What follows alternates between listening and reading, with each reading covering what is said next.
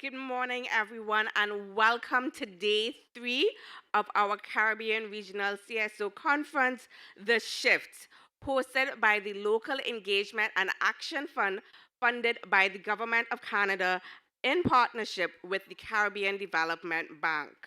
A warm welcome to those joining us online on the stream. We thank you so much for being with us for the past 2 days, and we are looking forward to an exciting third day. I don't know about anybody in the crowd, but I love Lego. I love building Legos, and I'm not a master builder who could come up with ideas by myself. So I have to buy the set and I have to read the instructions in order to either create an F1 car or a typewriter or a guitar.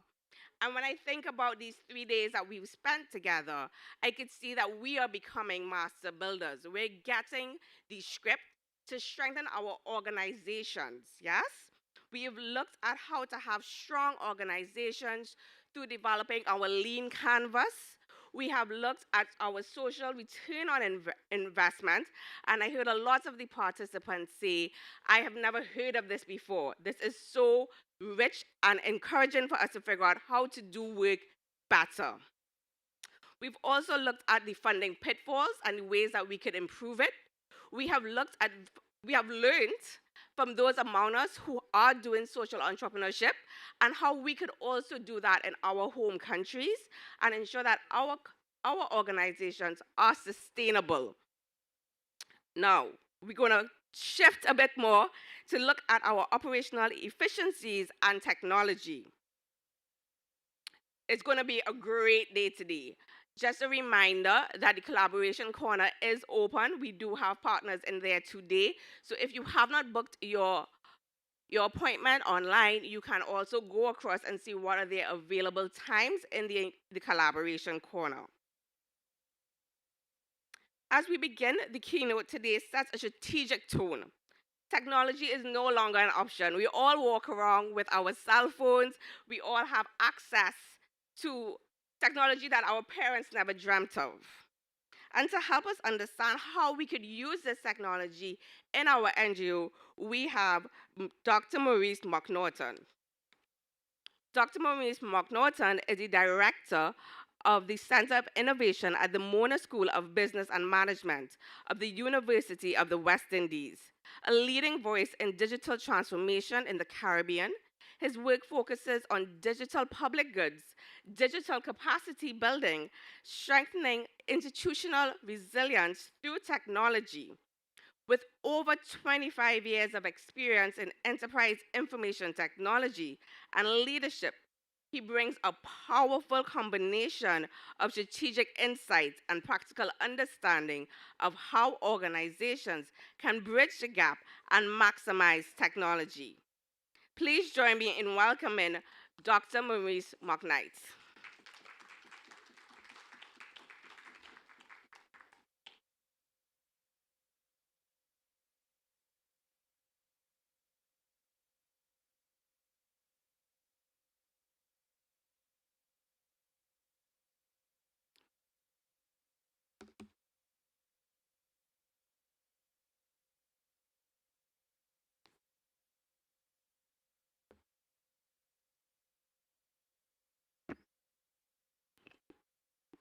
Thank you very much.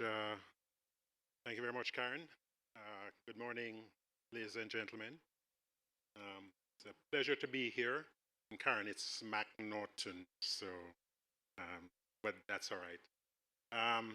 No, it's really a pleasure to be here, and I have to say thanks to the organizers, Leaf, and I must make special mention of Georgia, who extended the invitation for me to participate in what is both an important and thus far, from what I've seen, an excellent forum. I've been able to catch some of the sessions from days 1 and 2, and noted, with interest, some of the perspectives on challenges and constraints faced by CSOs. And for the 30 minutes that I've been afforded, let me start my clock. I really just want to put some emphasis to highlight some of the opportunities and in some cases I would suggest imperatives for you as CSOs to exploit digital technologies in support of your mission, exploit them in a way that can mitigate some of the resource constraints that have been discussed, increase your efficiency, effectiveness, and ultimately your long-term sustainability. And so the narrative will go something like this. So I want to set some context initially. I think it's important. The realities of the emerging digital economy, especially as it relates to the Caribbean and CSOs in particular. And I put a special emphasis on data. I was just having a chat with a colleague at my table about the kind of apathy that we have towards data in the Caribbean, both in the public sector, the private sector, and the civil sector. And so I want to talk about a little bit of emphasis on data as an asset and as a resource that is critical to the digital effectiveness of CSOs.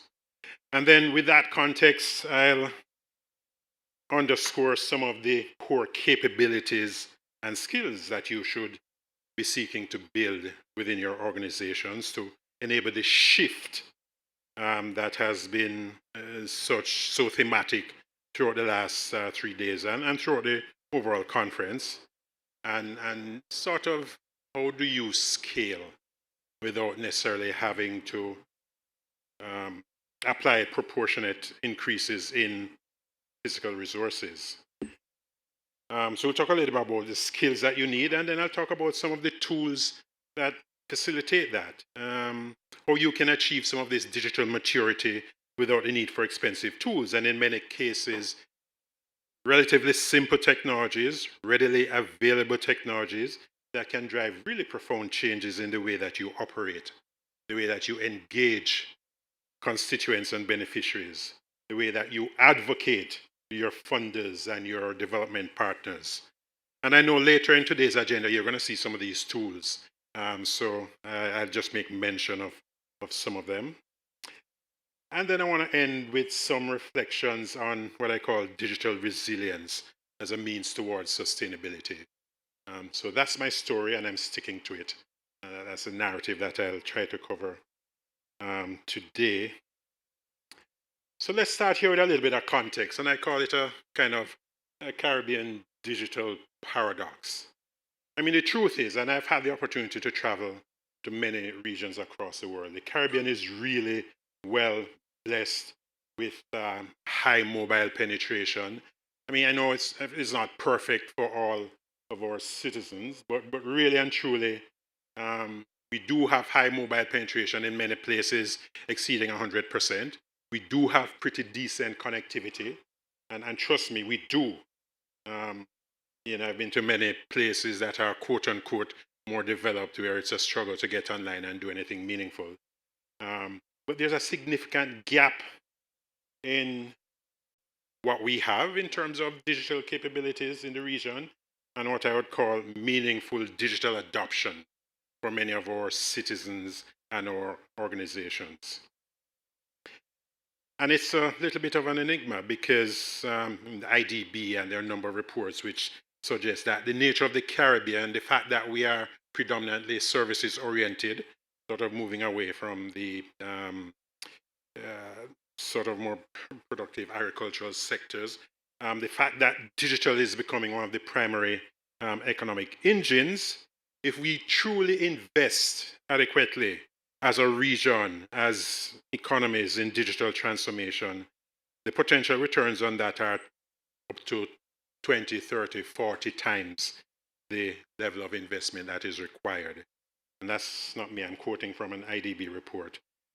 But one of the challenges, one of the things that holds us back is not the proverbial digital divide as we've traditionally defined it, not the idea that people don't have devices and they don't have access to the internet, because that's not our challenge.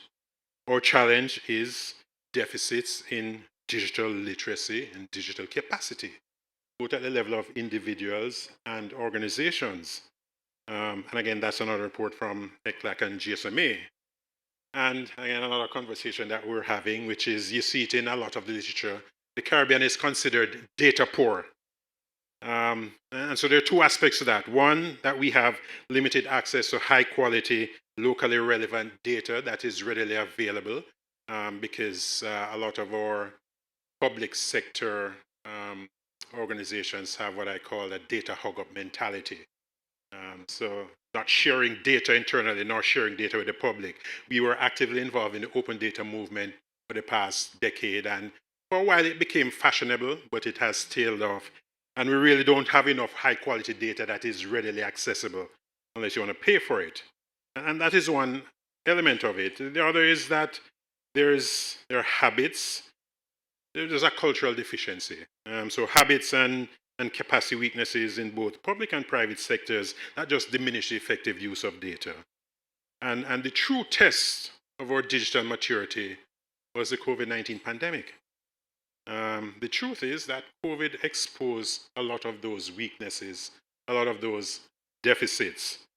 And I think it would be fair to say that our region did fairly well, comparatively well in confronting the health and economic challenges that COVID brought. What we failed was a digital test. What we failed was having many of our vulnerable and underserved individuals and organizations being able to make the transition to digital services. And many were significantly included from this transition to a digital delivery model for education, for commerce, and public services. We failed that. I think there's no question about that. And I think since COVID, there's been a significant sort of regional agenda around digital transformation. From the university, working closely with organizations like UN ECLAC and others to see how we can take regional approaches to improving the digital maturity of the region. So that's the Caribbean context. I could say a little bit more about data. Data has really become the dominant asset within the digital economy, and the digital economy is becoming the dominant mode of interaction for what we do in commerce, social, and economic activity. So notwithstanding the Caribbean idiosyncrasies that I just mentioned, the larger global digital economy is about 15 to 20% of global GDP and growing 2.5 times farther than the physical economy. And e-commerce in particular, expected to be about 8 trillion in 2026, is at around 25 to 28% of all retail sales globally. So there's no question that the emerging digital economy is not just somewhere in the distant future, but it is here today. It is something that we have to confront, and a big part of it is data. And I'm not going to spend a lot of time here. You'll have these slides, but one of the things that I like about this graphic that comes from the World Bank's World Development Report 2021 is that it speaks to the importance of data as a public good, not just for governments, not just for the private sector, but for individuals and civil society having the necessity to be data literate. And it also speaks to the fact that if you're not ready, data can have good outcomes and bad outcomes. And so, we all are very familiar with the kind of destructive misinformation, disinformation that confounds social media, for instance. And so we have to be very aware, very conscious, very literate, again, as individuals and organizations as it relates to data, right? And so that is in terms of how we build a culture of using data for decision making within specific contexts. It relates to how we use data to change people's behaviors, to advocate, and the way we reuse data, which as a public good, interestingly, can't be exhausted, right? So you can use the same data as many times as you want. That's why people refer to it not only as a new oil, but as an asset that is inexhaustible. And so in business, you have opportunities for improving operational efficiency, enhancing customer experience, etc., all kinds of value outcomes for data. And I particularly like this quote from the Global Data Barometer, which is a study that we've collaborated with. It's a global study, but we've also done it for the Caribbean to assess the state of the national data ecosystems We did for about 8 countries. And it says data is a source of power. It can be exploited for private gain. It can be used to limit freedom, or it can be deployed and governed for the public good. And so it is our choice. Which of these outcomes are we after? Which of these outcomes do we want to influence? And so what I would say, given all of that context, which maybe I've spent a little bit too much time on, but anyway, the key implications for CSOs are these. You have to move beyond bridging the traditional digital divide in terms of getting devices and connectivity and access, and look to start addressing the data divide. CSOs have to build internal capacity to capture, own, analyze, and leverage their own community data, your own constituency data. You have to meet your beneficiaries where they live, which means that a lot of what you do has to be mobile enabled. And once you start to make this transition, technology governance becomes important for you. If you have data that is sensitive for your communities and your beneficiaries, then you have to have in place mechanisms that treat this as both valuable and a competitive asset. So you have to have strong policies around data privacy, cybersecurity. In other words, you got to grow up. And finally, you have to leverage the data that you have to change the way, again, the shift the way that you engage with your donors and your development partners in terms of creating compelling narratives. So that's the context. Those are the implications. So let's talk a little bit about some of the things that you have to do, that you have to have. And so I want to think of data in terms of, I want to think of the digital skills that you must have as a hierarchy, which starts with a fundamental set of skills, right? And so we're talking about skills that now go beyond just training people to use Excel and Word and Zoom. Those are given, right? These fundamental digital skills that I'll mention have now become as imperative as numeracy and literacy. We have to have them as individuals. You have to have them as organizations to thrive in this new digital economy. So you have to develop these as strategic institutional capabilities. Right at the top of the hierarchy, AI, even already, can't be considered as a futuristic concept. Data and AI fluency are important for civil society, using data analytics and visualization to drive advocacy, using AI to multiply the impact of your organization, to rapidly analyze thousands of beneficiary surveys, to spot emerging community needs, and to take really unstructured data, all of these studies and reports that we do, and use AI to extract themes and pull out narratives from them. The powerful opportunities that you have if you look at these sets of skills. Just running quickly up the hierarchy, I mean, as far as digital fundamentals are concerned, and some of these notes are drawn from an initiative that we have out of the Mona School of Business and Management called the Caribbean School of Data. And so these are some of the competency models that we use for our training programs. And so it's interesting, sometimes when especially young people come to some of our courses, and we do an initial sort of level setting survey to assess their digital competencies. And people say, yeah, I'm digitally literate. But what that means to them is that they can jump on social media and play around and do things, right? And probably do quite powerful things with it. But fundamental digital literacy requires these 5 domains and a set of competencies. You have to be information and data literate. You have to be able to use digital tools for communications and collaboration. You have to be able to create content by whatever means. And then, of course, things like safety and critical thinking and problem resolution are an integral part of digital literacy. So this is the kinds of things, when we talk about fundamental digital literacies, those are the elements that we're looking at. And just to give you a quick example, a lot of people don't make the distinction between data and information. My wife, who is sitting there, is involved in a number of projects, and she keeps saying, I have data, but I don't have any information. And so here's an illustration. Data is just stuff, numbers, like 876-452-0222. What's that? It's just a number, right? but you kind of figure it's a telephone number because the first 3 digits is Jamaica's area code. But then that is just a number. Now, if we take that and convert that along with other information to other data elements to information, then we could have a contact database or a customer database.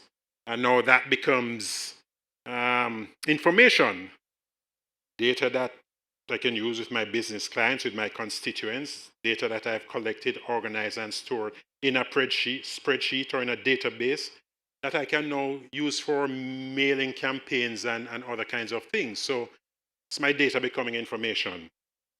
And then ultimately that becomes knowledge if I now take that information and use the sort of direction and guidance and strategy to determine what am I going to do with that.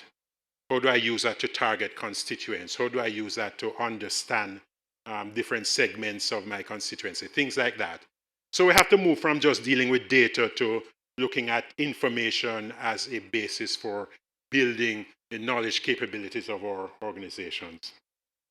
And I'll just talk briefly about two very, in relation to business digitization. Two very quick examples, quite straightforward, of common business activities that can be readily and effectively implemented using a quite simple and accessible set of digital tools. For instance, record keeping is a critical aspect of what all of your organizations do. In fact, all organizations.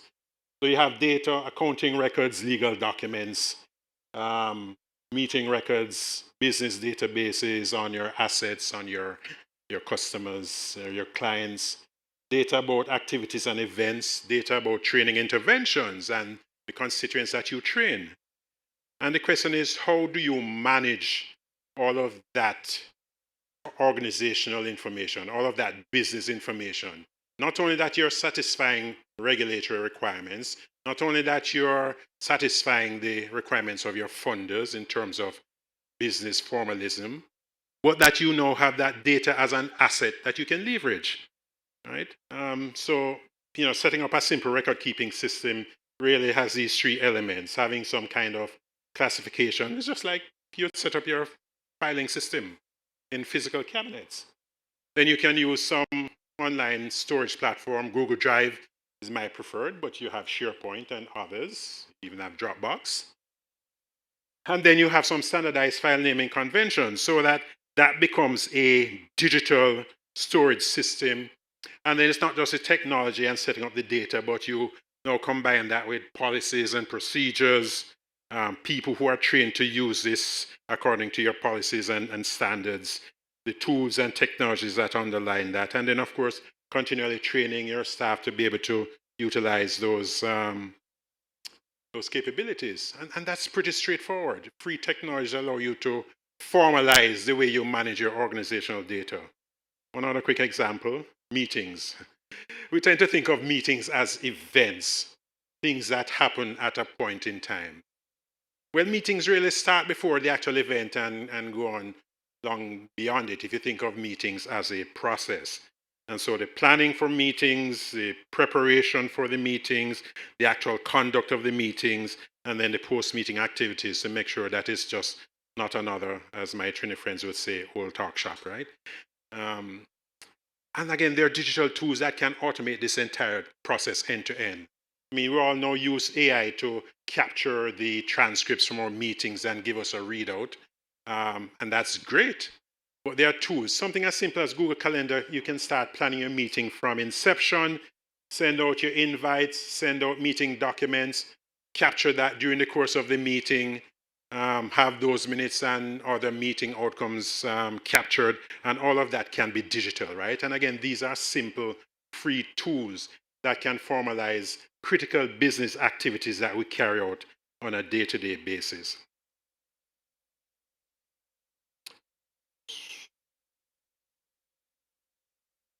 One particularly important aspect of data, again, this is our competency map for data skills. So data skills, data competencies range from being able to prepare data, collect data, analyze and visualize, deal with geospatial data, And again, this is the competency map from one of our courses. But one of the incredibly powerful forms of data is geospatial data. And geospatial data is simply data that has some locational element. So you have a data about your constituencies. It may be parish, it may be the community within which they reside, it may be an address, or it may be a geographic coordinate, latitude, longitude. And in today's world, geospatial data is very easy to collect because these incredibly powerful devices that we all walk around with, every time you capture something, even pictures, it puts a geographic location on it. And so geospatial data is a $1 trillion economy. The data economy, especially around geospatial data and all of those free satellites that are floating around up there and tell us exactly where we are and allow us to use Google Maps to navigate and find directions and so forth. All of those resources as a public good that's readily available to you to make your business more compelling. And so geospatial data, taking all of that data, whether it's data that you collect, and again, I'm going to see you're going to do some Kobo Collect today. It's an incredibly powerful free tool, as you will see, or data that you collect taking pictures, and I'll illustrate an example of some post-Melissa work that we did last year with OddPem, which demonstrates the power of that. So capturing that data and taking it through this pipeline to either produce maps or to create visual dashboards or to produce compelling reports for your funders and your development partners. There are incredible opportunities around geospatial data. And again, it's not rocket science. You don't have to be a GIS specialist anymore to do geospatial data. So that's something I would very much encourage your organizations to, as you look at your data competencies, to incorporate that. So those are the sort of portfolio of skills, the hierarchy of skills that you need. In terms of a digital toolkit, again, you're going to hear some more about these later, but there's just so much that is available, accessible, and free, and incredibly powerful. In this day and age, free doesn't mean low quality. Free means that it is accessible and available, right? So again, a lot of digital productivity tools. I mean, I'm a Google advocate, but I could replace these with the Microsoft tools, Google Docs, Google Drive, Google Sheets, basic productivity tools, Google Calendar, Google Keep. Anybody uses Google Keep? It's just a fascinating tool for just keeping track of stuff. So those are productivity tools in terms of communication and collaborative tools. Everything from WhatsApp to electronic mail, which is still relevant, right? Even though most people try to use WhatsApp as a universal workhorse for every form of communications. And then, of course, the video conferencing tools such as Google Meet and Zoom. And so, again, that's just a portfolio of tools that are readily available, that are free, that can make our organizations so much more impactful, compelling, or powerful in the way we engage. And I just put up another set of tools here, which, again, if you look at these more specific business functions, so data collection, CRM, the way that you support your constituents in terms of a help desk, the way you create digital content, things like Canva are free for nonprofits. And so there's just so much there. It's an embarrassment of riches that you can use to do so many things that weren't available when I was younger, but is quite available to your CSOs. So again, I compel you to, not compel, I ask that you treat these as opportunities that you want to exploit, to leverage. You're going to hear about AI as well, right, Georgia? Not going to say too much on this, except to say that it has become the new flavor of the month, and you don't have to be intimidated by it. It is readily available to you. So interestingly, AI has been around since the 1950s, right? It has only just become fashionable since around 2017, 2018, up to 2022, when ChatGPT was born and became the fastest growing consumer application because it has brought AI to the masses. Before that, AI was a specialist thing for people who went to graduate school and did their PhDs and studied machine learning and so forth. Now AI is available to everyone. And so lots of tools available. What I would say is that you need to look at a process of going from just tool and skills adoption to now how do you leverage those in terms of your increased operational efficiency and the way you engage with your markets, your constituents, your beneficiaries. We also spoke about that third step, business readiness, business formalization, using these tools to make your business digital, right? And we're not just talking about digitization, but we're talking about digitalized processes end to end. And ultimately, leveraging those to increase the way you engage with your constituents, your communities, building resilience and sustainability. So we can talk a lot about this cycle, but it's really just to make the point that there's a process that you can go through, a very structured, considered process for building all these capabilities. So I like to think, and this is a chart that I like to use, resilience is about your ability to respond to uncertainty and to recover from adversity. So, COVID-19, whenever organizations or resilience or robustness was challenged during COVID. Sustainability is your ability to do that in the long run, to continue without relying on necessarily external support. That's always useful, but to do that in the long run. So resilience and sustainability go together. At the heart of that, what I'm situating is digital agility. So if you're able to absorb and deploy these digital capabilities that, again, are readily available in your organizations, and I say I have about 4 minutes left, right? Good. Then, you are on your way to resilience and agility. So I want you to think of data and digital capabilities as not just a byproduct of what you do and what you've always done, but think of them as assets, organizational assets. Think of them as key enablers of business agility, making your CSOs agile, which because of your size, you have a natural agility, but you can enhance that with the way you use digital technologies to be able to sense and respond to opportunities and threats in a very dynamic business environment. I just put a plug in for the Caribbean School of Data. That's an initiative that we have, and some of the competency maps that you saw earlier are training programs that we do in collaboration with a number of partners. One of the more recent partnerships that we had over the course of last year was with the Humanitarian OpenStreetMap team, where we did training for a number of both public sector agencies and civil society organizations on things like understanding how to use geospatial data for disaster resilience, and also drones, how to fly drones. And it was interesting because we did this project last year, and then post Melissa. Incidentally, there were 2 communities that were involved as well, where we went into the communities with ODPEM to do their traditional hazard map development in advance of a major disaster event, but now we're using digital tools so that person could walk around with their mobile phones and identify and leverage their community knowledge about where potential hazards were in terms of drains that have a tendency to flood and so forth. And so post Melissa, some of those tools were actually applied working with ODPEM and NERGIS, which is the National Emergency Response GIS team, that would typically go out into communities and capture information, do assessment. And if you can bring up that link for me, Tech.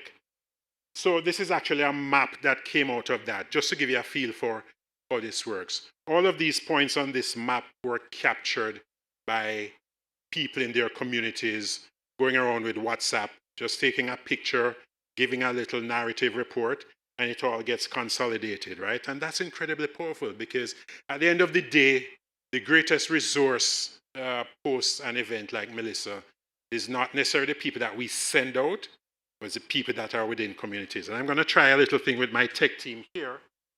So if you can zoom in on Montego Bay for me.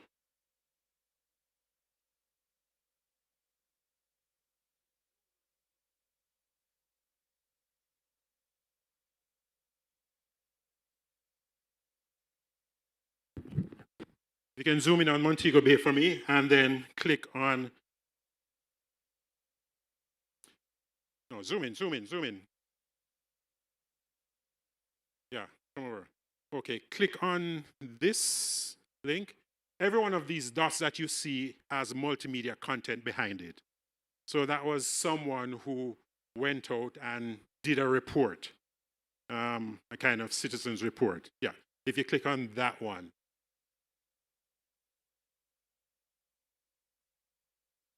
And play that. Do we get audio here?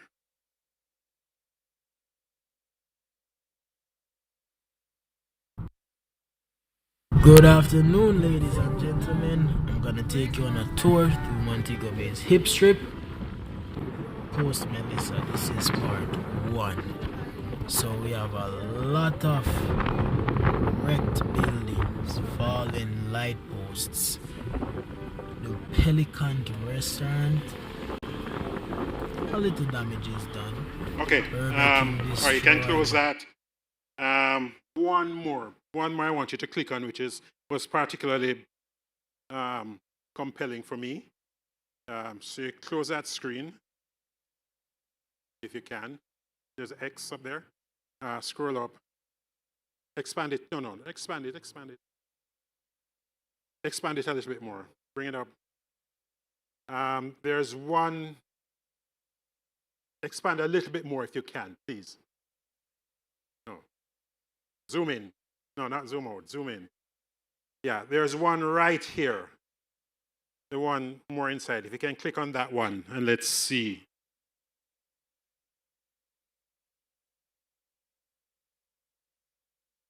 No, here.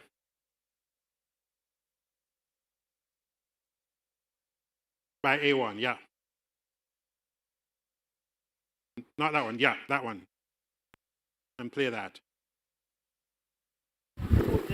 They are safe. They are safe. We are worried about the rising of water actually here. This is like a tsunami. We don't know where is the river, from where is the sea, from where is actually the road. Everything is all in one. No, the lady is actually safe. It's very dark outside, and I hope you can get a glimpse of what is going on. All right. You know, some of those narratives that are coming from the street from people are very powerful. And if you think about it, this is a tool that was just deployed to communities post Melissa to be able to do some reporting from their communities. So think about the possibilities. This is just using WhatsApp, right, which everybody is familiar with. Think about the possibilities of doing that. Can you go back to the last slide for me? And those are very compelling capabilities for your CSOs, not only to engage with your constituents, but to give them a voice. So last slide here. Yeah. Oh, I have it. Sorry. All right, can you switch to the last slide for me? This last slide is a picture that I particularly like. I was introduced to it last year. It was used as a metaphor as someone who did an AI training course for us. So it's a famous painting, Liberty Leading the People, an oil painting by the French artist Eugene Delacroix. So commemorating the French Revolution that started a whole series of revolutions across Europe. And so the interesting thing about this is that it followed the storming of the Bastille when citizens went and they broke into the armory that was owned by the state, and they equipped themselves with weapons. And so now they were armed with power. Previous to that, you know, nobility and the royalty were able to hold sway because they had all of the weapons. But now the revolution starts because the citizens, civil society, have armed themselves. It may be a little bit grim to say that guns led to the democratization of warfare. But the metaphor for us and for you is that you can fashion your own digital revolution using readily accessible digital technologies that you never had even 10 years ago. They enable you to scale, they enable you to adapt, They enable you to be agile and enable you to lead the charge, as Liberté is doing, for driving social change, for delivering services, for advocating for policy change, and impacting the livelihoods in your communities and constituents across the Caribbean. So I encourage all of your CSOs to become like Liberté, which incidentally was represented as a woman. So perhaps that's who shall lead us all, right? Anyway, thank you very much.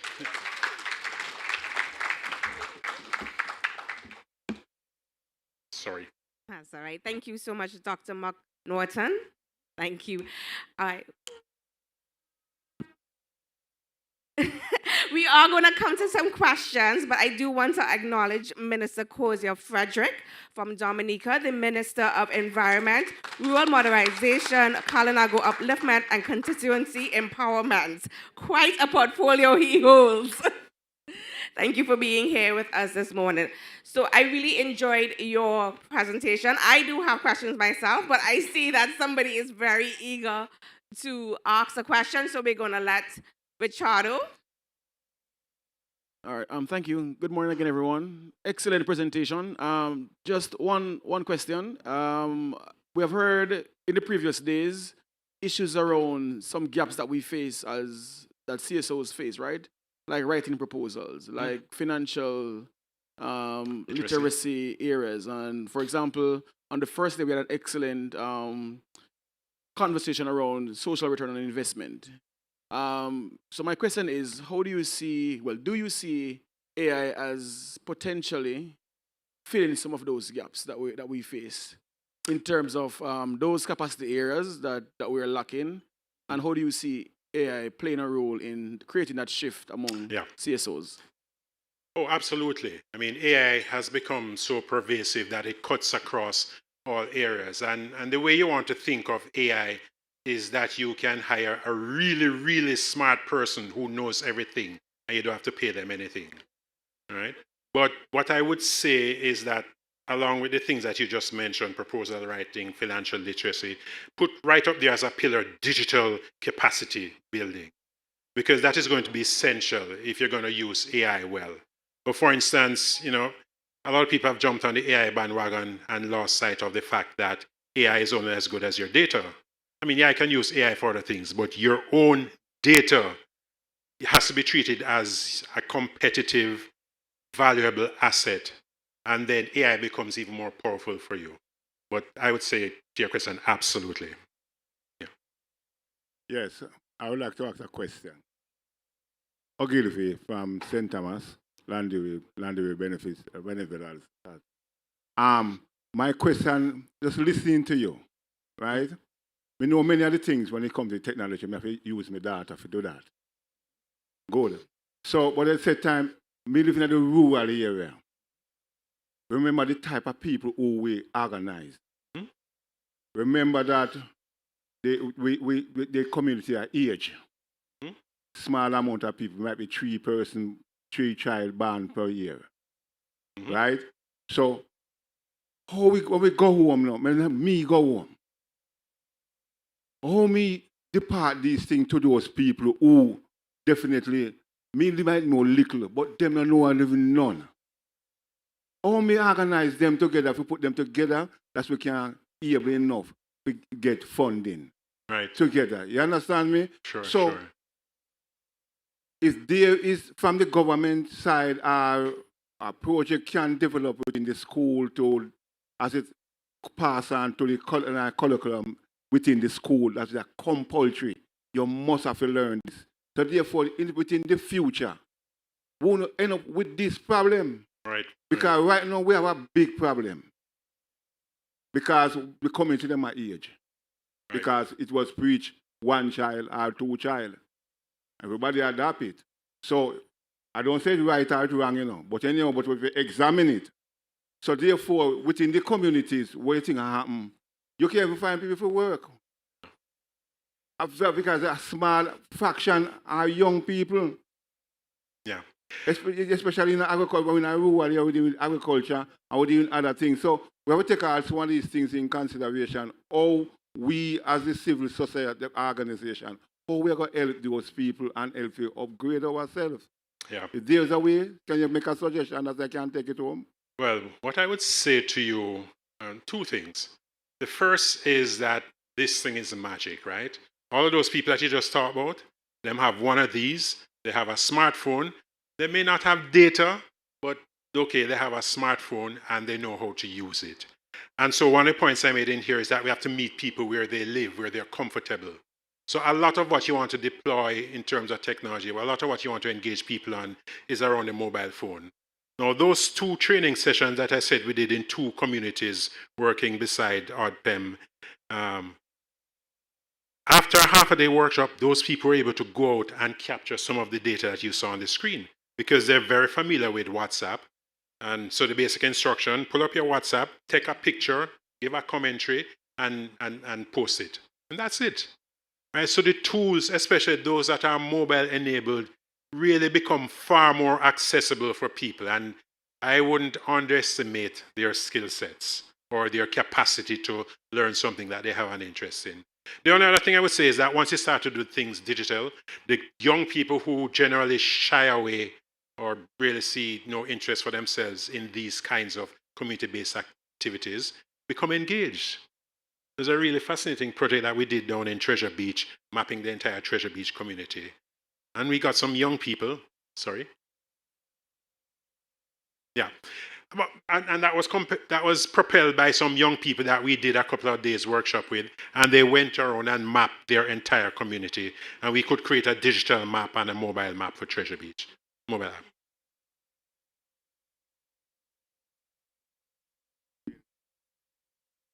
It's easily we can go and do the napping, we can take a picture and we send it out and we talk. But when it comes to the details, like the document, we put it in a document, the whole entire thing. That's where the problem comes for me. All right. There are ways around it. Trust me on that. There are ways around it. All right. Thanks, everyone, for your attention. So I just had a quick question. All right, so thank you, great presentation. I really like the tool that you had with the mapping, and I wanted to ask you if you can speak more on that, because there's one use case that you outlined, which is the after post-disaster. But then thinking about it, you have so many other just day-to-day uses, like, for example, if there are broken pipes or damaged roads or illegal dumping. I really think it's a powerful tool that countries can use, and the training seems, straightforward enough that it could be something Whoever's implemented. doing the Kobo Collect after this session, whoever's doing the Kobo Collect is going to talk about some of those potential applications. There are a whole range of use cases ranging from climate change monitoring to capturing community-based assets to disaster preparedness, disaster response. There's a whole range of applications that are possible using these tools and techniques and geospatial data. Thank you. Thank you so much. Could we give a warm welcome? Well, not welcome, sorry, a warm thanks for his presentation. It was truly enriched. When I was listening to him, I was thinking of Peter Drucker. He is a business consultant, and one of his lines that I live by is, if you cannot measure it, you cannot manage it. And so when I heard he talked about his wife saying that I have numbers, but I don't actually have the information, what am I doing with this? We have 120 persons in the room, but how do we know that their lives have actually been changed and therefore they're beneficiaries? So this is where you see that we move from just he gave us a grounding in why, showed us why we were been harassing y'all to do a pre-test to ensure that we are able to actually see what's happening with our beneficiaries and also improve our ways to know how to train and how to provide capacity building. So he mentioned KoboToolbox, and I also, when I was doing my monitoring, evaluation, and learning certificate, I had to learn about this tool as well. So the KoboToolbox is a globally recognized digital data collection platform designed for field-based monitoring, evaluation, and research.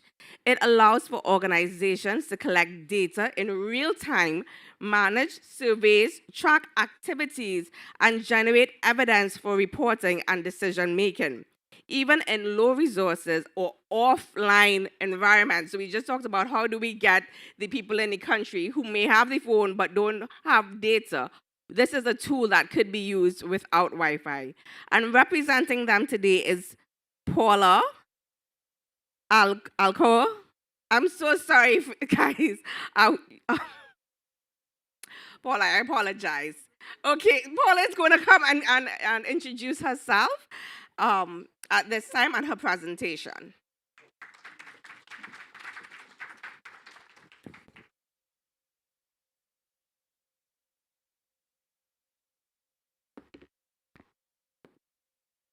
Good morning, everyone. So it's Paula Alarcón Hoyos.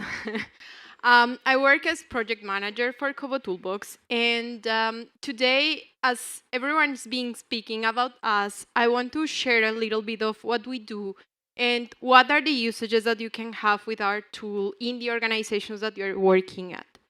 So our slogan is to make data collection accessible to everyone, everywhere. And the context that you're working on are part of what we're trying to do and to get.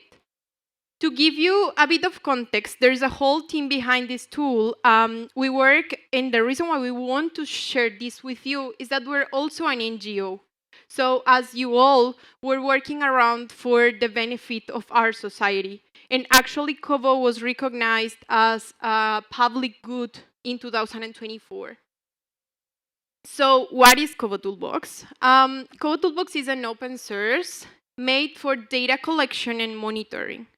And I want to share a little bit of the impact that we have been having recently. So these numbers are from last year.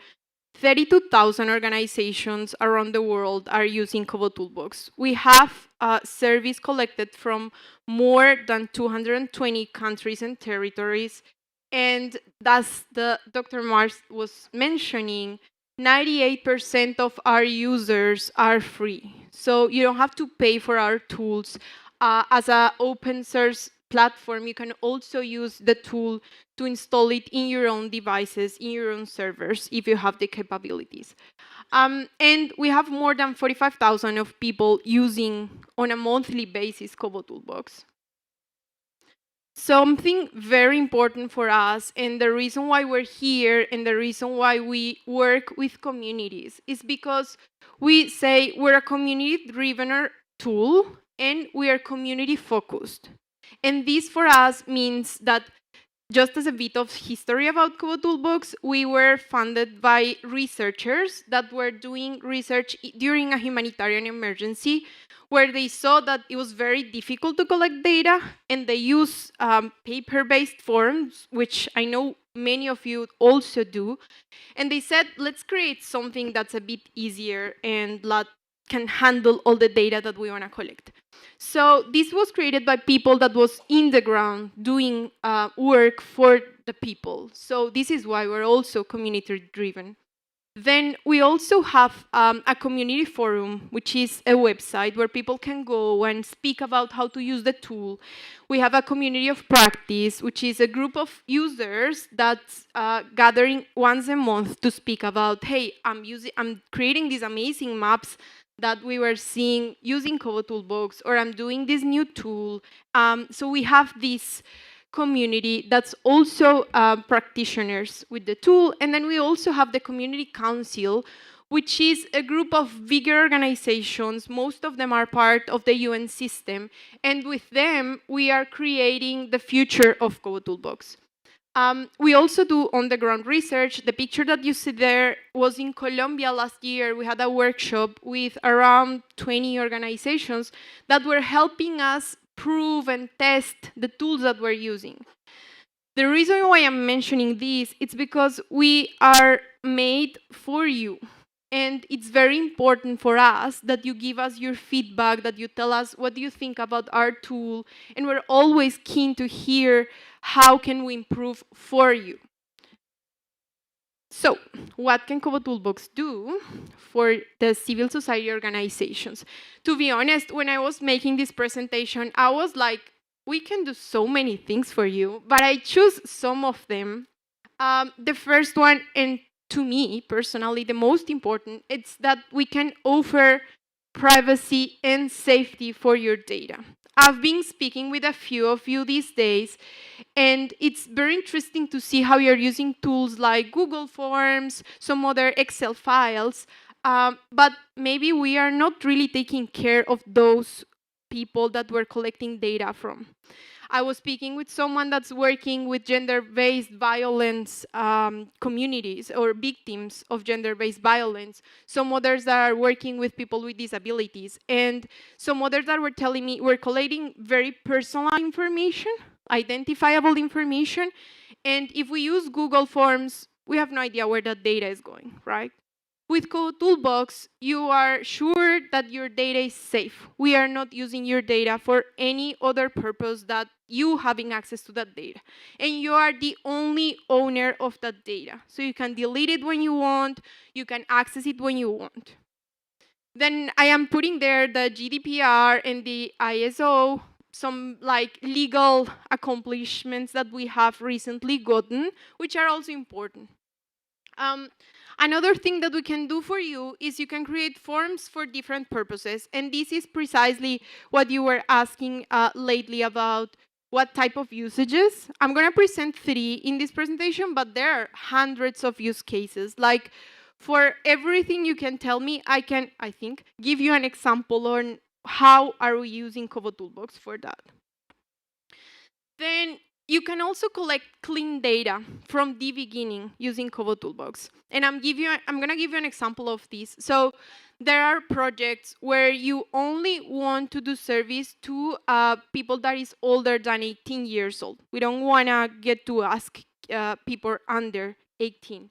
So with KoboToolbox, you can create a form where these things are set. So your data is cleaner, and you only get to ask what you really want to ask.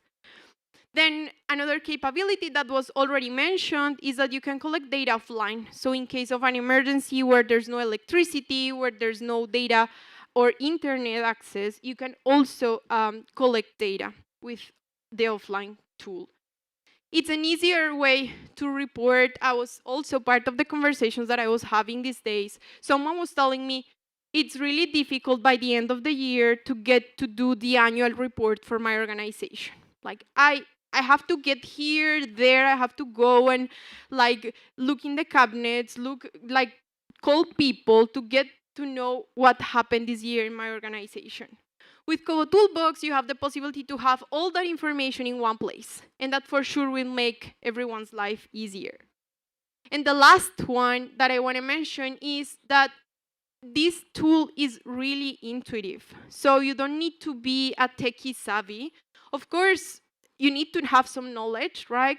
But even, like, for example, I started learning KoboToolbox without being an IT. I'm a sociologist by profession, so I have no, like, this techie background, but it's pretty intuitive. So many people that do not have that technical background can access to learn how to use KoboToolbox. So I'm going to show you 3 of the many features that we have available. The first one is the form builder. So you can build those forms. One important thing that I wanted to mention, because I know some of you are working in different languages other than English, you can translate your service to any language that you want. The service can be translated. As far as it has a written language, you can use that form in any language. We're also building an AI form builder that's also having a lot of tests to ensure that it's safe to be published. So that's the first tool. The second one is for data collection. So you have 2 ways to collect data with KoboToolbox. The first one is by a link that you can convert also in a QR code that you share with whomever needs to fill in the form. you also did the pre-test by using KoboToolbox, so you already saw how that works. And the second one is an app that works in Android devices. And with this tool, you can, as we said, collect data both offline and online. In terms of data management, you have a table where you can see all your data. You have maps inside KoboToolbox where you can visualize, pretty similar to what we were seeing for that map. You can see where you're taking the data. You can see multimedia files. And then you can also generate some reports based on that information. Now we have a feature that's very interesting, and I have been also talking with some of you about it. You can, for example, go to the field, collect qualitative data, so interviews, focus groups, and with that, you can transcribe and translate that information automatically. So I go to the field, I ask a person, they give me the record, and I go and transcribe that automatically in seconds. Then the last one is that with this data, yes, you collect all this data, but then what happens? So you get to export that data. You can use it to create your reports inside or outside Kobo. You can also connect your forms between them. So for example, if you have a case where you go and you register your participants, but then you want to do a follow-up survey, you don't need to ask people again for the same information. So you just ask them once, and then you pull that information to your second form, and you have all the information available for you. And the last one is you can connect KoboToolbox with other tools. So we were seeing in Google Drive, all the suite Google Sheets, and many other tools around there that are for free. You can connect your data with an API capability that we have.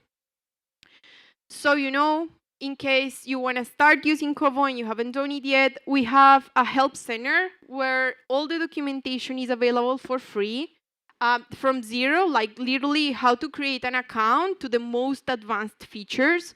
Then we also have the community forum that I already spoke about. And then we have the KoboToolbox Academy, which is an online academy where you can take courses on the usage of KoboToolbox.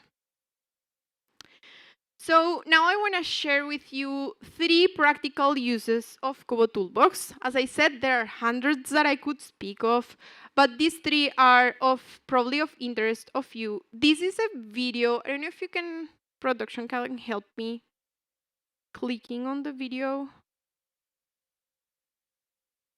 Yeah, thank you. Ya, pertama kali saya belajar melaut dengan saya punya om. 8 tahun ya. Karena di sini saya bisa mencari di laut, hasilnya bisa mencukupi untuk kami. Lautnya sudah kami bisa dari kecil, kami sudah biasanya laut sini biar. Saya kira BV juga menjadi pertama mengajar untuk bagaimana pendataan yang baik. Kan tidak mengerti aplikasi, tapi ketika BV masuk, ini mulai dari Kobo. Yang dilakukan pertama yaitu kita menimbang hasil nelayan punya. Berita nelayan punya. Ya, ada seperti itu. Kalau dulu kita tulis tangan dan kita tidak lagi mengikuti Kobo, sekarang kita bisa langsung mengikuti Kobo juga. Hasilnya, oh ini satu orang macam Om Tato sekian kilo, uangnya sekian, kan secara sepuas. Oh ini sih di harga sekilo. Bukannya kami sendiri, dan bapak orang sini juga, orang tua adat juga. Oh hasilnya lebih bagus. Kamu sistem harus begitu saja. Yang sangat baik dan pendataan yang saya pikir luar biasa, sangat membantu organisasi sehingga kami dokumen pendataan sangat bagus dan juga dari pendataan untuk pelapor menjadi sangat mudah. Kemarin di bulan Juni sampai dengan September itu kita melakukan penutupan dan dibukanya di bulan September dan itu hasilnya sangat banyak. Harapannya untuk nelayan semoga hasil tangkapannya lebih baik, untuk pendapatan nilai jualnya lebih baik dan buat kesejahteraan masyarakat itu sendiri. Thank you. I know the subtitles were small, but I'll briefly tell you what is it about. So this is an initiative in Indonesia where fishers started doing community monitoring. And they were using KoboToolbox for that. You couldn't see that, but the app is completely translated to their language. And they were able to collect all their data as fishers. So fishers were monitoring the species, they were monitoring the results of the how much fish they were collecting, they were gathering, and this was really a game changer for them because this allowed them to see what exactly was what they were producing. So this is one example. Another one is,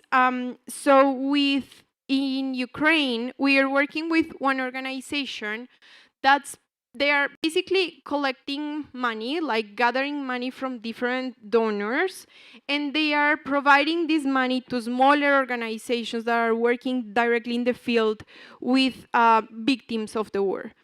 And they created this dashboard that is as well, the information came from KoboToolbox, and they are now able to embed this information within their website.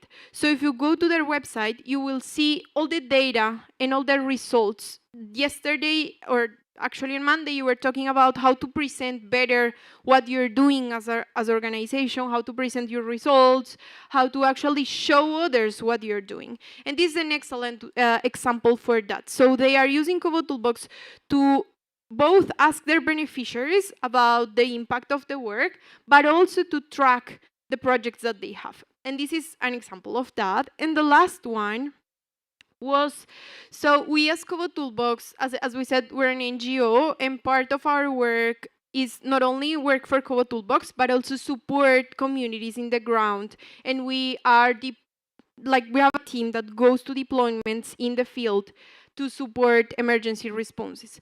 So during the Hurricane Melissa, we were here. There was one of our team members deployed here, and they used KoboToolbox to support the UN system, and specifically the information management cluster, translating the 5W, which is a form where basically they ask who's doing what, where, and for whom.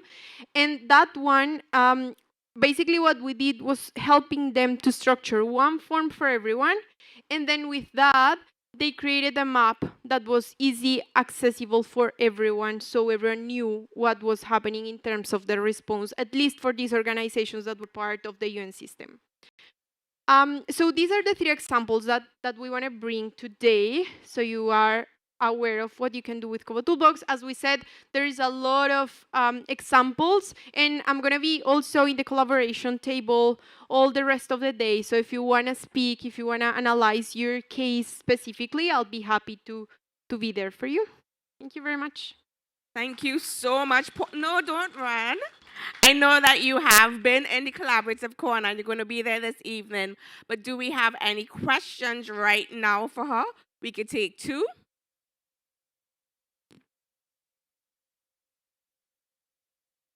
I see. Oh, There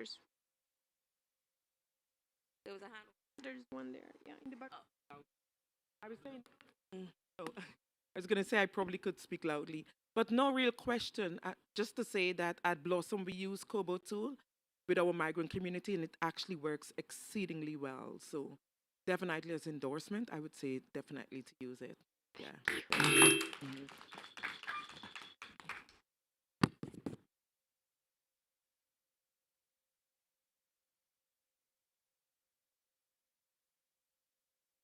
My question is, you said you could do the annual report, and when you said that, I'll be like, I had an aha moment because we have to do annual reports, and the truth is based on what you have to pull, they're in different places. So I would love to explore that option more in terms of what you can do for CSOs in terms of that reporting. Yeah. Thanks. Yeah, well, we can discuss this one by one, but just so everyone is aware, is a tool where you can basically summarize all the information that you're collecting. You saw in the previous presentation, there was an example of the different activities that you have where you manage data in your organization. So from supply chain to administrative processes to actually go to the field and do activities.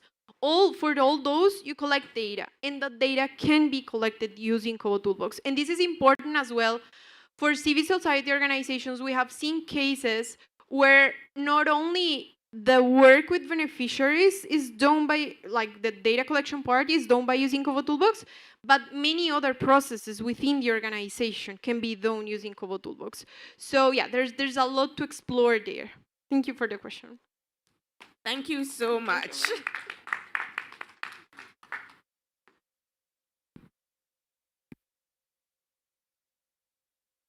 Thank you so much. As she reminded us that the collaboration corner is still open. We have the Commonwealth Foundation, CFLI, LEAF, with Tracy helping you develop your canvas for your organization, and the Caribbean Development Bank is in the corner, and KoboToolbox will be in the corner as well.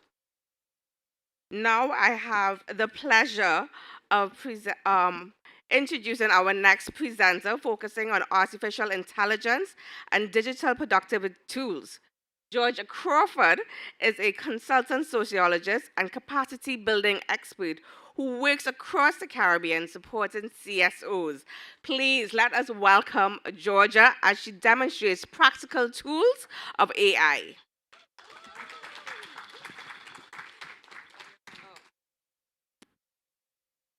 Ladies and gentlemen, good morning once more. I know that you have been seeing me in many different capacities here today. Your persons are like, who? Again, right? So, but I tell you, this is one that I am most passionate about. Let me ensure that I have my clicker so that I can begin. Yes? So, yes. So today, I am going to be speaking about AI for CSOs. I tell you, in the early 1800s, something unsettling started happening in England. Huge machines started popping up in factories all across the country. And I tell you, these machines could now do in hours what would normally take workers days to do. Yeah?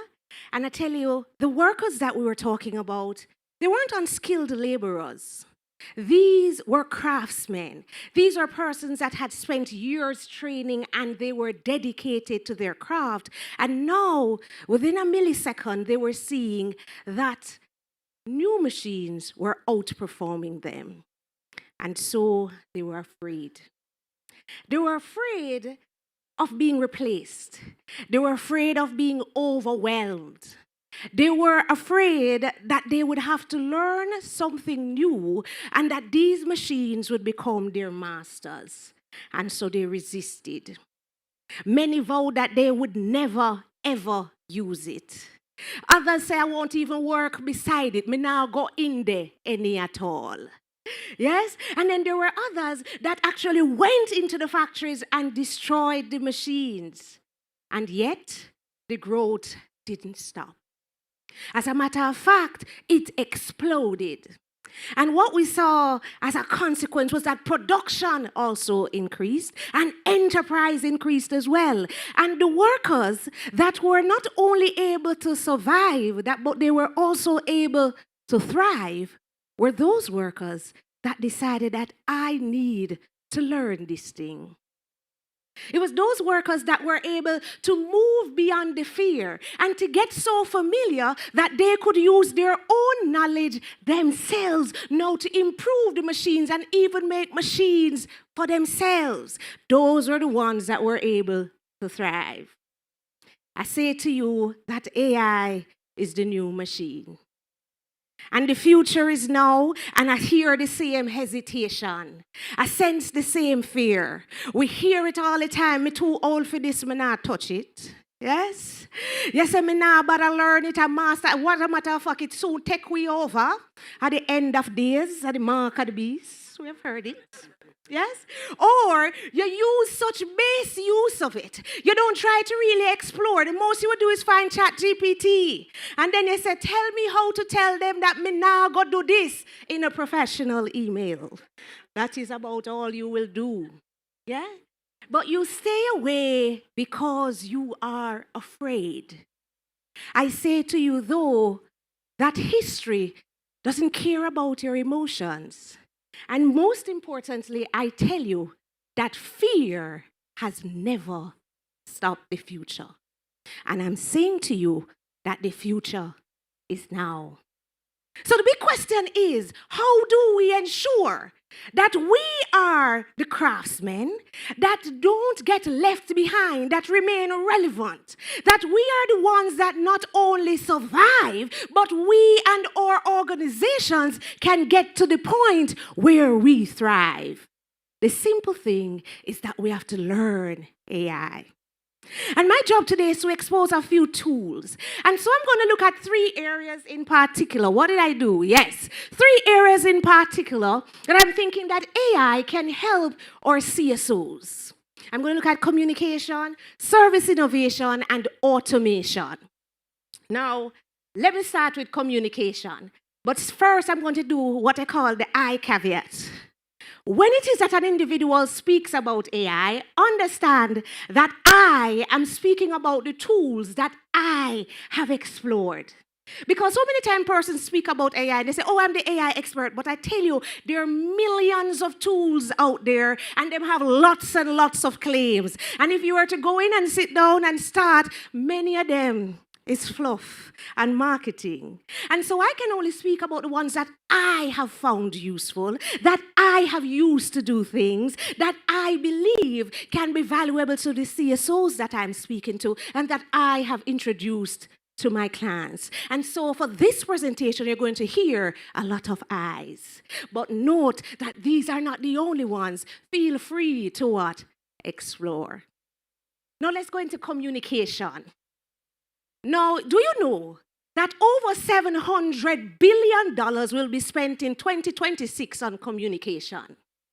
You know why? Because communication dictates perception, and perception dictates behavior, and behavior dictates revenue and policy. And for you, it is perception that dictates change, and we are in the change business. But it has always been a problem for CSOs because you don't have the money to do what corporate has been doing. You don't have the teams. Well, I tell you, AI can be the great equalizer. You remember when they used to say education is a great equalizer? It still is. And being educated about AI can now be that method, that great equalizer. What am I talking about? So, is anybody here from Grenada Planned Parenthood? Yes?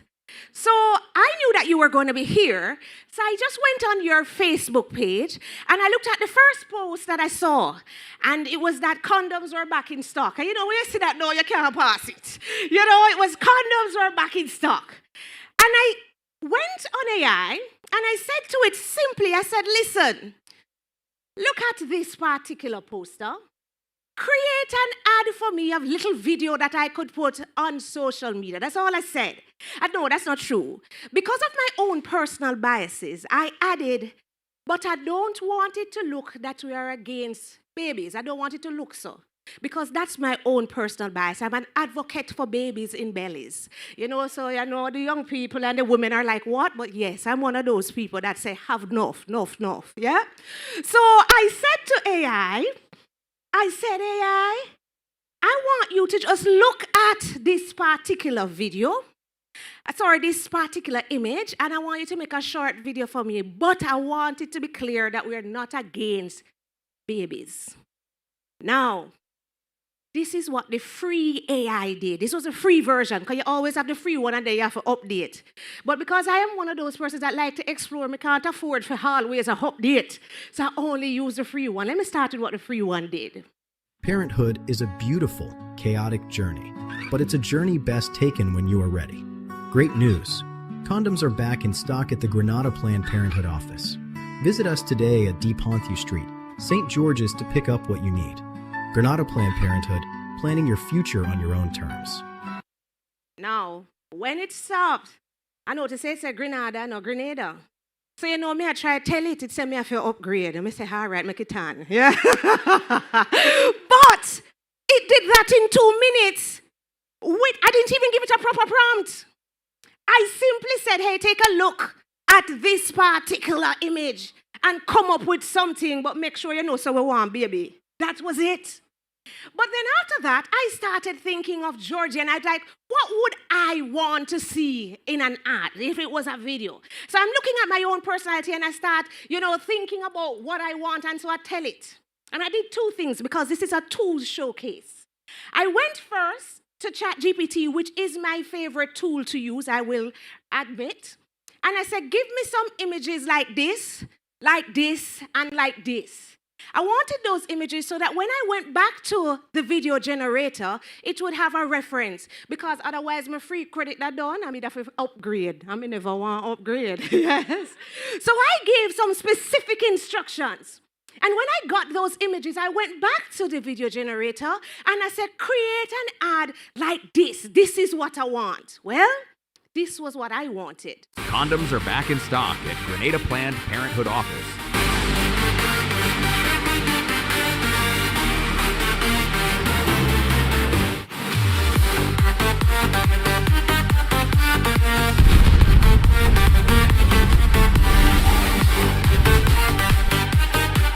Grenada Planned Parenthood, planning your future on your own terms.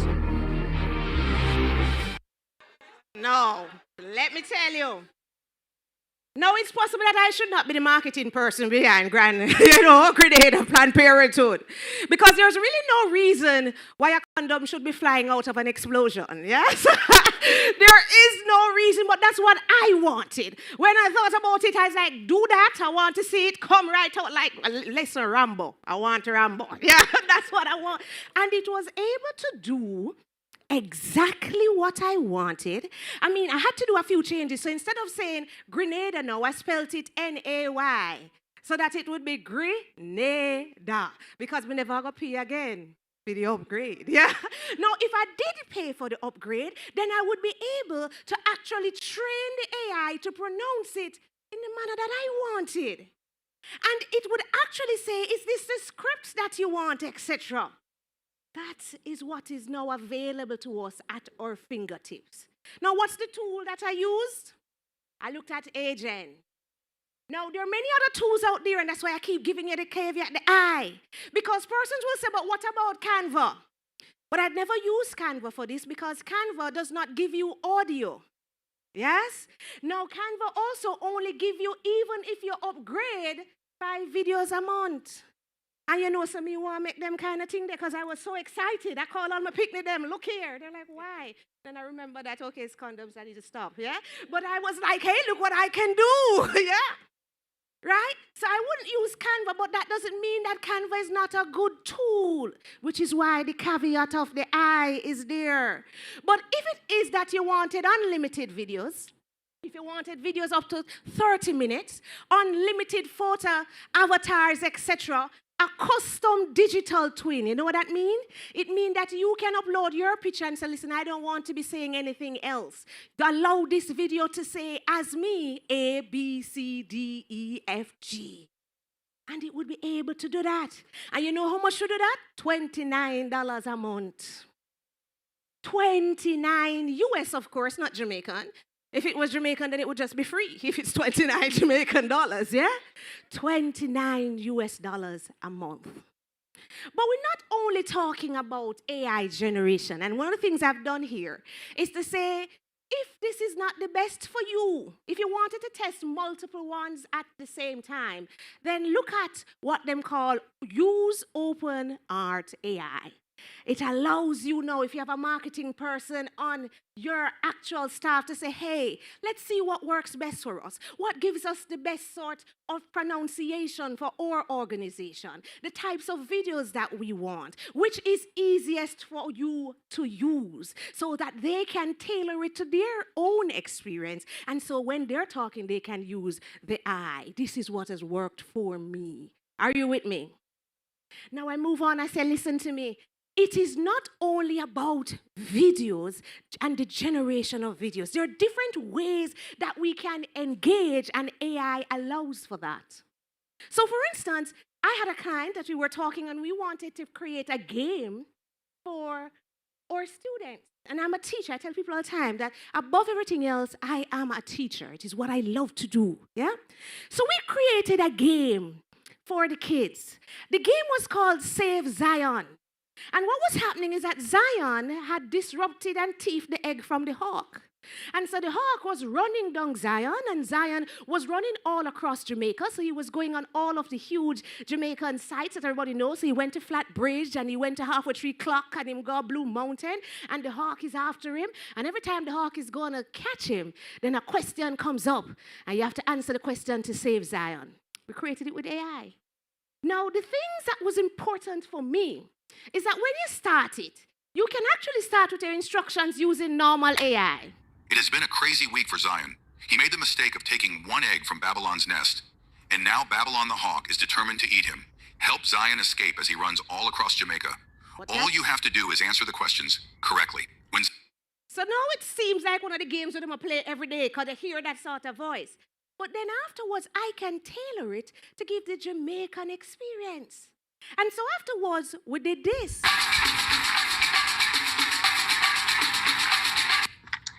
Hey, but can't swim. Me I go drown.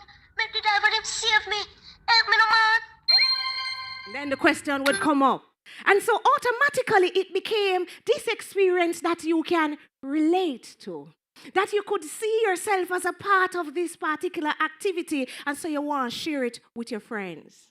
And we went further, and when it was that you got it wrong, then the same Babylon would chastise you. So he started to speak to you in a language that you understand, so that you could now engage and go back, go do some work. So Babylon... Hold on there before you start. Try go back on your work, because while ago, you met Babylon near me.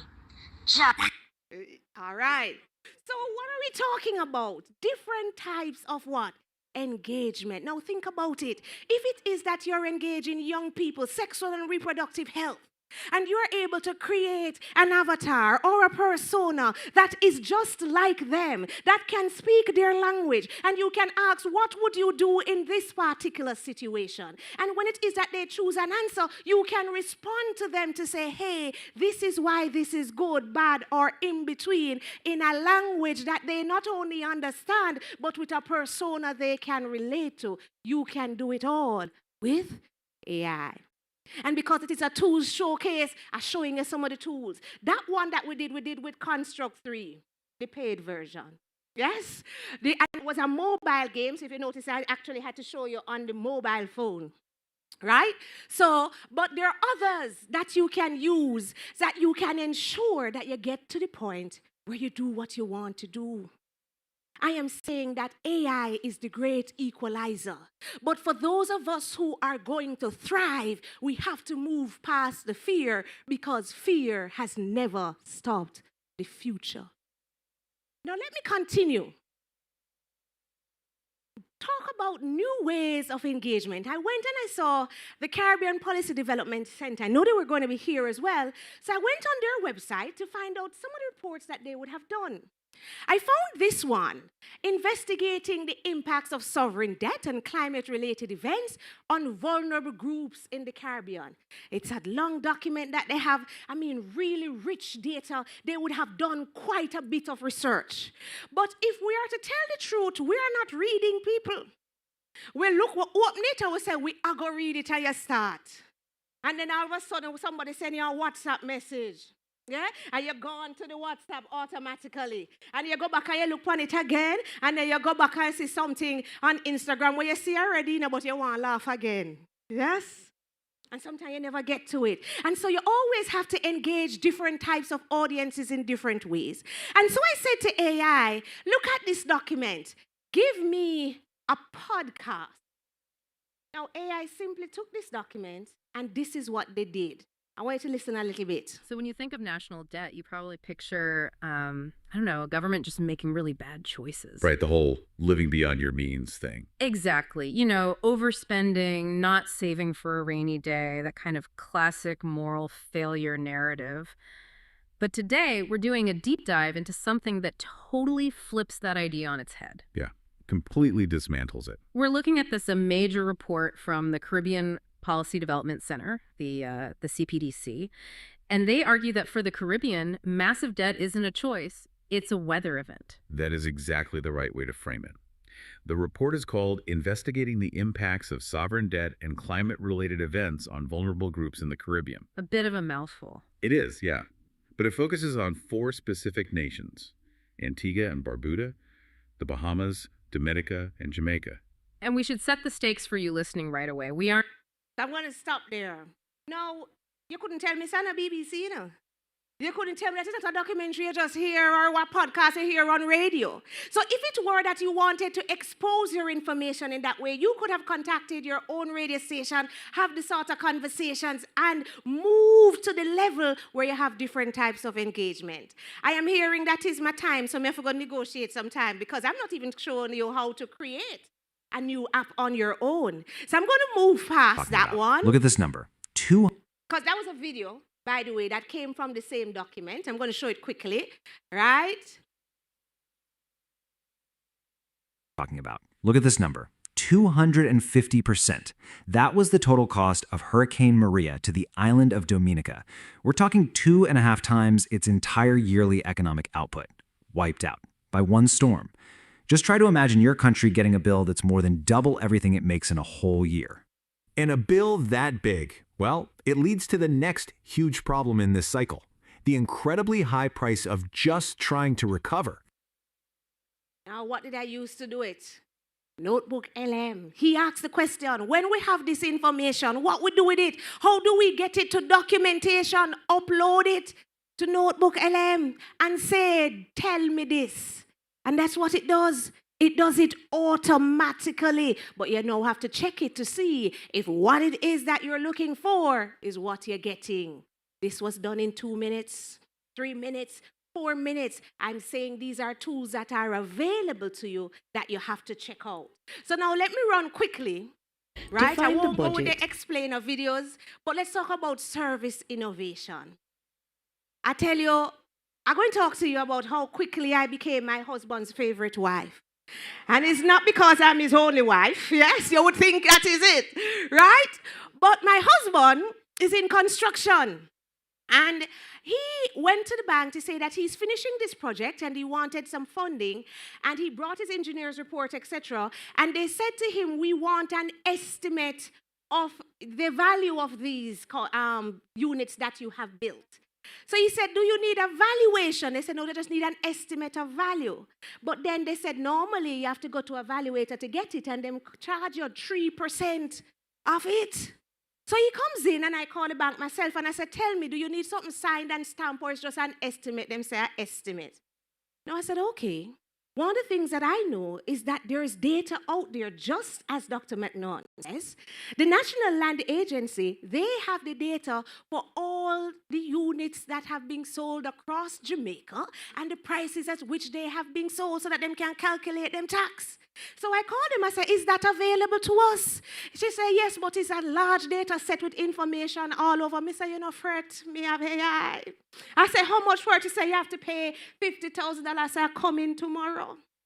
I went there, I collected it, and I created an app that automatically gave the value of the property by also using the comparative method that valuators use, but also identifying actual homes that were sold in the same area so that it could come up with an approximate value. And then it would identify the homes and show them. And then it would also identify the ad from the internet that advertised it for sale versus how much it sells for. And just like that, I became my husband's favorite wife. Favorite wife. Yes, because of AI. Now I'm saying to you, you can do it too. You can do it too, and this is how you do it quickly. I'm going to upload these to our resources so you can know. My favorite one to use is ChatGPT because it allows you to create your own GPT. And it is pretty simple. You simply say, this is what I want it to do, and it will do it for you. And then you check it and see if it's working the way you want it to work. See? And I'd give a full step through. So you'll see it there. I won't go through all. You'll see it there so you can know. So yesterday I heard Chris speaking about an app where as farmers, you could send a WhatsApp of a picture to say, hey, this is a problem I'm having. Look at the leaf. What is the problem? And automatically, AI would look at it, analyze, and say, well, it looks like this is a problem. But what is even more important is that GPT allows you to upload your own data. that give the real information. So radar in Jamaica have a wealth of data that if it is uploaded, instead of a radar person being, sent out continuously, you can automatically get the knowledge that you need coming from radar from WhatsApp. It is the same reason why my daughter had said that she's going to create an app that if you're in an emergency, you send a WhatsApp and say, my son just dropped down and I turn over and WhatsApp reply, okay, this might be it. Do this. Step 1, CPR. Step 2, this is what you do. Hold him chest, sugar and water, which is not true, by the way. I'm just saying. Yes, because it is available to you. For the same $20 a month, you can create it. The issue, though, is that GPT doesn't allow you to automatically deploy, meaning that you can't, or you have to send out a link and the person have to have ChatGPT to use it. But then there are other apps that actually do that. So, for instance, Replit actually make you do it one time, create an app, and deploy it for you. So it automatically is up and available. You can upload it in a Play Store. Good? But my issue, and this is why it becomes an I again, my issue is that I believe ChatGPT responds better to my instructions, which is why you have to go check what is your I. But this is also an example, and in the uploads that I'll send, I'll show you one that I simply said, hey, I'd like an app like this, and this is what they made for me. Right? I didn't even give it no full prompt. But I'm going to have to move on from it because, I'm seeing Clement walking up and down. He's saying your time is up and you can't be the persons who are asking for it and not doing it. So there's also AI automation, and I've given you some apps that you can look at to automate as well that can help. But I can't leave without doing this. I cannot leave without doing this, the risk of AI. Without saying to you that sometimes AI can be very confident and sound very good, but very, very wrong. Yeah? I always joke with my brothers that AI went to Kingston College. A Kingston College man is always right even when he's wrong. The most confident wrong person you have ever seen in your life.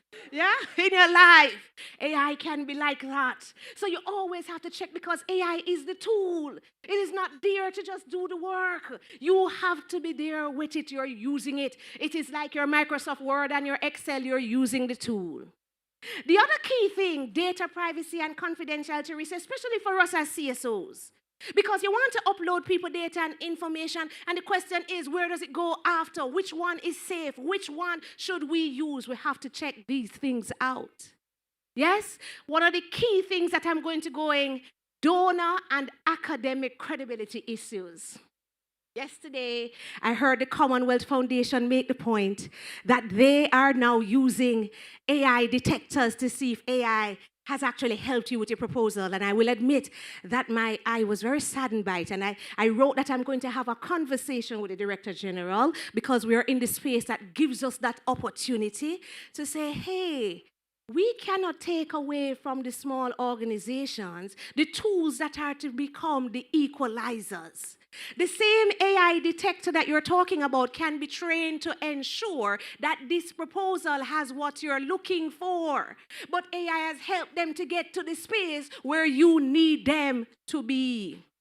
Because they too need to understand that their fear has never stopped the future. It's just that with their fear, the future actually gets to the smaller person long after. But we have enough knowledge now. We have seen the history over and over, so it's our time to advocate and ensure that that is not the case. And so, ladies and gentlemen, I'm going to leave you right now. I am saying to you that, like in the 1800s, it is a time of change, and it is a time of fear. But history does not care about your emotions.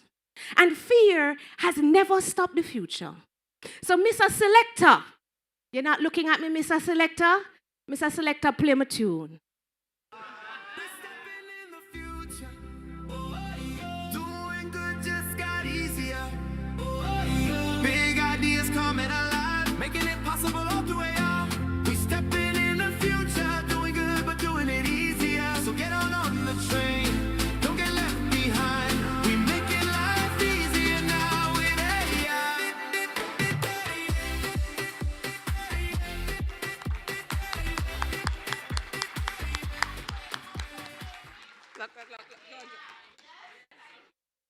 Okay. So now we're just going to take 2 questions.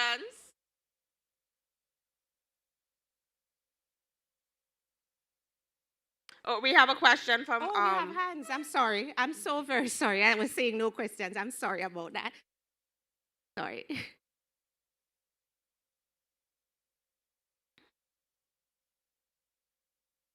First of all, hello? Yeah, first of all, it's not the a question I want to start with. I want to resonate with you when you talk about the British and the machinery. I was in the forefront of that. Wow. I worked in the auto industry at the time, and automation was a big thing. Employee involvement was another big thing that we had to fight against. When I advise that we grasp it, get in there so we understand it, I was told I'm selling jobs. At the end of the day, my prediction was correct. We lost a plant. We lost from 35,000. Now we only got 1 plant left. Yes. But the point is, automation also triggered the reason for less babies, because they were scared. No, seriously, they were scared that they're going to have too many people to pay to do nothing. That was the thinking at the time. Yes. Right? And it now come to the point now, because when you get automated and you produce the stuff, somebody has to buy it. Ah, so it goes right back to the babies It goes needed. back to the babies. Okay. So want to add that. Yeah, all right. So we're going to go to Kimberly. She had her hand up as well.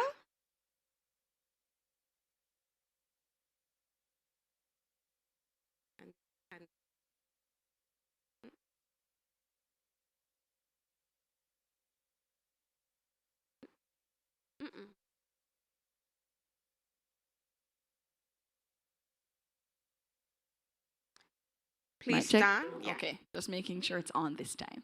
All right. So love the way you kind of integrated the different components. I'll admit it's a team of 5 people doing 500 people's work, which is the norm. Just wondering if you found, from a disability perspective, being able to identify any particular tools that are a bit more accessible. So I'm working with the deaf community. Obviously, we're a little bit more particular about captions being of a particular size. In the event that captions are being used, being able to put picture in picture so that an interpreter can be properly integrated. Besides the AI producing random things with 5 fingers and so on, have you found any tools that really seem to better attend to disability access? Well, the quick answer to that is that Notebook AI is the one that is most able to tailor to your needs. Yes, So I will admit I found that. Yes. LM tries. Yes, It LM does try. tries. Yeah. So I have not done the sort of research, which is what is always important to say, what is it that I need, and to go out and find it. So there are things that I will search for because, for instance, Suno that makes music, because in my head, I am the next Lady Saw, just waiting for my kids to grow up, right? That I can be who I was born to be. And so I would find that and I would pay, but then there are ways to actually research it and we can speak about it after. I know it's time for a break, and as one of the organizers, I have to stick to what it is that we need to do. Ladies and gentlemen, I'm Georgia Crawford, and I thank you. Thank you so much, Georgia. And as she said, it is time for the break, and after we will resume with one more presentation about technology. The break is going to be 30 minutes. We thank you those on the live stream. We will be back in 30 minutes.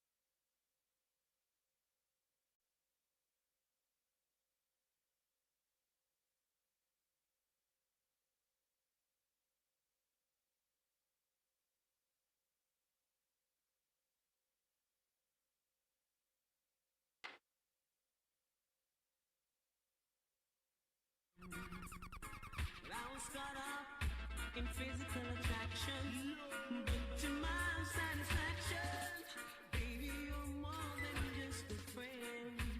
And if I ever in love again, I will be sure that the lady is a friend. And if I ever in love.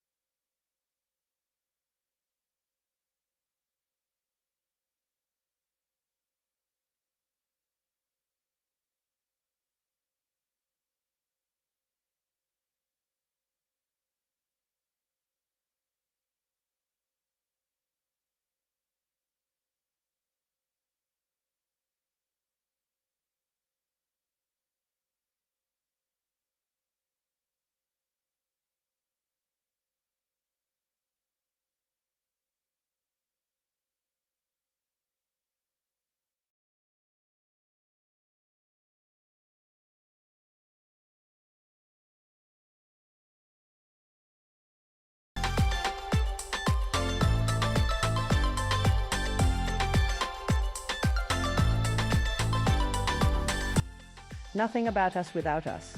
That is a saying that many vulnerable groups are familiar with. It is also a saying that in part informs a 3-country regional community capacity assessment undertaken by the Caribbean Development Bank's CDB Basic Needs Trust Fund, BNTF. From February to April 2023, the BNTF conducted a capacity assessment of 32 community groups in 28 communities in Jamaica, Guyana, and St. Lucia. 565 persons participated in the exercise. This intervention aimed to identify areas for strengthening the operations of each group to aid communities with pursuing sustainable local development. With that in mind, under the 10th cycle of the Basic Needs Trust Fund, we sought to look at the community capacity assessment, focusing on the community groups themselves to see how we could understand where their areas of needs are, and then to develop interventions to improve their operations as a group so that they could have more sustained interventions within their spaces and becoming champions for development within those communities. The BNTF program is the CDB's main vehicle for direct poverty reduction in the Caribbean. It responds to needs identified by the most vulnerable communities in the priority areas of water and sanitation, education and livelihoods enhancement, and access and drainage. Some of the needs identified by the assessment included the fact that 86% of the groups did not have a constitution to govern their operations. Additionally, 96% of the group members did not have the capacity to write proposals. This questionnaire caught all of us sitting last night at the table, where it came to vision, mission, and then we went back as teachers, goals, philosophy, object. So we were saying, now it teach us a lesson now, because it might be another NGO we might want to seek grants from, and they might ask us the very question. So if we get help in formulating objectives, visions, and missions, it will put our community, I think, on a better track. As BNTF's program strongly aligns with the Sustainable Development Goals, the assessments also incorporated community awareness of and alignment with the goals. Overall, 62% of the 32 communities were unaware of the SDGs or how the goals applied to the work they were doing on the ground. Coming out of the meeting, something that is very critical. Jamaica is a country that has aligned its national development plans to the Sustainable Development Goals. 91.3% of the indicators are mapped, if not one-to-one closely. But speaking to the community, they had not heard about the SDGs. They didn't understand what it meant. They were unaware of even its existence. I think that's a critical disconnect.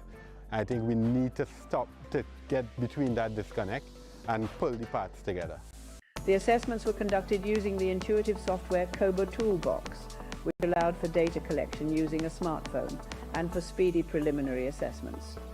Reliable data is crucial in aiding vulnerable communities and reducing poverty. My name is Tino Kreutzer, and I'm the CEO at Kobo, the nonprofit behind KoboToolbox, a data collection platform used globally for research and social good. We were privileged to support the Caribbean Development Bank in strengthening the resilience of local communities in Jamaica and Guyana to ensure a successful project rollout. Our team helped design assessment forms, streamline data collection, and provide custom visualizations. Our offline data collection features were essential in remote areas lacking internet. Supporting organizations like CDB is central to our work. Our goal is to ensure that programs like BNTF have access to high-quality data tools so they can make an impact on the ground. By enabling access to reliable, high-quality data, we at Kobo are committed to empowering organizations like CDB to create meaningful, on-the-ground changes and to increase resilience. The assessments have challenged the countries involved to look more critically at its work. Some things that we've seen from these assessment visits that we can also do more for the community, which I'm looking forward to doing more for the community in terms of building their capacity and working with them as a group to, when we leave the community, for them to also be able to move forward and progress and develop further in their space. For Laverne Luard-Greaves, social analyst at the CDB, a major part of the substantive value of the assessments is that many of the participating community groups will have their capacity for action built. In the first instance, the coming out of these activities directly, there is the promise to provide support for the entities to build out their action plans. In a very real way, the BNTF will be providing support for them to have these action plans finalized. We will also be providing support in terms of strengthening their operational capacity so that they're better equipped to conduct some of the tasks that they need to conduct and to better represent their communities within the spaces. As a part of the next steps from the assessment, the BNTF will be organizing a proposal writing workshop in July, as well as preparing an online community development course.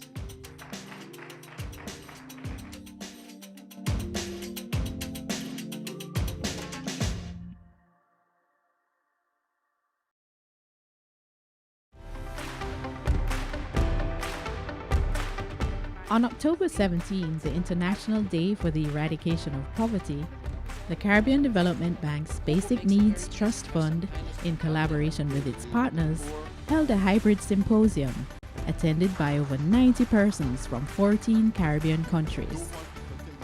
It underscored the vital role of robust data in driving poverty reduction and building peaceful and inclusive societies.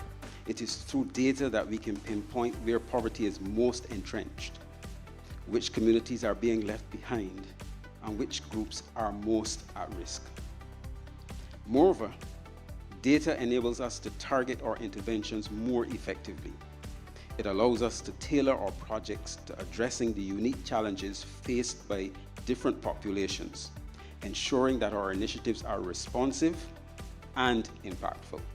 We must build sustainable livelihoods. At the same time, we need to make further investments to ensure that we strengthen welfare, so generation to generation, that cycle of poverty is broken. In meetings like this, A highlight of the symposium was a discussion on innovative approaches to data collection for poverty reduction. We need to use innovative strategies to reach those who are most in need, but respond to what they need. GEMS is a big capacity building program, and the idea is really to give the skills and the tools to collect granular data to local stakeholders. The idea of GEMS is to get eyes on the ground where you cannot always have boots on the ground or feet in the ground. Here in Jamaica, we have a poverty map. And for instance, at JSIF, our targeted incidents of poverty are normally the poorest of the poor.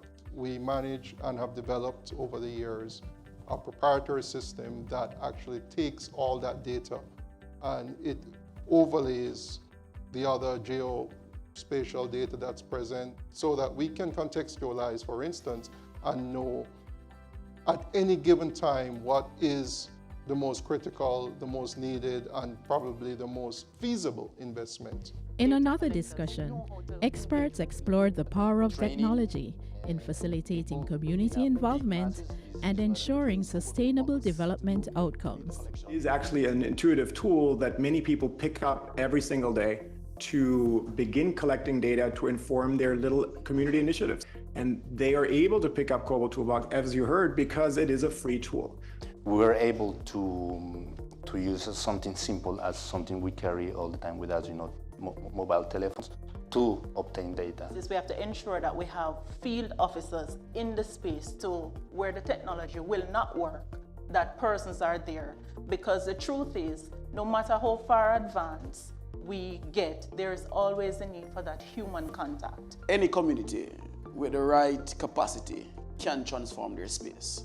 So I think even as we start our development conversation, a lot should be around how can I leave this community at the end of Project A more capacitated than when we first started. Beneficiaries from the Pisgah Primary and Infant School and the Child Protection and Family Services Agency shared their experience of data driving real change. The communities of Pisgah, Huntley Castle, Berkshire Wood, Chevet Hills, we are proud beneficiary of a new school that is now being constructed. Thank you to CDB. Further data was used to assist 6 groups of parents who were trained and they were given grants to start their small businesses. We are now employing women on the site. Community persons are earning a living. And I'm telling you, we are coming out of the generational and the rural poverty that we have been experiencing over the years. In 2023, the CPFSA benefited from the construction of our first child therapeutic center through funding from CDB under the Basic Needs Trust Fund. The therapeutic center provides services for what I would call the most acute cases, the children who require in-depth therapeutic interventions. Since January of this year, the center has seen 226 children.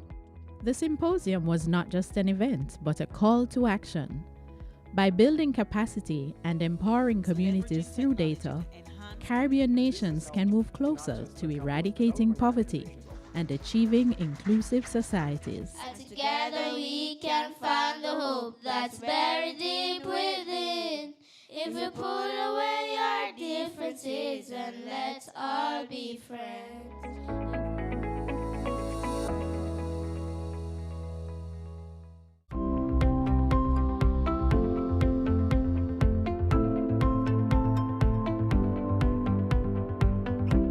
The Caribbean Development Bank's Basic Needs Trust Fund, in collaboration with global and regional partners, brought together over 60 community development professionals from 14 Caribbean countries for a transformative week of training in Jamaica. We have had representatives from all 9 of the BNTF countries, and they have been introduced to the digitization of data using the KoboToolbox. A main feature of the workshop was the World Bank's Geo-Enabling Initiative for Monitoring and Supervision, GEMS, a capacity-building program which uses cost-free open-source tools such as KoboToolbox. GEMS is an extremely impactful program because it enables governments and other local stakeholders around the world to set up customized digital data collection and analysis systems or digital monitoring systems. And through this, it has brought a lot of accountability into project implementation, service delivery, inclusion. It has really helped to get eyes on the ground where you cannot always have feet on the ground, giving them real-time information on what is happening in the field. All of this gives us a better handle on the data collection process, the authenticity of the data, the longevity of the data, in that we know it is reliable, it is accurate. The GEMS training is what exactly the Caribbean needs with respect to addressing the shortcomings that we have in poverty eradication. The workshop participants got an opportunity to apply their learning, from asset mapping in Brownstown to beneficiary surveys in Mendestown. There are 775 communities that we work with. And so what we started to do in 2012 is to really identify the assets or the resources or the things that are of value or importance to our communities. In order for us to achieve our goals of having the economic development met, we have to have accurate data. And so it's very critical what the CDB is doing with the development of the Kobo software. With KoboToolbox on board, we would be able to collect data in a more real-time manner. We can better understand the communities and what needs to be done in terms of planning and development and moving forward. The project was basically about rehabilitating the Mendestown Farm Road.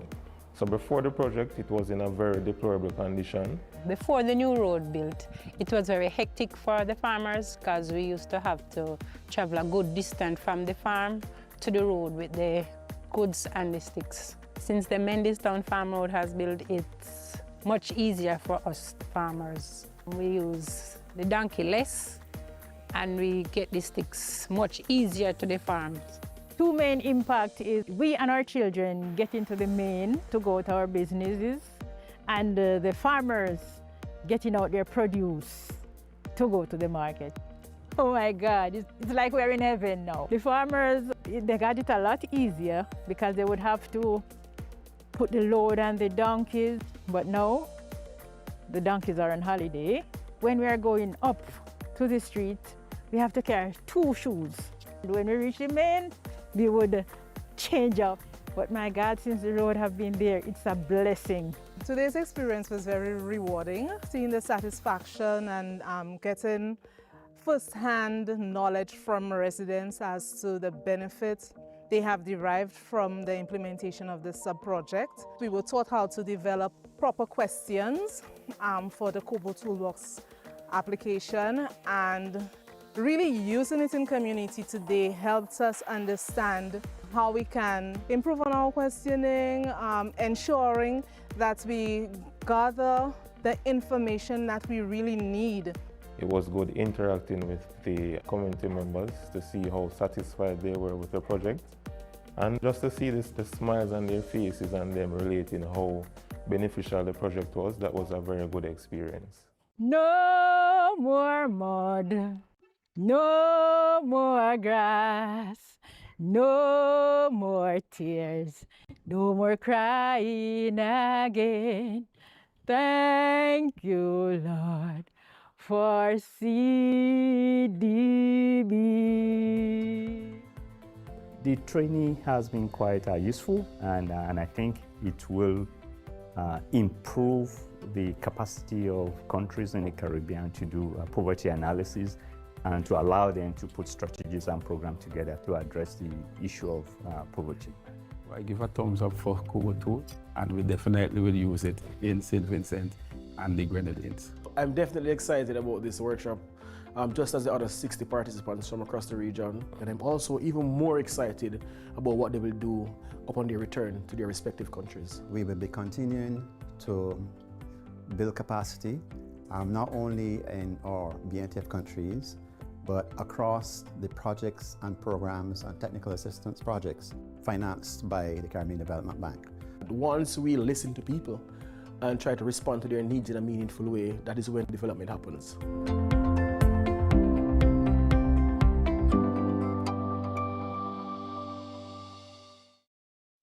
Community leaders are champions of change, building better lives, stronger organizations, and more resilient communities. The Caribbean Development Bank's Basic Needs Trust Fund, in partnership with the JN Foundation and the Local Engagement and Action Fund, LEAF, hosted a groundbreaking 4-day pilot workshop from April 28 to May 1, 2025, with one goal in mind: to empower community-based and civil society organizations with the tools to thrive. We had a collective view, both CDB and JN Foundation, in terms of the urgent need to strengthen community organizations to move the needle forward. So when JN put forward the idea around the financial literacy training, we were happy to be a part of that intervention. We have had a long-standing relationship with the local engagement an action fund financed by the Global Affairs Canada. So moving along with this financial literacy capacity building session for community champions means a lot. When you combine your resources, you're able to reach more persons. And so this allowed an opportunity for us to bring our knowledge. Jane Foundation provided the financial management training.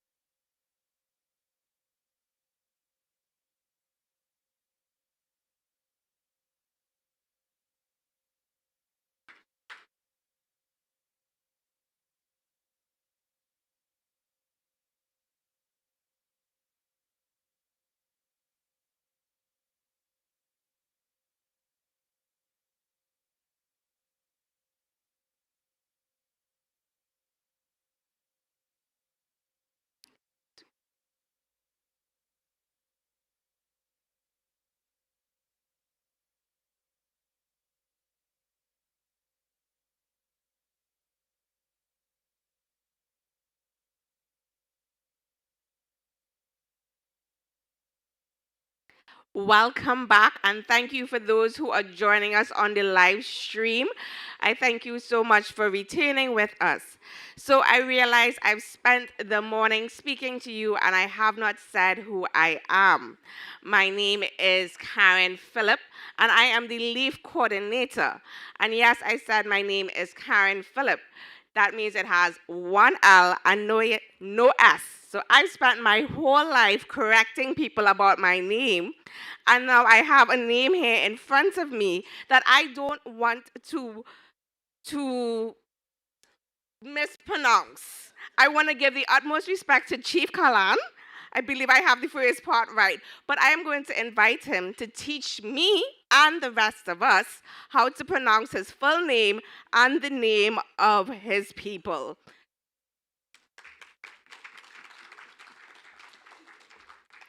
All right, Mabrika, Mabuika, greetings, welcome.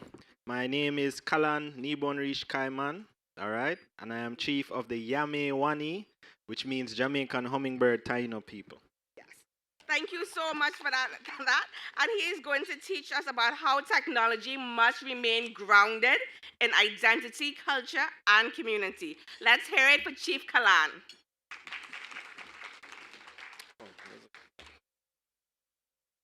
All right, Uta Lukali, good day everyone. And yeah, let's get this rolling. So I'm here to give an example from my indigenous community, how we use technology and how it has been beneficial for us. Load up the slide. All right. So our biggest challenge isn't ideas.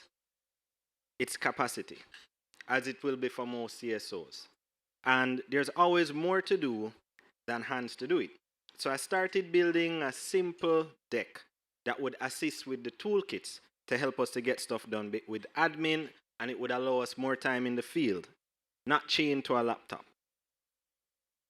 So I like to call this the Sovereign Digital Council. Today I'll show you exactly what we use, how we use it, and what's realistic for a small CSO with limited time and money. Tools that extend our capacity but still answer to our values and our community, not the other way around.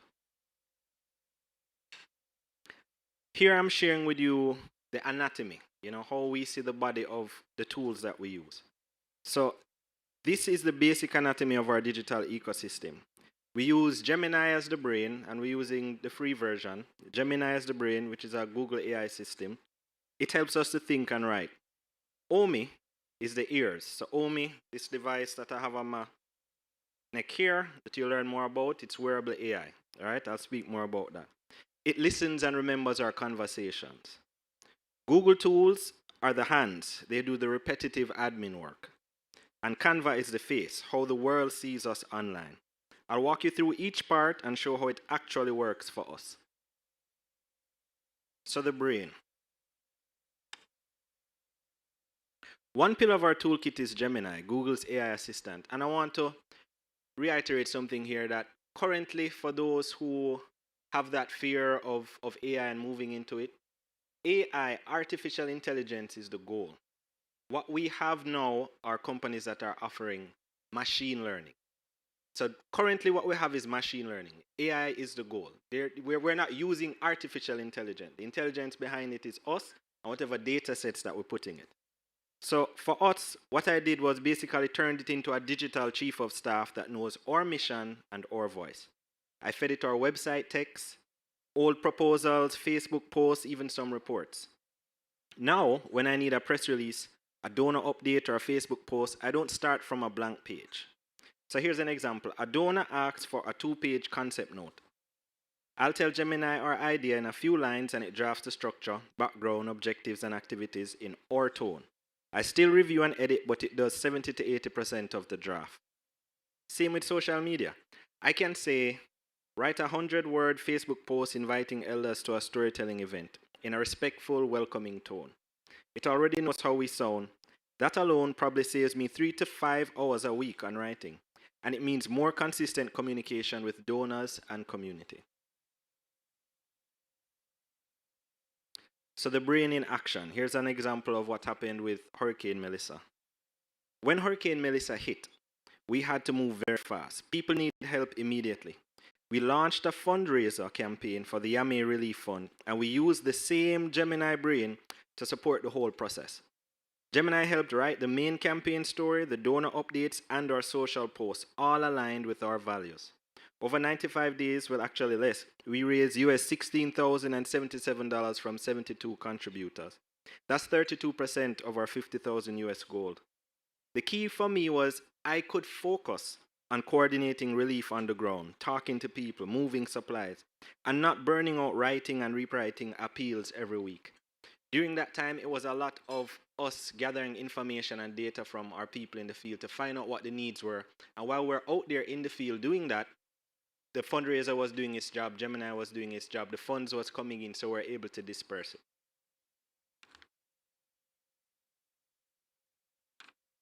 So with that, the key for us is focus on coordinating relief on the ground, talking to people, moving supplies, and not burning out writing and rewriting appeals.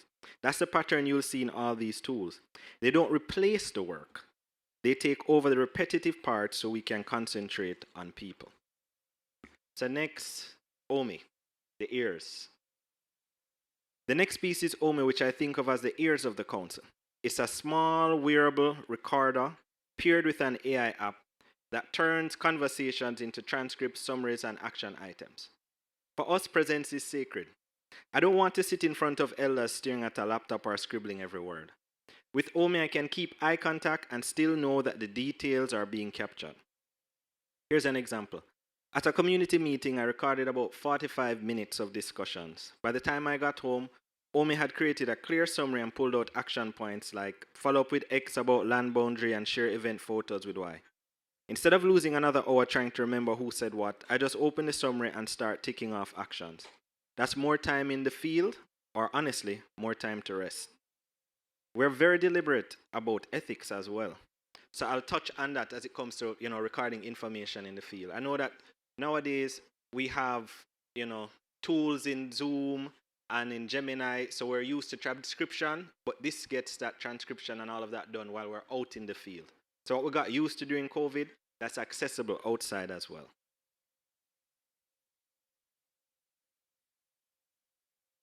So with us, instead of losing another hour, as I said, we use these tools in the field. We're very deliberate about ethics as well. Here, before I record, I always say something like I use a small AI recorder to help with notes and transcription. I'm going to turn it on now. It will have a blue light. That's when it's recording. It has a red light when it isn't. So if you have any issues with that, please let me know before I proceed. If anyone is uncomfortable, I turn it off. We avoid recording highly sensitive personal stories or details. So we jump to the hands, the Google Powerhouse, and others have spoken about this. And as I said, I'm just sharing how we use it in our council. We don't pay for fancy CRMs or email marketing tools. We squeeze everything we can out of Google. So our basic flow is form, sheet, mail merge, Gmail. For an event or consultation, we create a simple Google form. I know they had spoken about security issues when it comes to some of these things before, and for that I'd recommend, you probably use Google Workspace because there's more security. So from the forms that we create, that flows into a Google Sheet. Then with one mail merge add-on, we send personalized emails that start their first name, last name, to everyone at once. For one of our resilience celebrations, this meant what used to be maybe 200 individual emails became 10 minutes of setup. We sent confirmations, reminders, and follow-up notes straight from Sheet. And most people here would have experience with Google already and experience with Google Sheets. So for us, it was a simple Google Sheet. We had all of the contact information in there. Once the email is sent and it's received, you see a tick. If it's not sent, we know contact that person. We update the information in a Google Sheet that we could ask a student at primary school to just type in the email address. That's it. We click send again, and it goes through all of them, those that were sent already. It doesn't send. The new ones, it sends, and we'll have another tick. And that's it. And this is a free Google add-on. All right? So those same sheets become our contact list, and sometimes even mini databases for projects and events. We can sort by community, we can track attendance, and use the same data for reports. So from that, when we have a big celebration every year. May 26th is the Taino New Year that we have at Woodside St. Mary. And we have our data sheet, so we'll send out, we'll invite guests, we'll know who attended online, who was in person. If they weren't able to come, we can have that customized in the message that they're getting. That we missed you last year, hopefully we'll see you this year. Come, this is the theme, these are the things that we're doing. And again, while that is being done, it still allows us to be out in the field, attending to our community members. The bigger idea here is you don't need new tools. You just connect the ones you already have. So one action, like filing a form, feeds everything else, lists, communications, and planning. The face, visual sovereignty. We use Canva. The face of the Council Online is built almost entirely in Canva, no programming. It's literally like a presentation, and you can pay for Canva. It's not a lot, probably like $2 or $3 US a month. And with the paid version of Canva, you have access to all of these other tools. We use Canva to create our website. No developer, no code. We choose a template, dropped in our photos and text, and published it. Canva gave us a mobile-friendly site and one that you can use from computers. All in a simple click. So when a donor or journalist looks us up, they don't just see a Facebook page. They don't just see an Instagram handle. They see a home that reflects our culture and values. We also use Canva for posters, calendars, social media graphics, all sharing the same colors, fonts, and symbols. That's what I call visual sovereignty.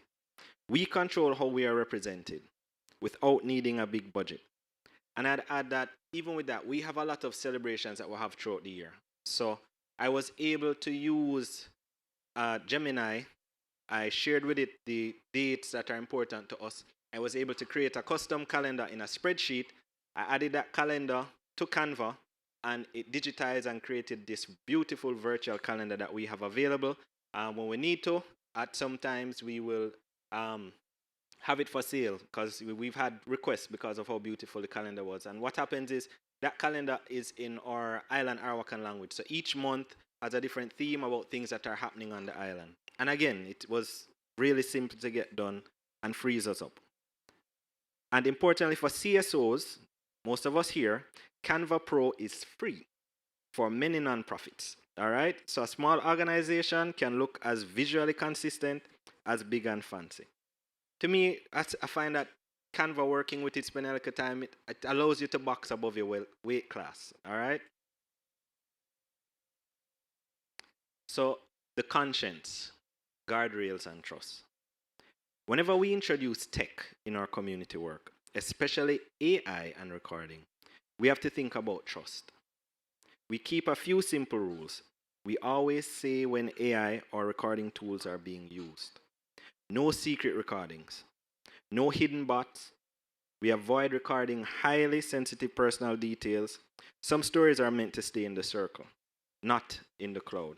And you'll find that more relevant in indigenous communities because as it stays now for most of the English-speaking Caribbean, there is there's not much ratification of the United Nations Declaration on the Rights of Indigenous People. And if the education system is teaching that Indigenous people of the Americas on a whole, which is mostly in the school books here in Jamaica and some other Caribbean islands, are relegated to the past, then it creates issues for the community to move forward, right? How do we protect our spaces? How do we protect our inheritance in ancestral artifacts that we have and hold on to and keep? With our data, we keep our data in limited access spaces like specific Google Drive folders, not scattered across random apps. These guardrails are simple, but they matter. They remind us that the point of these tools is to free up more time and energy for human relationships, not to erode them. So I have as one of the resources available online, I know at the end of these presentations, our digital CSO toolkit. Because these patterns keep repeating across small CSOs, I pull them into a small digital CSO toolkit document. It walks through this same stack, brain, ears, hands, face, and guardrails with concrete steps to set them up. You can grab the resource doc from this link and the QR code will be available. So here's an infographic that touches on, the sovereign digital council as we see it. It ties the whole story together. This infographic is really the heart of it, reclaiming time for fieldwork with AI and simple tools. Each piece I've shown, it shaves time off a different part of the workload: writing, note-taking, community care. For me, that's what makes this a sovereign digital council, instead of just more apps on our phones. So to wrap up, here's how I'd frame a basic digital tool for small or medium CSO. First, you have to train that machine learning. That, we're calling it AI now, but as I said, AI is the goal. So right now it's machine learning. To depend on the data set, which for some, I don't know if anybody in here has the accurate information. I think the data sets they're using is from probably 2012 or earlier, right? For most that is available on these AIs. Instead of using that, you can train it with the information on your organization, so it has your tone. So this is different from just putting in a prompt and asking, what is statistics on this activity in Jamaica, and then you create a next prompt when you want some more information. You can put that these are our goals, these are what is important to us, these are things that we're looking out for, this is our tone, these are past proposals that we've sent out, this is what our flyers look like, so that everything that is created is based on what you have taught the machine. Supercharge your tools, the tools that you already have, especially Google. Most of us here are familiar with Google. Google has add-ons. Some you pay for, but most of them are free, or there are levels to it. So you may have a limit on the free ones that you can use. Look into it. We were working on forms, and for us, once somebody completed a form, we realized that sometimes we wouldn't get a response in the email. And I said, there must be something that Google makes that can work on this. And I checked out Google add-ons, and there's a whole market store with all sorts of tools that are available. So it's reached a level now where not only when somebody completes a form that we'll get a message giving the summary of the form, but it is sent to somebody else that needs to approve the information that is on it before it goes into a Google Sheet. And again, seamless. It's just the work to sit down and put that information for you to educate it on what it is that you want. Third, document in real time. Whether it's OMI as I am using or another system, so your meetings flow straight into action and reports. What I like about the OMI tool, and there are others, there are other wearable AI, you need to experiment and do your research on it and what suits you. But what makes the OMI comfortable for me is that it's something that I can wear. It's not sending all of the information to the cloud. It's actually saved on the device, and then it's sent over via Bluetooth. And because the connection is so fast, it's able to transcribe on the app on the phone. It has other features on it. So I can set a reminder, and I can say that at this event, this is the voice of, let's say, community member Lindell Vitale. And there is something important that I need to tell him. So when you hear Lindell's voice, pop up with the message on the phone. And I say, oh yes, your wife had something that she wanted to say to you. It's different when you're only in the realm of the digital and virtual. So, you might send a WhatsApp message, but since this hurricane, there are scenarios where I may not have those tools available. I mean, as of today, I walk around with a walkie-talkie and I have a spare one, just in case, communication goes down and I need to reach someone. So after using the tools that work in the field and what suits you, the next layer is visual sovereignty. With Canva, so your website and your materials reflect who you are and not just what a template says you should be. Because when you just go onto the platform and you type in indigenous, yes, there's going to be a lot of things about Thanksgiving, so you really have to put in information on your community and your identity. My ancestor, all of our ancestors here, always used the tools that were of the time that were relevant. And right now, the tools are leading towards artificial intelligence, but they really are machine learning. And I believe that as CSOs, whether indigenous or non-indigenous, we're really being left out if we don't spend the time to educate these machines on what our needs are and what our wants are. And I want you to feel secure in knowing that there are platforms that are not open on the cloud that is taking all of that information. They had mentioned earlier Notebook LM. Notebook LM takes the sources that you put into it, creates documentation from that. So it is a good tool to use for your archives, and it is a part of that Google suite. So if you're using Google Workspace and you're paying for it and you have your domain and your security, you don't have much to worry about. There are contracts that are signed, so if there is a data breach, there is some return. And as one of my council members like to say that when there are these breaches, we have to hold them accountable. So with that, I would say to you that the shift is yours. You don't have to adapt everything at once. Start with one small workflow, one small task, and ask yourself, how can I have the tools to complete this task that frees me up to do things in the field that are required by myself and my community? So let's move together with this shift. Home. Thank you.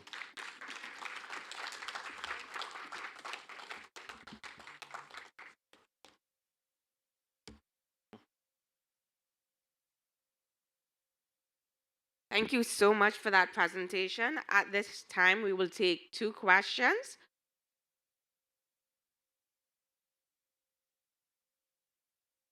Over here.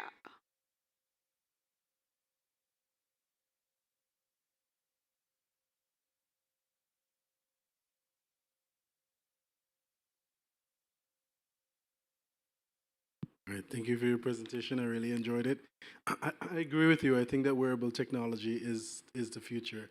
So I have 2 questions. One is, what has been your experience when you engage certain stakeholders and you have to announce that they'll be recorded? Are they apprehensive? I'm curious to know what your experience has been like. And sorry, go ahead. Oh, yeah. To be honest, they are intrigued. Sometimes they'll ask me, once they see it, they're like, what is that device? What is that, that's illuminated? And there's a lot of interest, and the discussion starts about OMI and about wearable AI, and they're like, where you get it and what does it do and stuff like that, because each of us in our own individual life, these are tools that can assist us, in day-to-day activities. So what I find is that for them, the response that I get is positive, and it is one that, it shows that we're looking forward and we're trying to find the technology that works and aligns with our community and our goals. And to me, I see that we get kudos for that. All right, I appreciate that. My follow-up question is, if you were to compare what you have now with the glasses, if you had to compare them, what would you? What is your comparison overall? Of the two? I've only read information on the wearable glasses. The OMI device, what I like about it is literally it's a necklace, a pendant that it has internal storage, it's recording information, and the speed that it transcribes, I'm not even sure what's the file format it's in. While I'm talking, it's recording. I can look at my phone and I can see the text of what I'm saying. And because, I've spent the time to train it and speak with it, on our islands, we have our own dialect and our own tone, it picks that up as well, right? So I can speak in our Jamaican Creole, in our patois, and it reads that. I correct it, I spend the time in it. And that's something that I haven't seen with some other models. They're still gathering a lot of information, still doing beta testing. There's discounts on it, so you can go to omi.me. They have a version now that is available on the web, so you can test it out in your meetings online. You can just click record, and you can observe as it's transcribing everything in real time. And once you click process, you can choose a template. So if I wanted just simple minutes, it's generated as I press the button. When I say as I press the button, it's generated, and I have a link to share. And now that transcript, the entire transcript, is a database that whoever send it to, they can put prompts into that database. So again, what I'm talking about is we're taking it out of that whole cloud concept and we have it in a box. So let's say my entire presentation here would have been summarized, and you wanted to know a specific point. You could type in that prompt and it would bring up the information on it, and you could ask it what's the action items. I would pull that information from the transcript. So I find that very beneficial because now you're able to use that transcript with the AI model of your choice, right, in real time to get whatever information you want out of that data. Extract voices and tones, and moving towards emotions. Where they see this device going is something that at some point would be able to read how they have it. When you visit the website, they're wearing it on the side of their head, and the idea is that it will read feelings and prompts and tell you how you're feeling and what's going on with you at this moment in time. Calm down while they're speaking. So something to look into and get in while it's early before the price shoots up. Thank you. Yeah. One.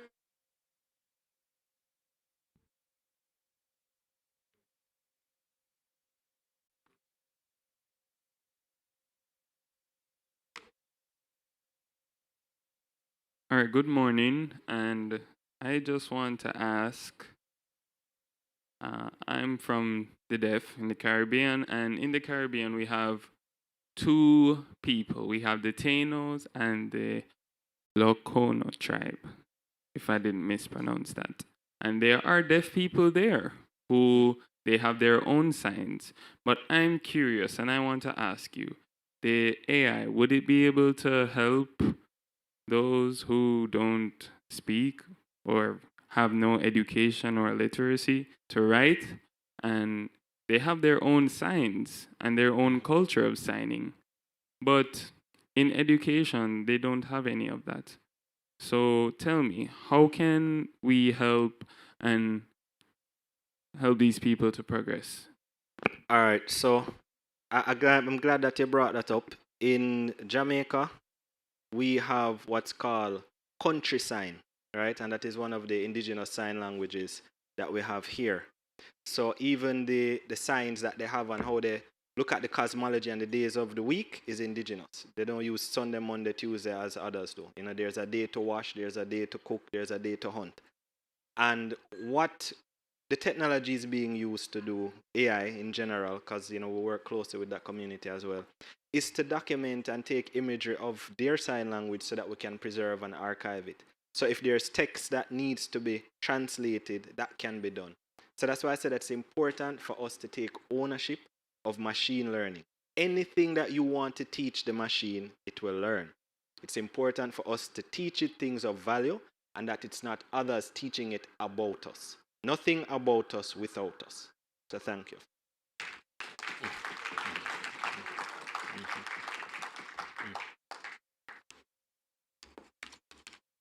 Thank you so much.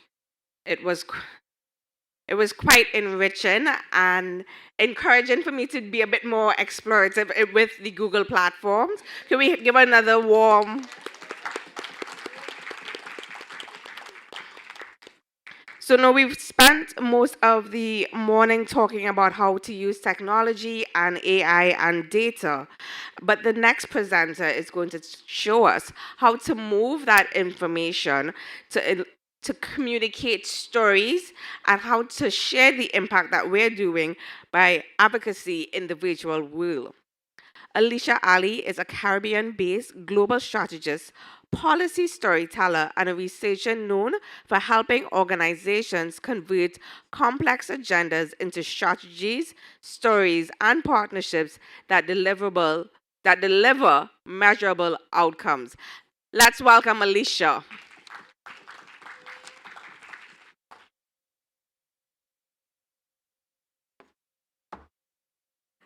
Thank you so very much, Karen, for that wonderful welcome. I want to say thank you to all the speakers before me today, and I have already been warned by production to not move too much on the stage because they don't want the cameras running after me, so I think I'm going to try to be a little bit disciplined for this part.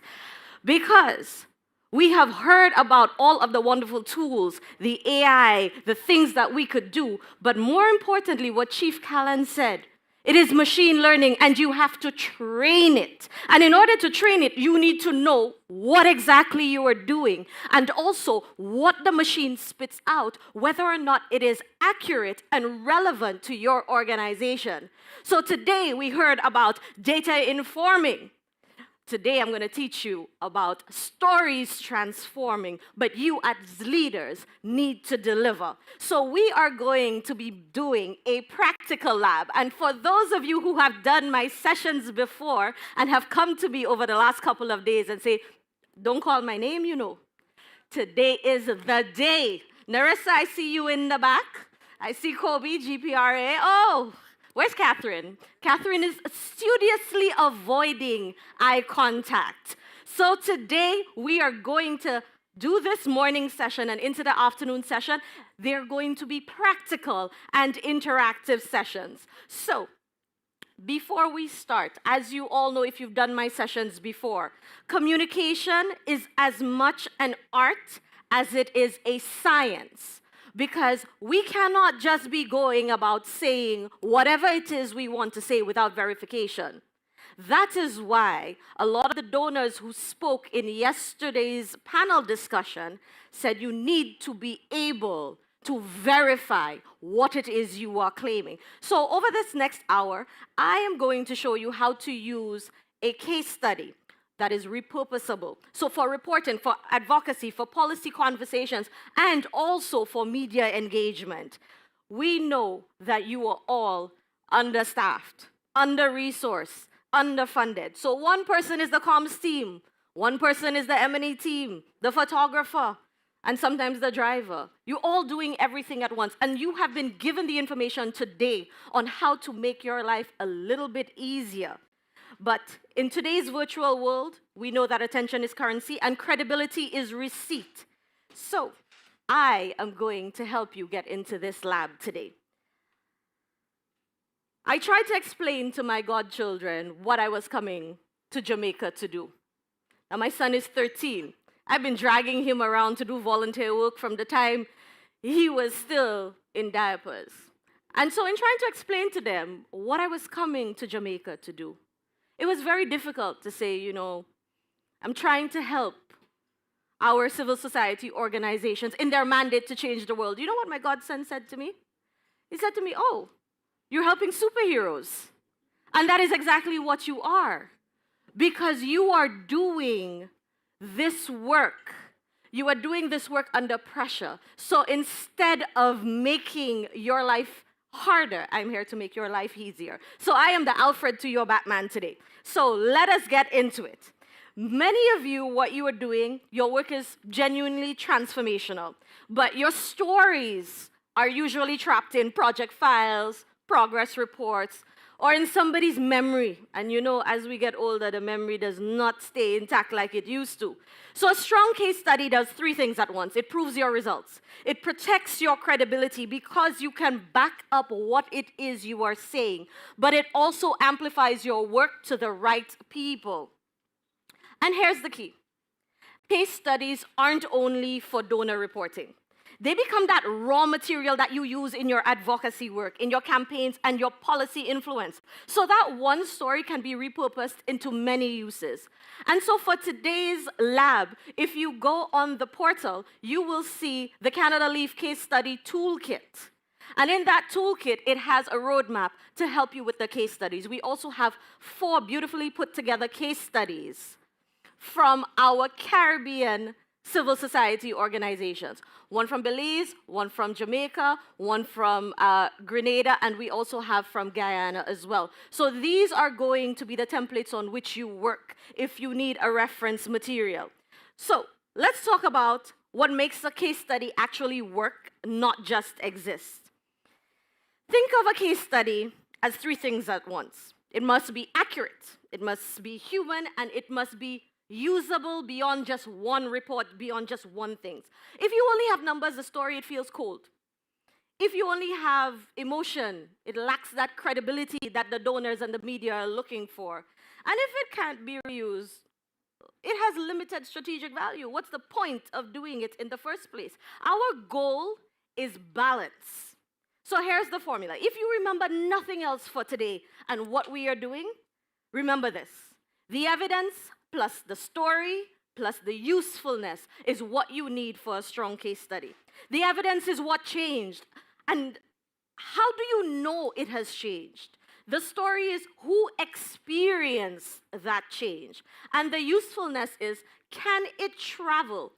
Can it be used by the media? Can it be used by government?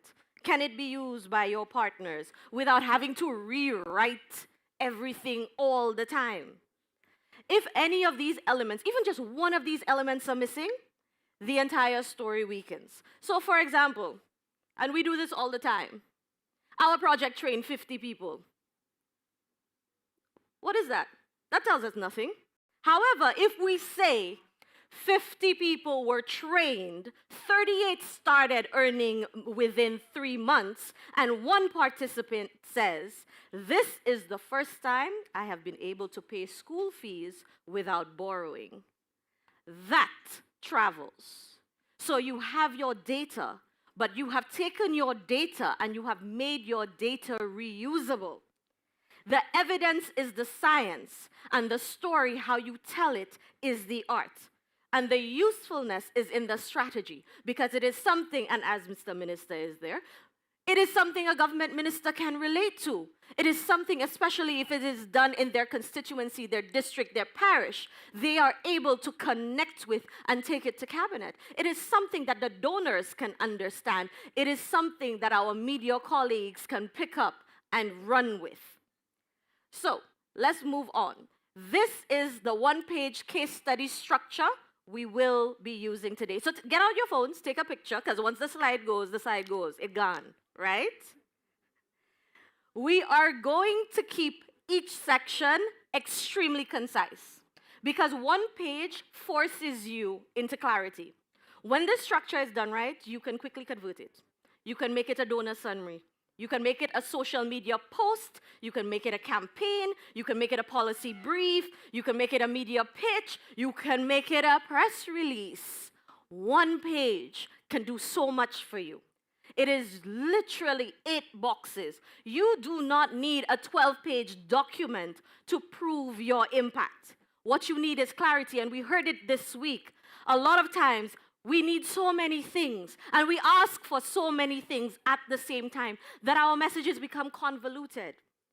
We are going to make sure we have clarity by the end of this lab. So what we have is the title and hook. Your title and hook need to be outcome-led.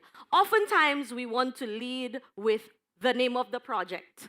And you know our project names can take up 2-3 lines. Yes? Can I get an amen? All right, and you know nobody are reading that. You ain't even reading that. By the time you reach the 3rd word, you're like, not me. All right? Then we're going to the problem and the context. The problem and the context is, why did it matter for you to do this project? It is your why. Then we look at your project action. What did you do? And the results, the change, the numbers. And a lot of times we do not record the result properly. And that is why we have tools like KoboToolbox, which they're talking about inputting data and being able to aggregate and stratify that data. We need a quote, because you are working in your communities, you are working in your fields. Who's to say that your work has any impact unless you hear from a beneficiary that something has changed after your intervention? More importantly, let's look at sustainability and partnerships. You are doing all of these wonderful works, but a lot of times we do projects, and at the end of the project, that's it. And the donors, the funders, the media, they're looking for what remains after your intervention. Also, we need to align it with the policy advocacy and the relevance. What do you want your policymakers to adopt? What do you want them to change? And in order, as you know this, we live in a very digital world, a very visual world. What images are you putting up that moves, that tells a story, that gives that credibility to the work that you are doing? Everybody take their picture of the slide? I can't hear you. There we go. All right. So a lot of people don't understand that most case studies fail in the results section. And you've heard it this week. Because you are CSOs, you are understaffed, you are underfunded, you trying to save the world, you are being superheroes. You do not have a monitoring and evaluation team. And that does not work in your favor. And because you don't have that team on standby, you're using passable enough evidence. Our project was a success. But that tells us nothing. What does it mean to be a success, right? That statement is not defensible. You have to use the attendance records, the tracking sheets, if you're doing surveys, if you have partner verification, you need a source to verify your claim that whatever you did had an impact, it was successful, it was, phenomenal. See, all of these words are just vague words. And that is something we need to move away from for you to be able to secure funding for your project, to secure funding for the mandates of your organizations. The goal is, can you stand behind your result if a journalist, if a donor, if a policymaker asks you, well, how do you know this? How do you know it was a success? How do you know it was a problem? Where's your data? We live in a data-driven society. Okay? So you need to focus on what changed, by how much, and for whom. Right? So there are 4 rules that I tend to follow.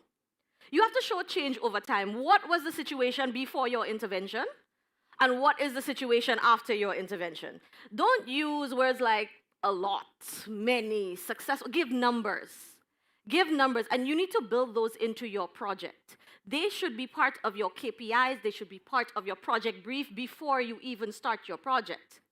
So that when you compare what it was before and what it is after, everybody has a clear picture, a defensible picture of what it is you are doing. And you need to pair that data. You can't just have data. You can't have numbers, because numbers are not relatable. You need to bring a story into it. How does it affect Karen, who was part of this intervention? What is Karen's take on it? Okay? So the example on the slide is very clear. Notice how it works, right? 28 people were enrolled, 22 completed, 14 secured internships within 3 months. You're not hyping up yourself. That's just the proof. It's the facts. It's the data. Now, as you move into your case studies, one of the things that I want you to keep in mind is, and I've said it before, what changed? How do you know that a change has occurred? And also, so why does it matter that a change has occurred? Why should a decision maker, a donor, a funder, the media care that something has shifted? Because a lot of times we assume that people care about the causes that we care about. And that is where a lot of our CSOs don't understand. It works against them. You have to explain to people what it is they should care about. Stop assuming because you care about youth development, everybody should care about youth development. Because you care about empowering indigenous people, everybody should care about it.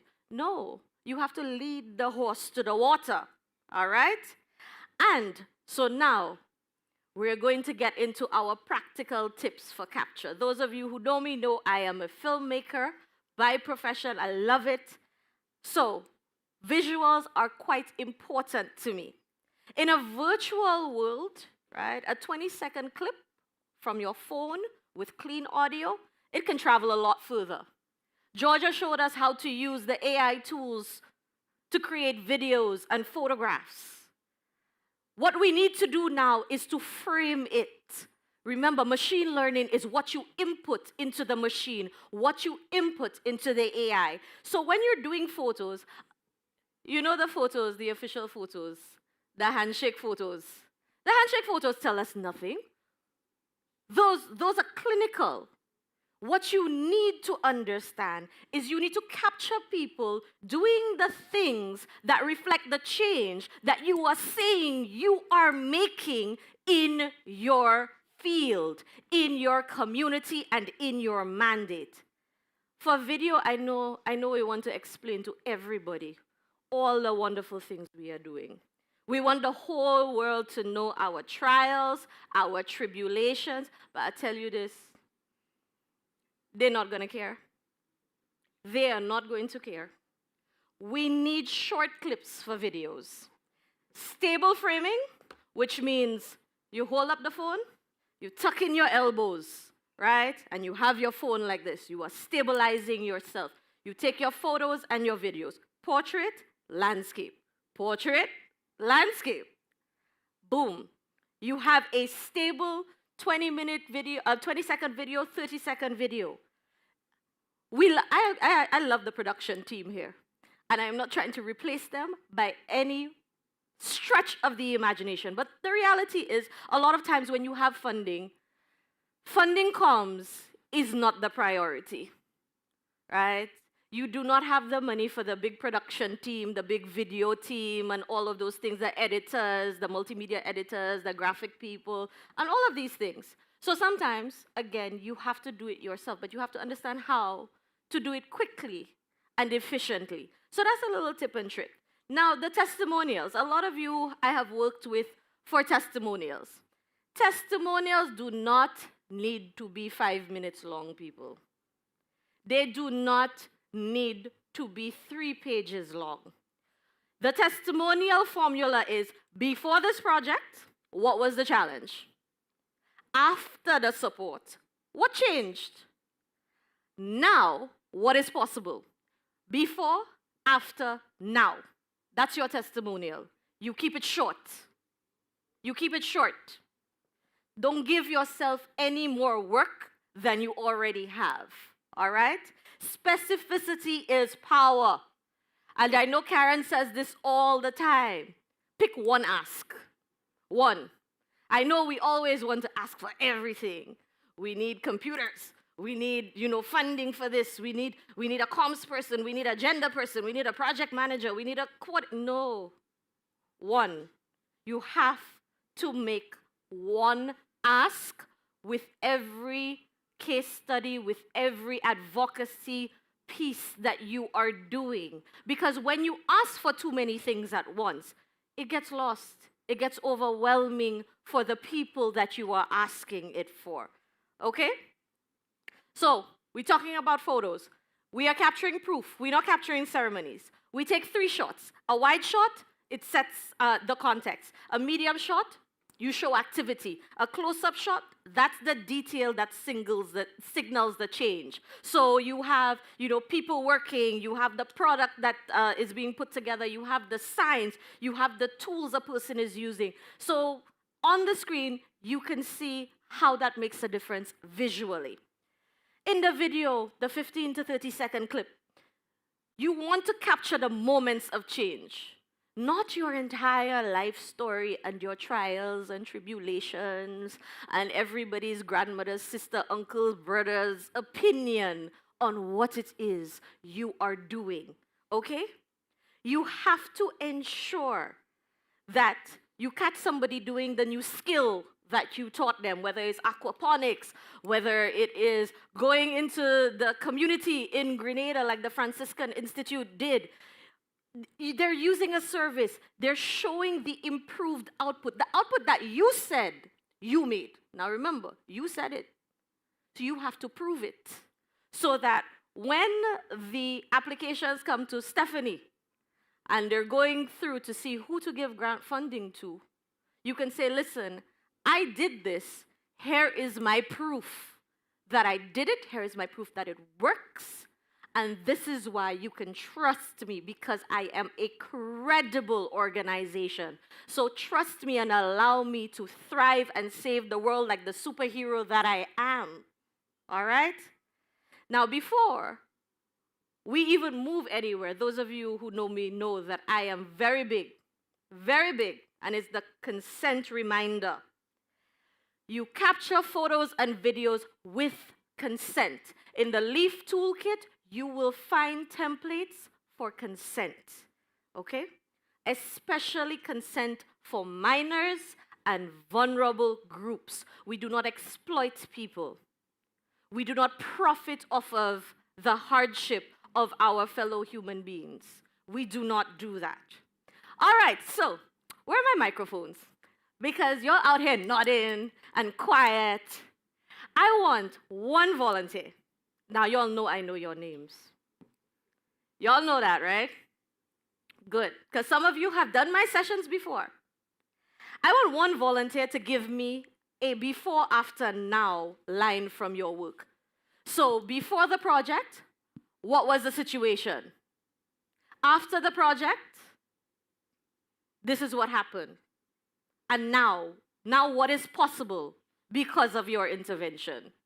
The before, after, now paradigm. Show of hands, Indy has the mic. Karen is also my little helper today. Now, don't everybody rush at once.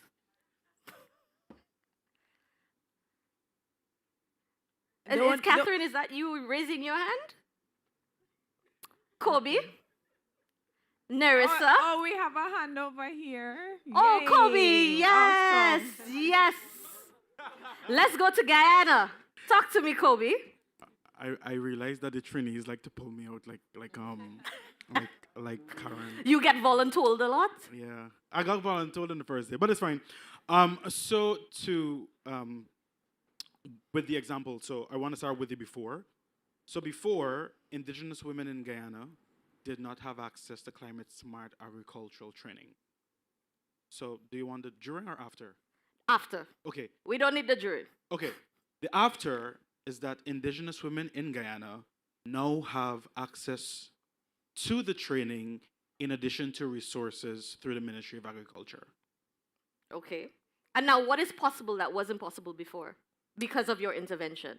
Sustainability, because we were able to link them, because of course the project ended.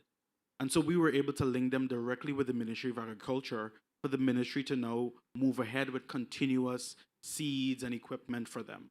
Because of course and the how project, does that change their life? It's not just about sustainability. What is that story in there? not just sustainability, but also economic empowerment. There we go. Entrepreneurship. There we go. Yeah. They're able to take care of their families. Families. They're able to take care of themselves. That is the story in your data. Well done, Kobe. Yep. Let's give Kobe a round of applause. And Alicia, I think what would also help, as you were mentioning, the stats. So if it's 47 women, you know, 10 young women, 37 over 20, if you have a little bit of that, that helps as well. There we go. Thank you very much. Thank you very much, Kobe. Now, this is where, as CSOs, you have a responsibility. Your ethics, your consent, and the dignity of the people that you represent. This slide is your credibility insurance. Because consent is not an admin duty, you know. It connects directly to talking the walk, which is what this session is about this afternoon, where your media relationships depend on trust, where your donor relationships depend on trust. So if your story starts to feel exploitative or careless, it doesn't just hurt one social media post. It hurts your entire organization. It can damage your organization's credibility in the long term, and it could damage the relationships that you have with the communities that you serve, and also with the donors who fund the work that you are doing. So we need to protect identities where needed, especially in sensitive projects. We need to avoid the pity framing, right? We do not do poverty porn around here at all. Your participants, your beneficiaries, they are not your marketing props. They are the people whom you serve. And remember, especially for minors, we have a duty to protect our children. So you as a CSO working in this space, in the development space in the Caribbean, please protect our children, get their consent from their guardian before you have them participating in anything. Do not put their photos online unless you have their parent or guardian's consent. Do not use them in your videos because they look so cute and you know you get a lot of likes and engagement on it unless you have their parent and guardian consent. So if you're going to go to a school and do a project and whatnot, and you're taking your photos, if you cannot get consent for all of those children, please do not put their faces out there. All right? We need to hold ourselves to a higher standard. And if your story requires exposing somebody's risk, somebody's very vulnerable personal story, that's not a powerful story. That's you being irresponsible. And we do not have irresponsible CSOs in the room. Am I right? Oh no, I'm not convinced. Am I right? There we go. So, you have the structure, you have the standards, you have the capture tips. Now it's the fun part. This is where we're building. Okay? So we have our group exercises. Everybody's on a table. Prior to this conference starting, you were sent an email. You have to come with one statistic, one quote, and what else? One photo or video to prove what it is you are saying.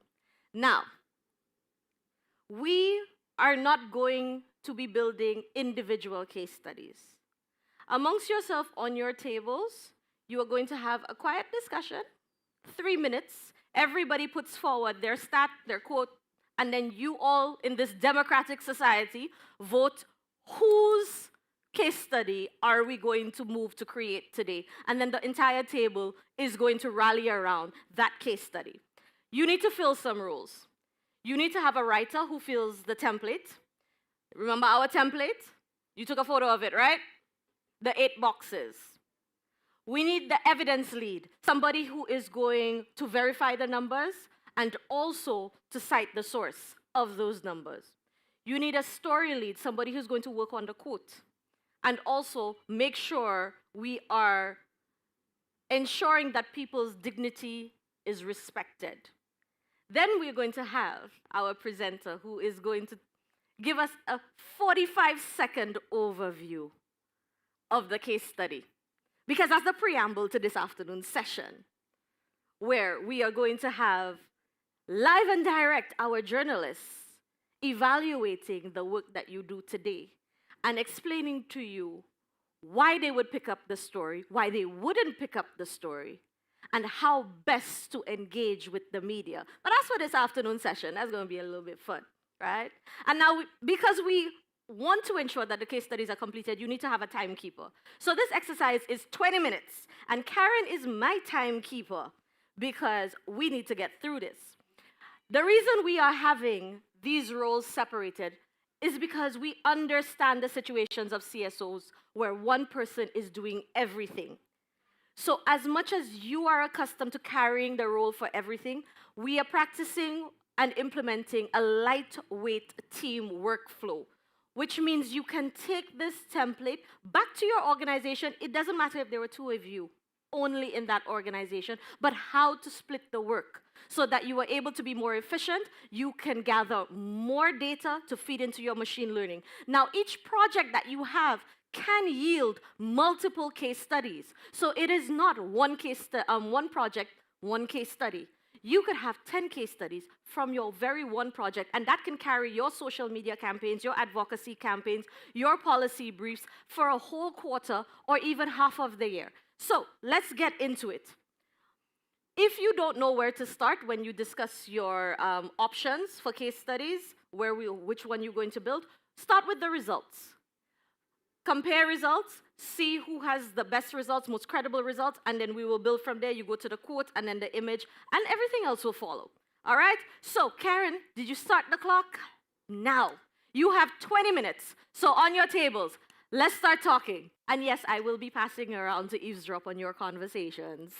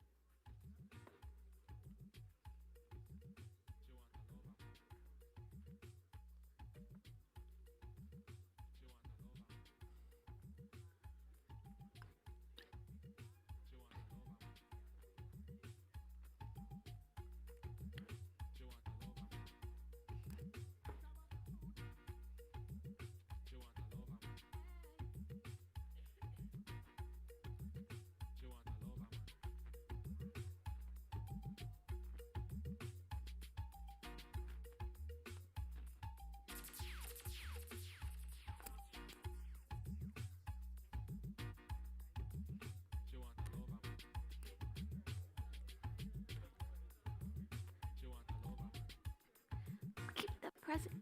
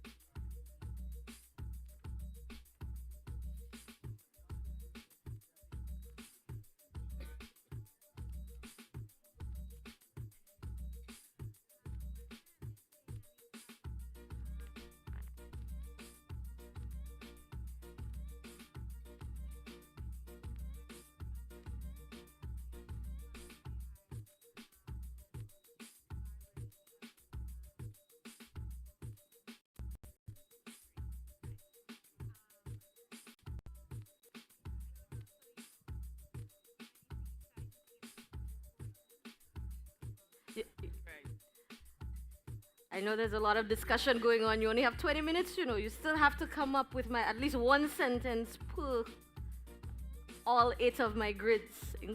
So let's get working.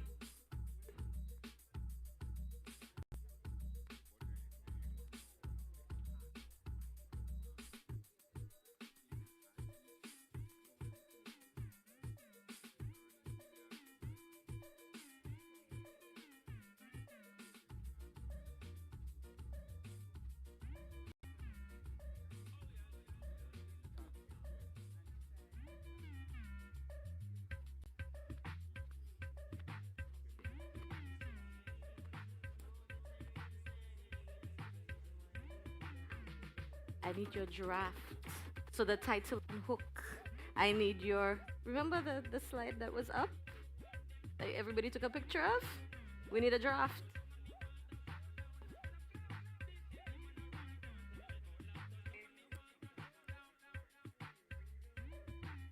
No, you. So everybody was supposed to come with information from their projects. So one statistic, how many people you trained, how many people, did something.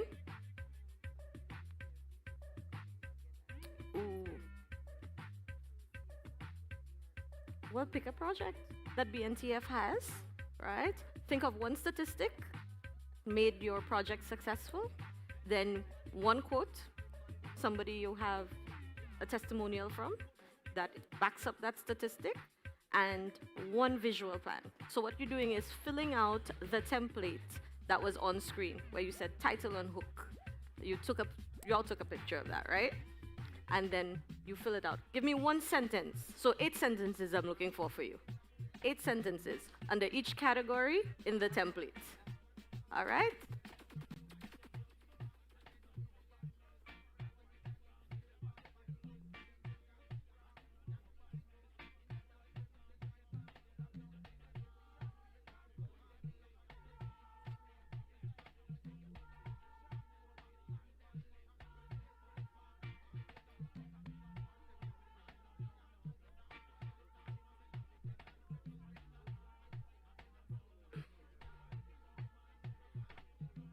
Have you assigned your roles yet?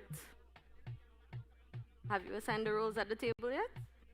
The writer, the evidence lead, the story lead, the presenter, the timekeeper?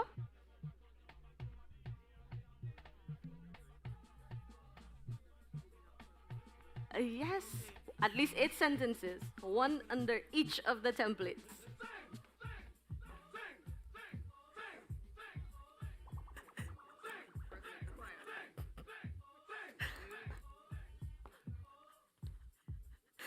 Well, Kim, it's a difficult situation. But as a regional CSO, you have to take on more than one role. So John, Kim, Quintina, split them roles. Double up.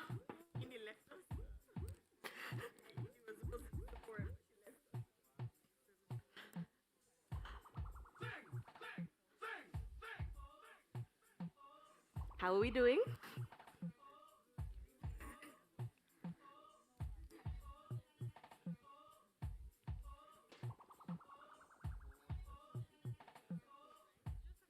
Just a quote to back up the statistic. There we go. And what you do, you fill out one sentence under each of the templates. So give me a title and a hook. Give me your problem statement. Remember the template that was up and you took a photo of? There are 8 categories, the sustainability, the action, etc. Just give me one sentence under each of those. This table looks intense.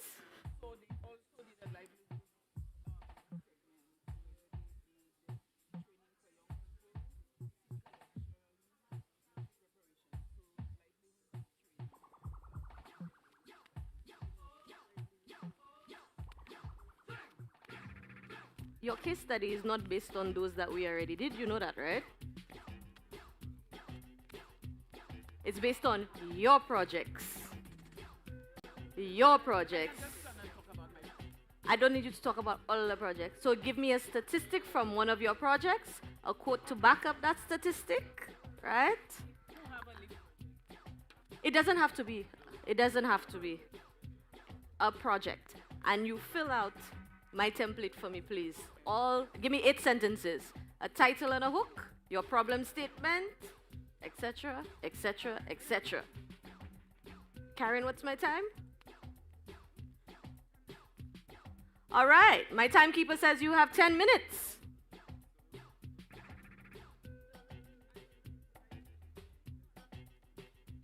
How are we doing? Seems very intense on this table. Yes, as you should.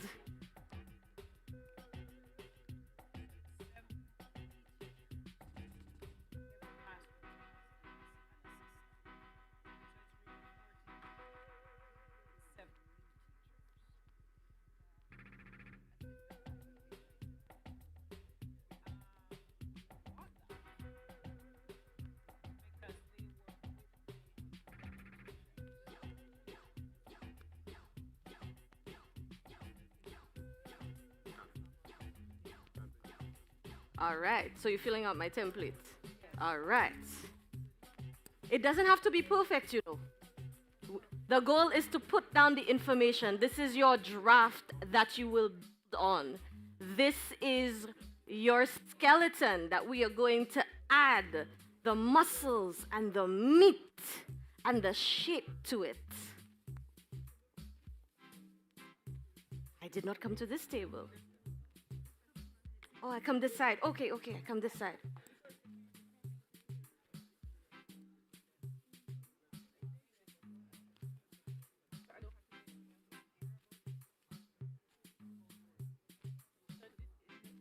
Okay.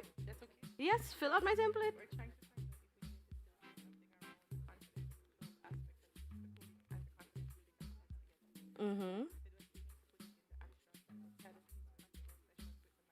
No, your project action. Keep it succinct. Remember, simplicity is the key.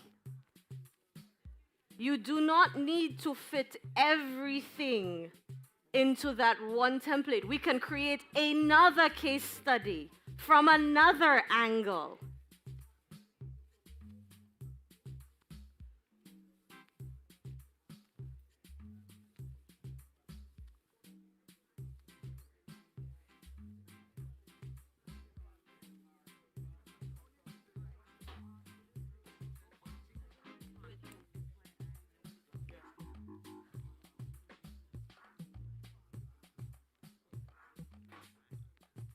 And that's all I ask, just to try.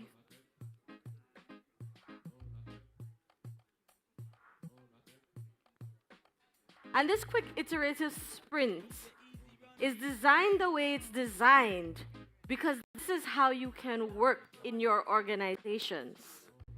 So you do not have to take on the burden of spending 4, 5, 6 hours putting together the information for your policy briefs, for your social media campaign, for your press releases. You work once and you are able to repurpose.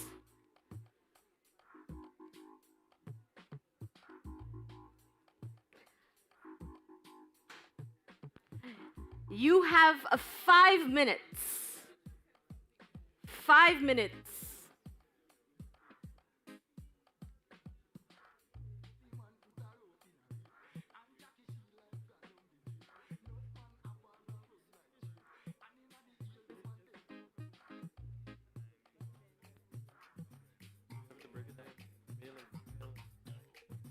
You could do it however you want to do it. You can aggregate it by height, by weight. It's your preference.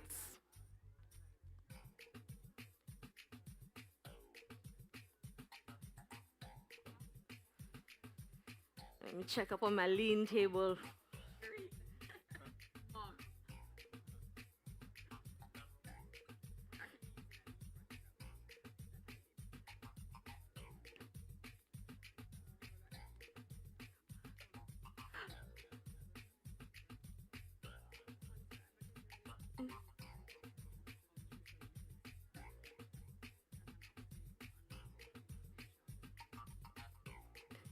And you see my bright table. My bright table. Oh, it's going to get even more fun after lunch.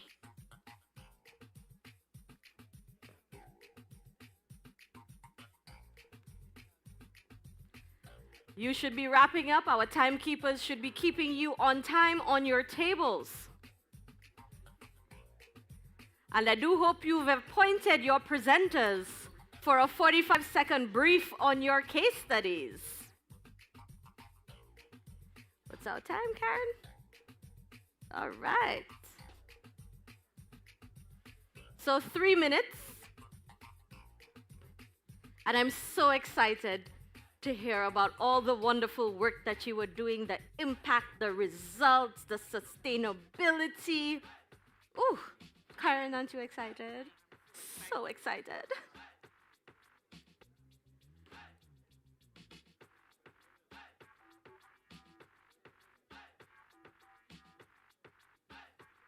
And we're just going to need 5 volunteers to present us with their 45-second overview of their case studies. So you can be a volunteer or you could be voluntold. And we will have time later for those who didn't present who can still share further. As long as Karen tells me we have time, let me tell you. I'm checking if there are any A students, persons who have knocked it off already, but everybody looks so still intense. Working. Yes. I like it. I like it.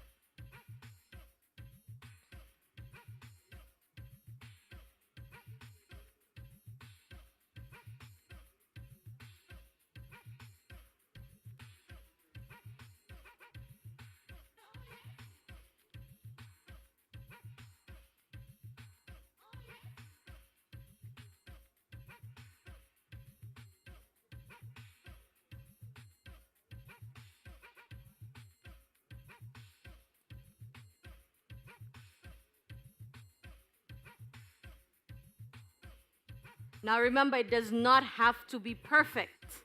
You need to just get the information down and we will fix it up as we go along.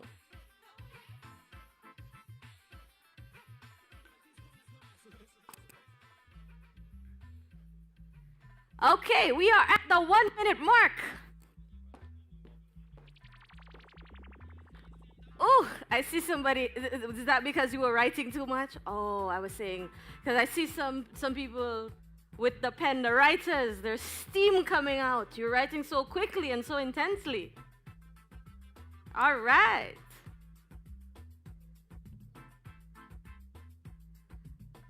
How many people have their draft completed? 8 sentences, 1 under each template.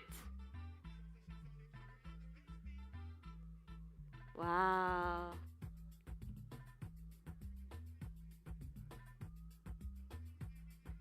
You know, I should have gotten a little bell, Karen. Ding, ding, ding, ding, ding. Okay, folks, don't worry. You're not presenting now. We're going to refine. We're going to build. We need to do our checklist. Pencils down. Crunch time. It's okay, you know. It's okay. All right. So, I need a show of hands.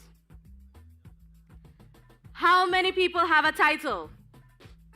Come on by table. So we have 1. All right. 2 table, 3, yes, 4. So what happened to this side of the room? Okay. Okay, 6. Okay, coming along. All right. How many people have a statistic?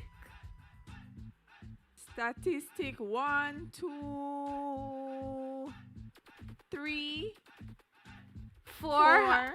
There's a table over here. Statistic. How many people have a quote? All right. 1, 2. 4. I see 4 hands going up. That's what, half the room? Yes. Now remember, it does not have to be perfect. All right. How many people have identified the sustainability of their project and the partnerships that were formed during their projects? All right, I see table in the middle. Ooh, table in the middle are like, they're the gold star students here. All right. My lean table at the back. Yes. Okay. During this section, this is what we call a sprint. We are going to make your story shareable. So the point of this exercise was to just get all the information down on paper. At minimum, you are supposed to have 8 sentences. 1 sentence under each heading of the template you were given. How many people have 8 sentences minimum? 8-ish sentences. 1, 2, 3. What happened to the rest of my tables? Kobe, you have 6 sentences? I think I see 4. 4. All right, 4. Okay, so we're getting there. We are getting there. So let us go. You are going to put 1 sentence for your first draft in each of the sections of the template. I need you to focus on clarity. I need you to focus on clarity. Once you have the 8 sentences, you will understand why. If your title and heading is too convoluted, you can tell based on the information the 8 sentences will yield under each of the heading topics. You need to make your quote specific. So if your quote has something like, you know, it was a nice program, or it was so great, take it out. That is not the point of the quote. The quote is needed to reinforce that statistic, that impact that you say you had with your intervention. So ask yourself the core questions as you fill out those 8 sentences. What changed? How do you know that something changed? And how can you prove it? Through a photograph, through a video? What do you have to enhance your credibility and back up what it is you are saying? So you need 1 statistic and you need a source for your statistic. So if you're saying that 28 people were trained, 18 of them got scholarships, 4 of them are now employed. How do you know this? How are you tracking it? Is it attendance sheets? Did you send out surveys? What gave you that data? But Alicia, can they be their own source? So if they did their research? How did they do their research? Did you talk to people? If you went around and you spoke to the beneficiaries, you say, okay, the source is GRPA, because we followed up with our beneficiaries. This is the Excel sheet that we can refer to. This is the video documentary that we did where we collected information from the beneficiaries. You cannot just have numbers floating around without an anchor. It needs to be anchored in something. So let us refine our headlines. Answer the 3 questions. Give me the 8 sentences. What changed? How do you know it changed? And what evidence do you have of this change? What proof do you have? And then right after that, we're going to go into our 45-second presentations. Do we have anybody who wants to just share and open the floor? Remember, fear is not present here, so we're not. Yes, we have somebody at the back. Oh, our awesome, superheroes awesome. are out in full force. Oh, and then we have the BNTF table. Who's going to go next? Okay, excellent. This is a case study from Genesis. It's a school for the hearing impaired or persons with different levels of impairment. And what our hook line sounds like, it's educate to communicate, giving students access to communicate. Oh, yes, I like that. Round of applause. That is one good hook. As I highlight, the school is a school with persons with impairment. If I give you some stats, there are only four speech therapists on Jamaica, or about that, and the cost for speech therapy is $1,500 per hour. Sorry, $15,000 per hour, which is challenging for persons. At Genesis, we have 100 students, And we are looking at partnership with other schools in the area. So there's also Promise, which have about another 100 students having similar challenges. And if we could train all teachers and some students or all students, along with having workshops with parents, we could improve the quality of service which the school provides. And also, we are looking at the possibility that we may even have a source for a full-time speech therapist within our cohort area to include schools in the close proximity. So what we are looking at is having 14 teachers trained at Genesis and a comparable number at the other school. We are also looking at 200 students having been trained and educating them to communicate and making them better persons within the community. The impact on students, we look at it that it will be a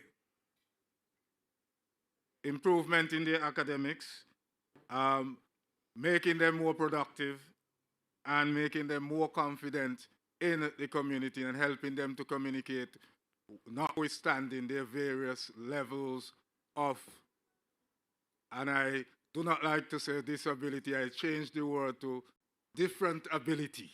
All right, round of applause. That's a little over 45 seconds. Now I have a question though. What are you asking for? You tell me all these things, but you tell me what is the one thing you're asking for. I know you say you want teachers trained. Are you asking for the training? Are you asking for funding for the training? Are you asking for teachers to be assigned so that they could be trained?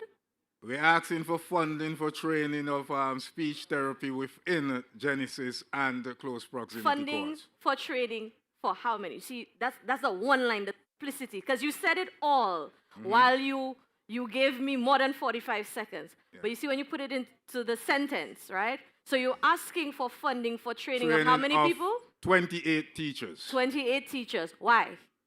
Because if we train 28 teachers, we will be able to have some sustainability and some transfer of knowledge instead of just having the speech therapists coming in.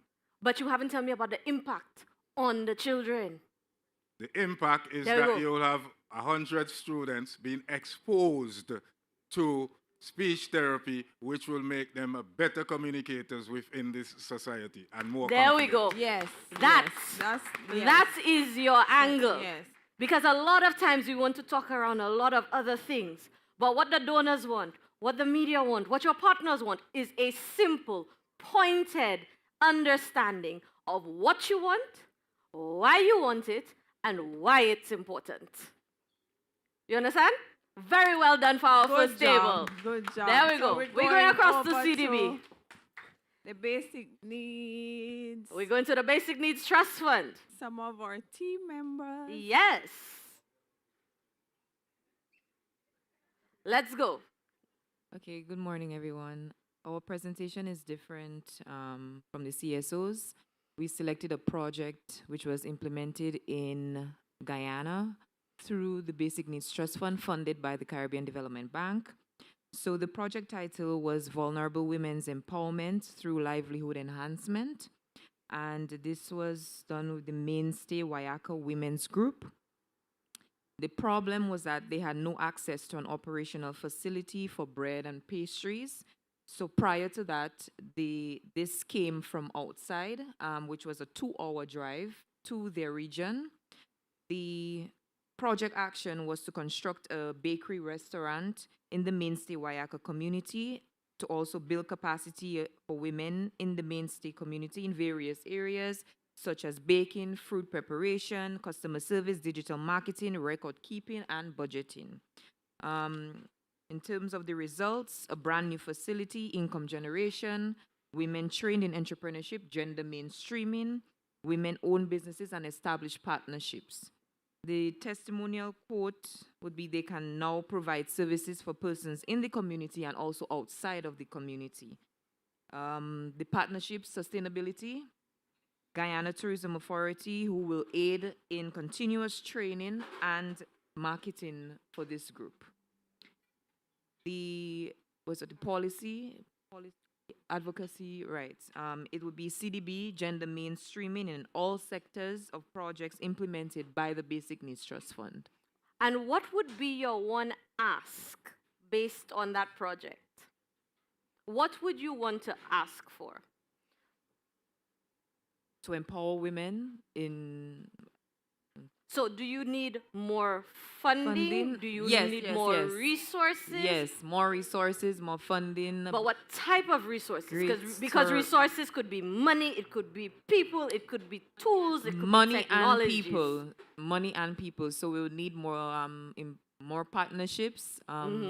You have various groups who do trainings and whatnot for women, and let's say there's a gap, so they can basically, propose that, hey, we have not seen any training in AI. Why not teach them that? And training in proposal writings, because now they have a business, so they can now expand, that type of thing into catering and that type of thing. So. All right, thank you. What about numbers, though? How many women? The number of women trained was 24, sorry. 20, yeah, that's important. Keep your numbers. And then what happened after they were trained?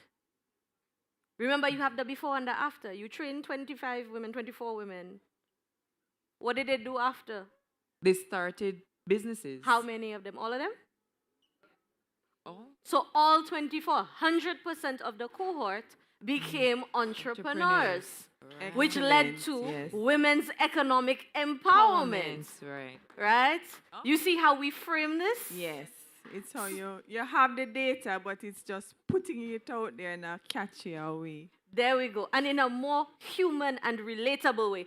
Who is our next victim? I mean, our next volunteer. There we go. Over there. We have one right here. Yes, I'm just going to break it down in my term, not in the big terms, right? In the local term, right? For Landoway JS Group, they found out that the Landoway JS Group, they made unemployed. The community itself unemployed, right? We come up with a community empowerment program through farming and training. We get help from the RADA, the Ministry of Agriculture, to write the project, and we get funding to write the project and to Food for the Poor. So Food for the Poor look donors for us, and we get donors from Canadian government, right? And CDB will give us some training. So out of that training, we come up with this project, agriculture project, right? The problem we have is high unemployment in the community, right?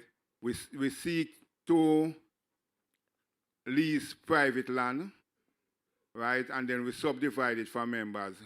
We have 18 members, 12 were women and 6 were men.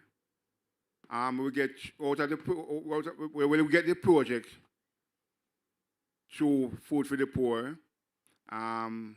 We get over $9.5 million out of the project because it's feasible, right? We get training and soil conservation, right?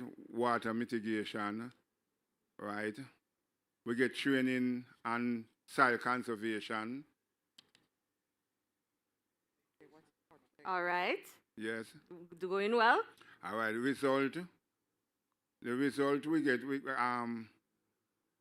equipment from the project. We get equipment like water pumps. How many water pumps? 2 water pumps for the river run adjacent to the plant to the land, to the property, right? We have equipment like water hose to irrigate the land and drip hose, seeds. And then include the training too, right? Mm-hmm.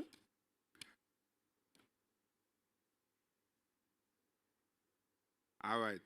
We get training from RADA personnel still how to grow onion, right?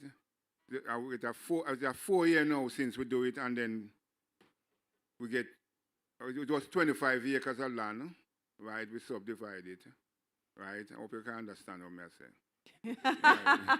We have been Right. following. Is it Yes. still Right. is Now- it still ongoing? And yes, it's still going same way because the farmers start produce bunion and create employment for about 50 persons within All the right. community. There we go. That's the Right? result. 50 That's the persons result. in the Yes. community, right? Them sell iglas within the community, and igla take it to market, spread it out again.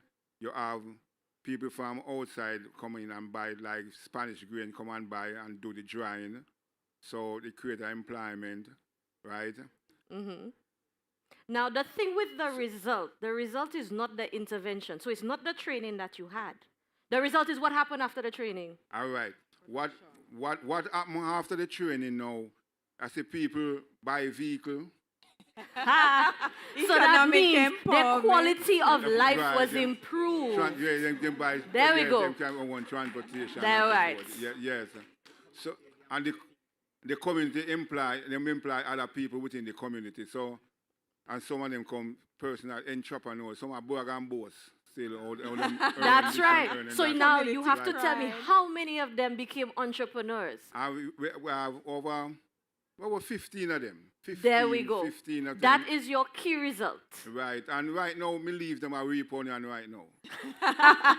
So now let's get to Excellent. your ask, right? If Yes. you had to ask for something, whether it's for the funders, the donors, or the government, what would be your ask based on this project?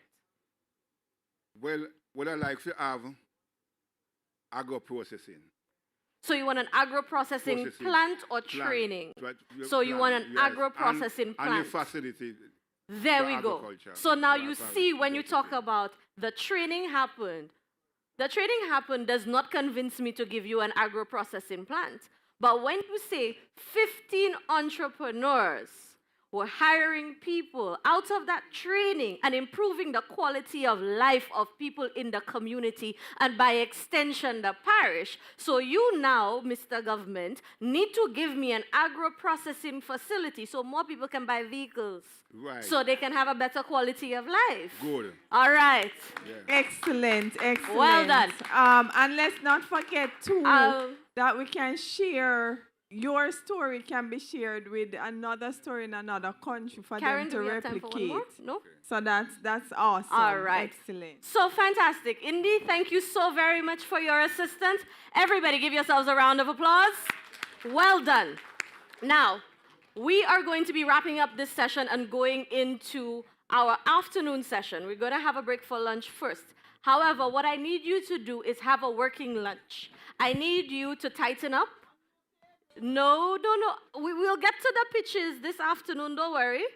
Right? I'm very strict about time, and I see Karen. I can feel her behind me, looking at me. So I'm trying to not make eye contact while I try to wrap up this session. We are going to be building out your case studies. Give me at least 8 sentences during your lunch. Sit at your tables as you're talking and having lunch. Tighten up the 8 sentences, because this afternoon we are going to be joined live and direct by journalists from Jamaica who will explain to you why your stories, when they get sent to the media, are either picked up and put at the bottom of the newscast, picked up, put up at the middle or at the top, or not picked up at all.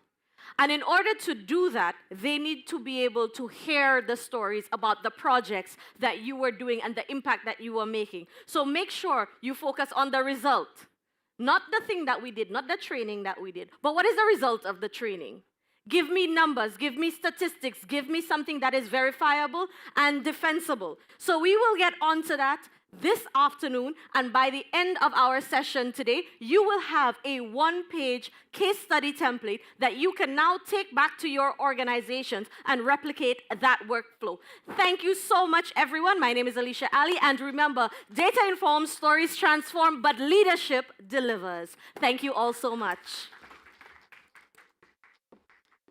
Thank you so much, Alicia. So I need to remind you all about the portal. The resources have been uploaded for the first day and the second day. So if you want to go and download the PowerPoints, you can do this. Do not forget we have the collaboration corner with the Commonwealth Foundation, CDB, KoboToolbox, and I believe Leaf is also there. Tracy helping you develop your lean canvas. We thank you all who are on our live stream. We will be back in an hour, and we expect you to be back with us as we go through the pitch and we'll hear from the journalists. Let's have lunch.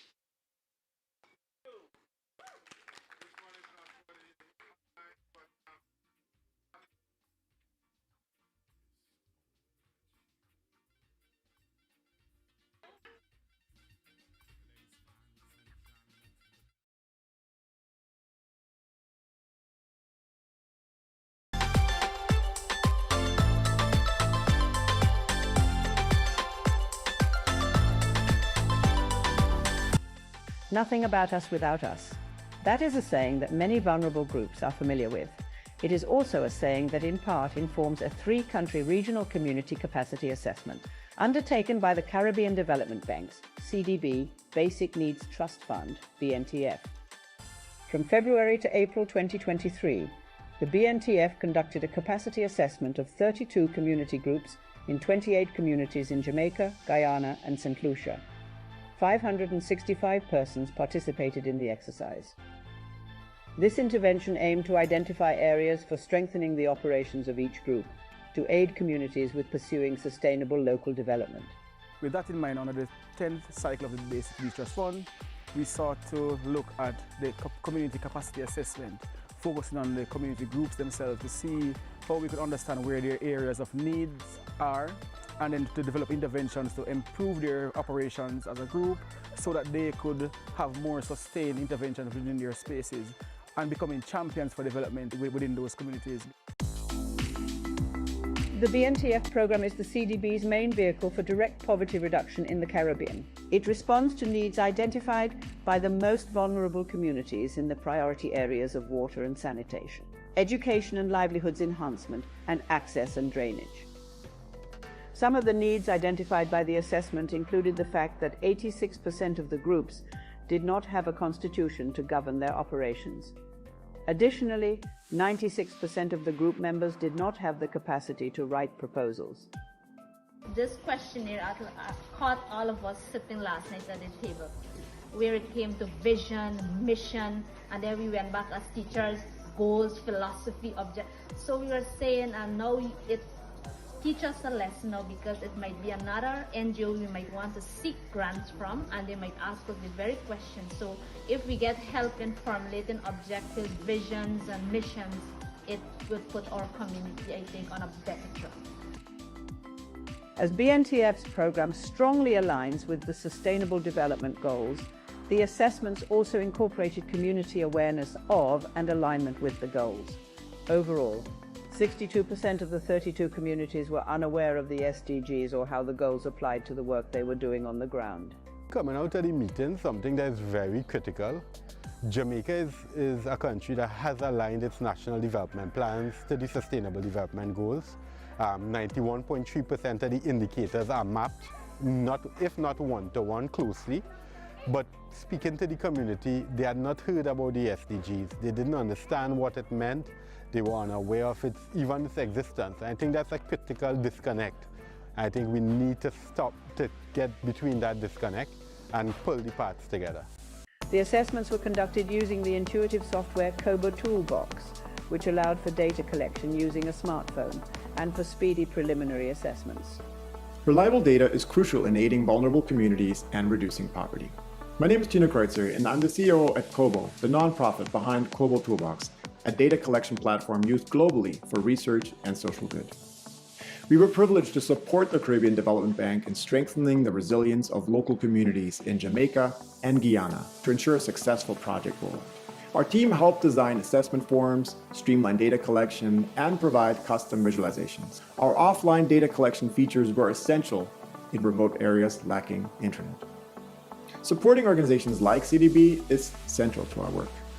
Our goal is to ensure that programs like BNTF have access to high-quality data tools so they can make an impact on the ground. By enabling access to reliable, high-quality data, we at Kobo are committed to empowering organizations like CDB to create meaningful, on-the-ground changes and to increase resilience. The assessments have challenged the countries involved to look more critically at its work.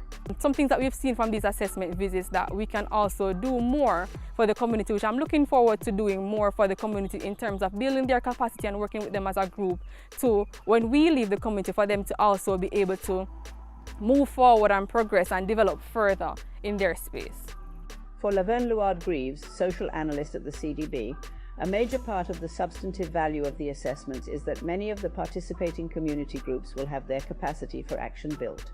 In the first instance, coming out of these activities directly, there is the promise to provide support for the entities to build out their action plans. In a very real way, the BNTF will be providing support for them to have these action plans finalized.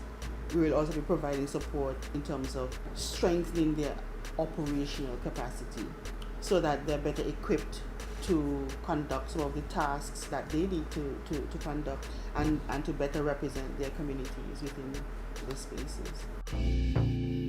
As a part of the next steps from the assessment, the BNTF will be organizing a proposal writing workshop in July, as well as preparing an online community development course.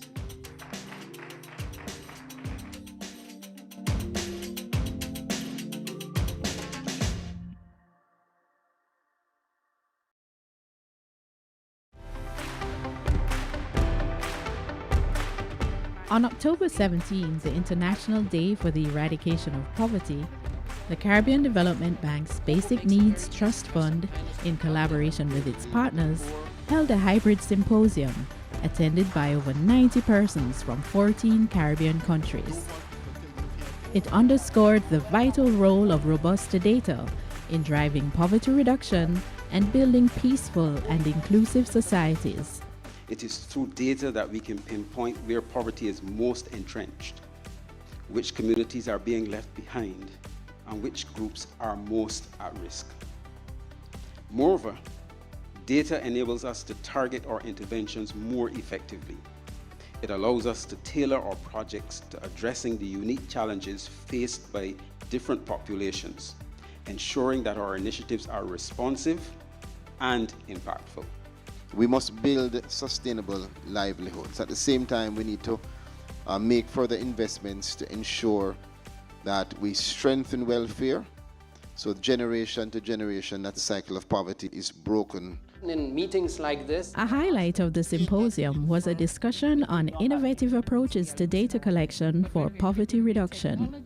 We need to use innovative strategies to reach those who are most in need, but respond to what they need. GEMS is a big capacity building program, and the idea is really to give the skills and the tools to collect granular data to local stakeholders. The idea of GEMS is to get eyes on the ground where you cannot always have boots on the ground or feet on the ground. Here in Jamaica, we have a poverty map.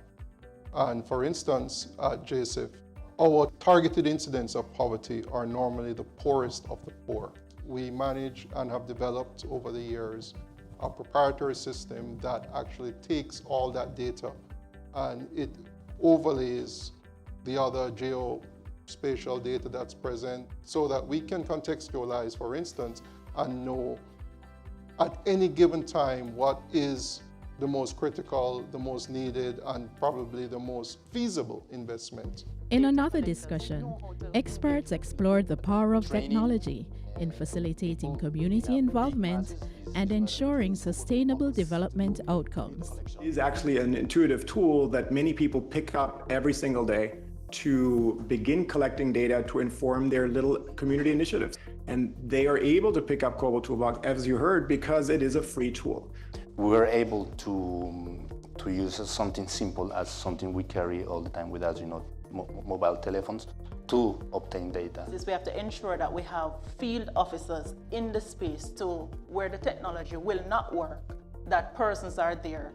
Because the truth is, no matter how far advanced we get, there's always a need for that human contact. Any community with the right capacity can transform their space. So I think even as we start our development conversation, a lot should be around how can I leave this community at the end of Project A more capacitated than when we first started. Beneficiaries from the Pisgah Primary and Infant School and the Child Protection and Family Services Agency shared their experience of data driving real change. The communities of Pisgah, Huntley Castle, Berkshire Wood, Chevet Hills, we are proud beneficiary of a new school that is now being constructed. Thank you to CDB. Further data was used to assist 6 groups of parents who were trained and they were given grants to start their small businesses. We are now employing women on the site. Community persons are earning a living. And I'm telling you, we are coming out of the generational and the rural poverty that we have been experiencing over the years. In 2023, the CPFSA benefited from the construction of our first child therapeutic center through funding from CDB under the Basic Needs Trust Fund. The therapeutic center provides services for what I would call the most acute cases, the children who require in-depth therapeutic interventions. Since January of this year, the center has seen 226 children. The symposium was not just an event, but a call to action. By building capacity and empowering communities through data, Caribbean nations can move closer to eradicating poverty and achieving inclusive societies. And together we can find the hope that's buried deep within. If we pull away our differences and let's all be friends.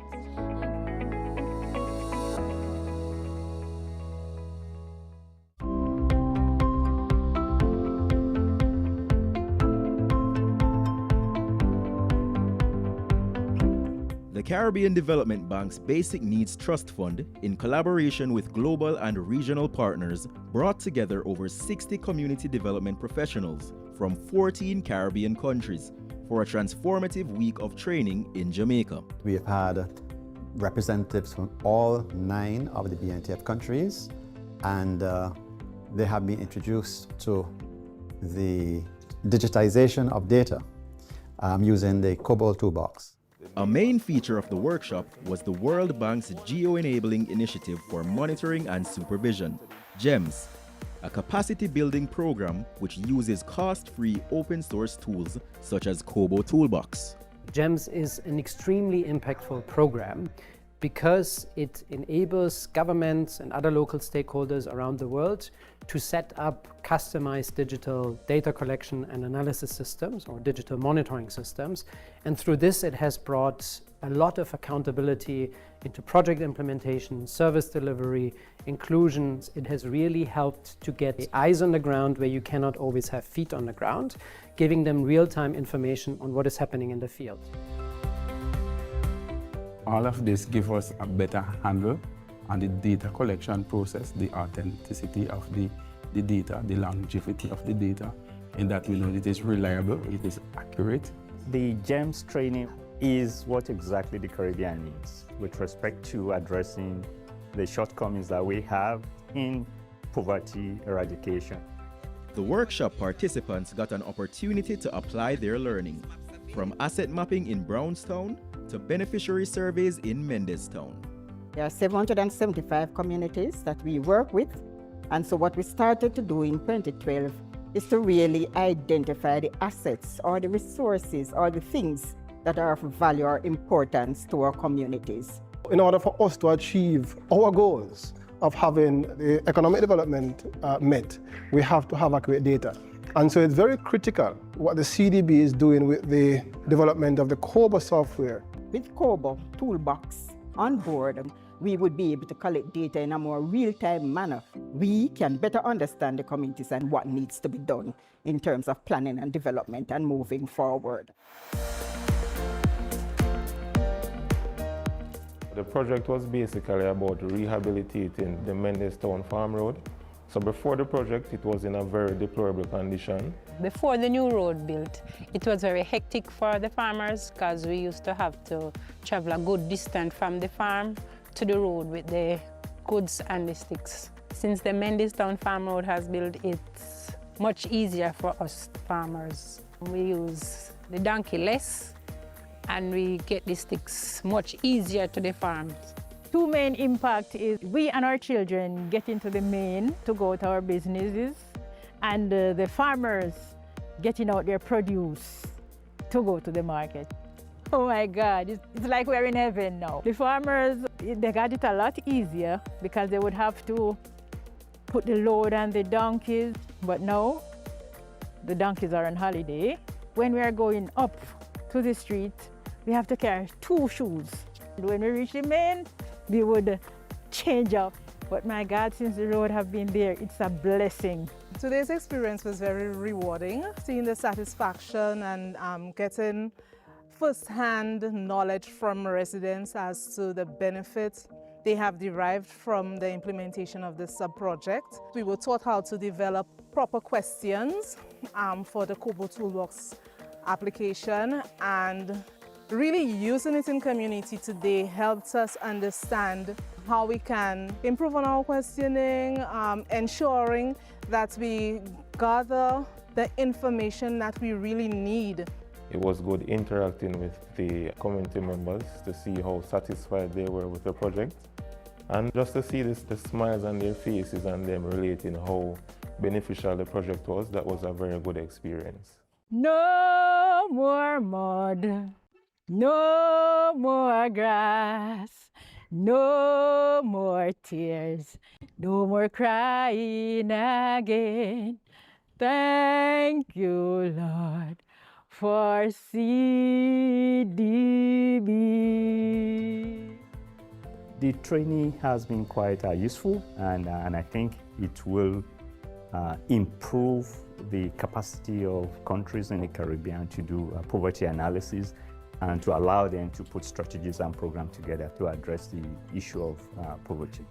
I give a thumbs up for KoboTool, and we definitely will use it in St. Vincent and the Grenadines. I'm definitely excited about this workshop, just as the other 60 participants from across the region. And I'm also even more excited about what they will do upon their return to their respective countries. We will be continuing to build capacity, not only in our BNTF countries, but across the projects and programs and technical assistance projects financed by the Caribbean Development Bank.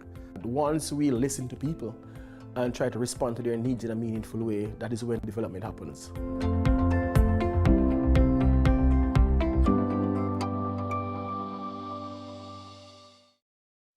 Community leaders are champions of change, building better lives, stronger organizations, and more resilient communities. The Caribbean Development Bank's Basic Needs Trust Fund, in partnership with the JN Foundation and the Local Engagement and Action Fund, LEAF, hosted a groundbreaking 4-day pilot workshop from April 28 to May 1, 2025, with one goal in mind: to empower community-based and civil society organizations with the tools to thrive. We had a collective view, both CDB and JN Foundation, in terms of the urgent need to strengthen community organizations to move the needle forward. So when JN put forward the idea around the financial literacy training, we were happy to be a part of that intervention.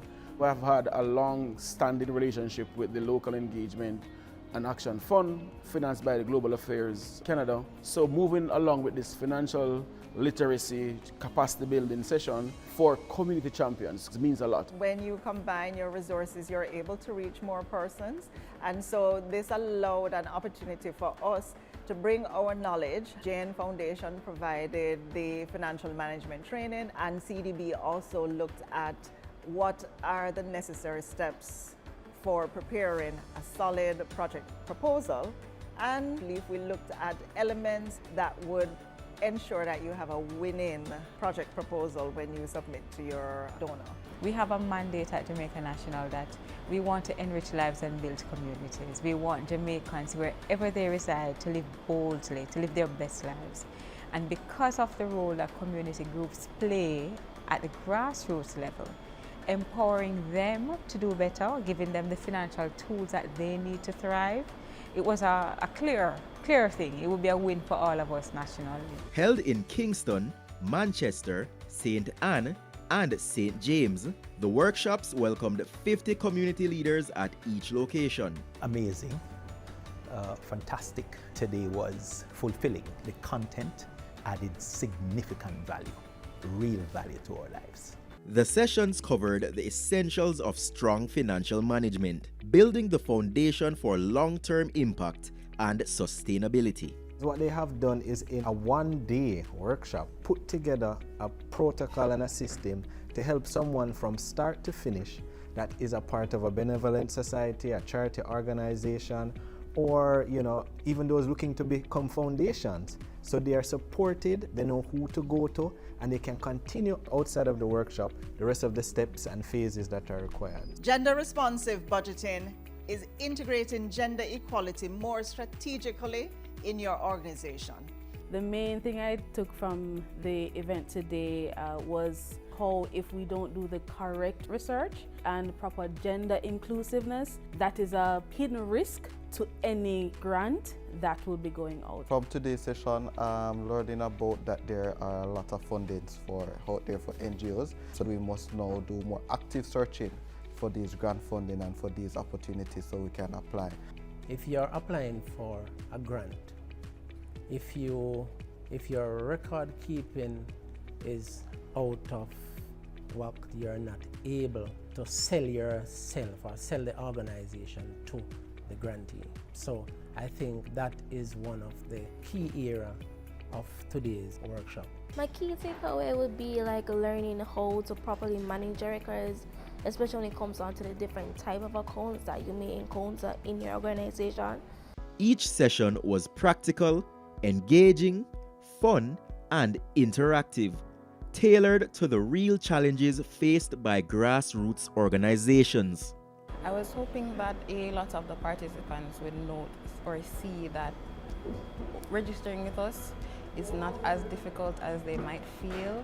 I know that the requirements are hefty, but once they come in, they'll find that we're very helpful and that we're not going to leave them to figure it out all on their own. I have to go back and hold meetings with younger community members who have done well and try to stimulate them to take a greater part in the development of the community, because I would really like to know that the community continues to develop even after we have gone. Participants gained not just knowledge, but the confidence to lead with transparency and vision. Coming here today, it makes such a difference because, when you have challenges in your organization, I found some solutions, and certainly it has helped me to be more confident in what I do. With the strengthening of financial literacy, I feel more confident with doing proposal writings to approach different organizations and knowing that I will have all my checks and balances done. This initiative is part of the CDB's strategic mission to build social, economic, environmental, and productive resilience throughout the region. If we don't empower people working in communities to do their work better, if we do not give them tools, if we do not design access that is inclusive and appropriate for them in terms of culture, in terms of resources, etc., we're going to get left behind. We need them to make change happen. That is what ultimately was reinforced. For the Basic Needs Trust Fund, we are invested in this quest to improve lives and to reduce vulnerabilities across the region. But for us to advance those poverty reduction agenda, it requires collaboration. It requires other entities coming to the fore. So if we could increase the awareness of the issues in those local spaces and bring other partners to the conversation, then it means a lot more. We are concerned more about the multiplier effect after the BNTF. We don't want to leave any community the same as when we started. So there has to be greater focus in building key areas like proposal writing, like financial management. By investing in the financial literacy of our community champions, we're investing in the future of the Caribbean, where strong institutions uplift lives and local action drives lasting progress.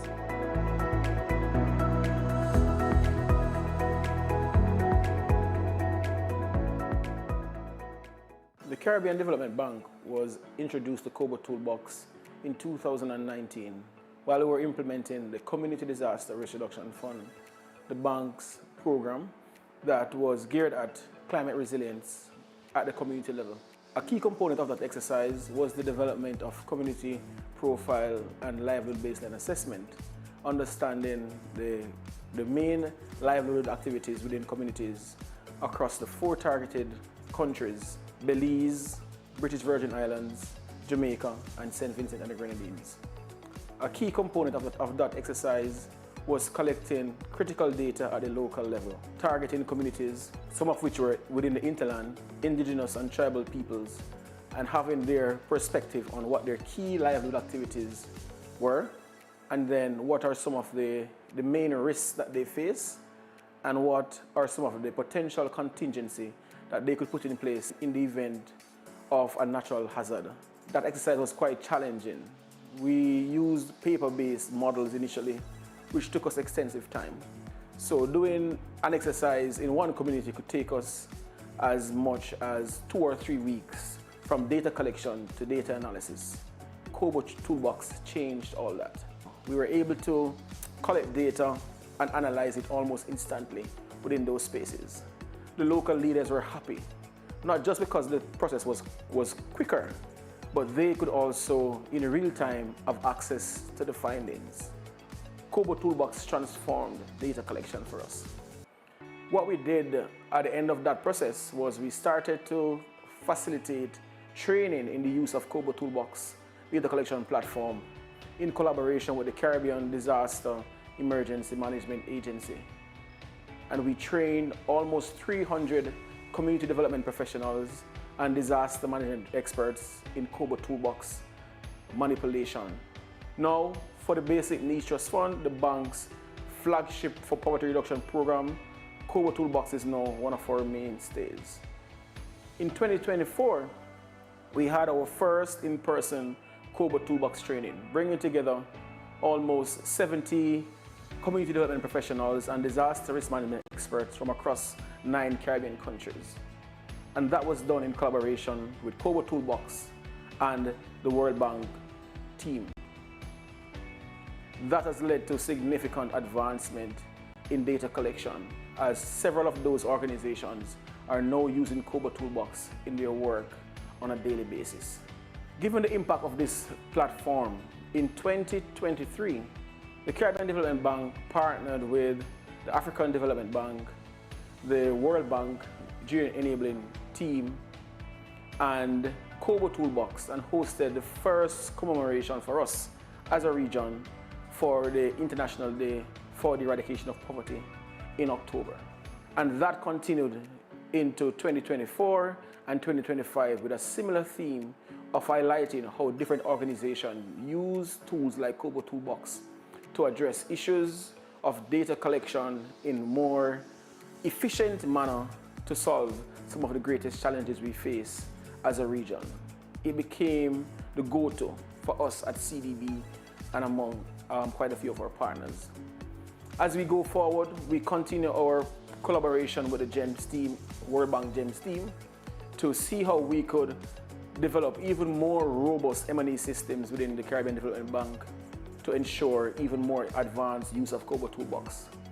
We're currently targeting completing a pilot portfolio mapping exercise, building on some of the best practices at the World Bank, and having our basic needs trust fund teams in Belize, Jamaica, Guyana, and Suriname do use KoboToolbox to do mapping of our projects, both from the World Bank and the CDB, as a pilot exercise that will be replicated across other spaces. We are certainly happy to collaborate in all instances with the KoboToolbox team and what they bring to the table. They make development work much easier.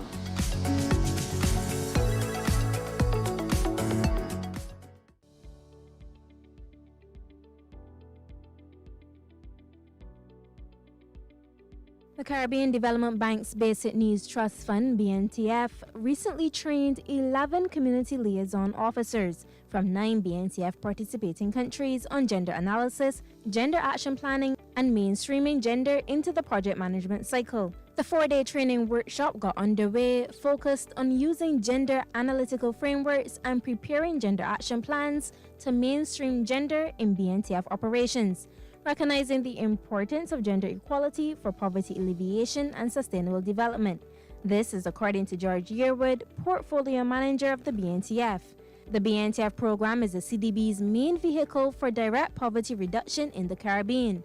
Gender and climate change are two cross-cutting themes for the program, which responds to needs identified by the most vulnerable communities, such as water, sanitation, education, and livelihoods enhancement. The objective was, as I said, a greater sensitization of the gender aspect of their work by providing them with new tools for analyzing the communities within which they work. Division Chief of the Social Sector Division, Martin Baptiste, underscored the importance of gender for the CDB. I am pleased to welcome you to this training, which is aimed at extending your understanding around gender and the capacities to integrate gender into BNTF operations.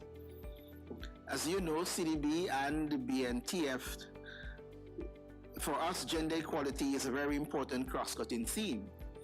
Every project can potentially impact on gender equality, and therefore we need to make sure that we do no harm. In particular, we need to use the opportunities that we have to enhance equality and to transform the lives of women and men. The participants spent a significant amount of time working on draft gender action plans that they could use during the BNTF's project implementation cycle. These plans will strengthen the gender outcomes of current projects, some of which are at the beginning stages of implementation. In turn, the participants shared some of their key takeaways.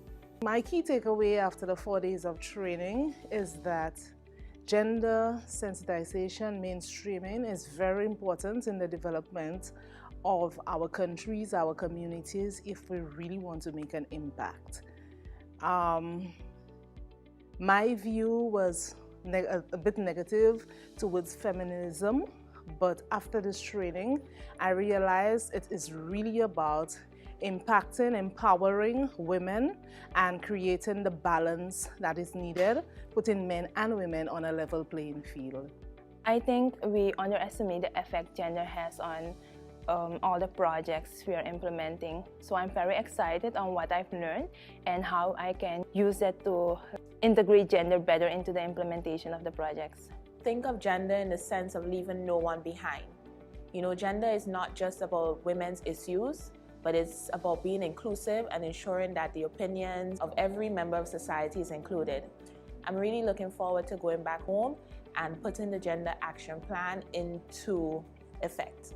For Natalia Levy, the training will be especially useful for her to apply in rural and farming communities. Based on the information received from this workshop, the knowledge, the tools, it would definitely assist as it regards to making assessments, especially in the rural communities, to extend our interventions to make it holistic, as to really identify the issues that are there regarding gender and to possibly assist with a particular intervention that will change the gender scope in the community, probably as it relates to empowerment of females, or assist with the change of gender dynamics in households, especially in farming communities.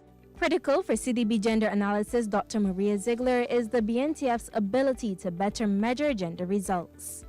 The most significant part of this training for me was the development of gender action plans.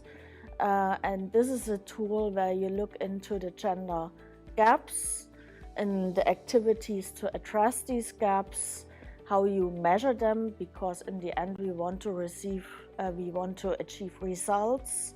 Since 1979, the BNTF has implemented over 3,000 sub-projects, which has directly impacted more than 3 million men, women, and children.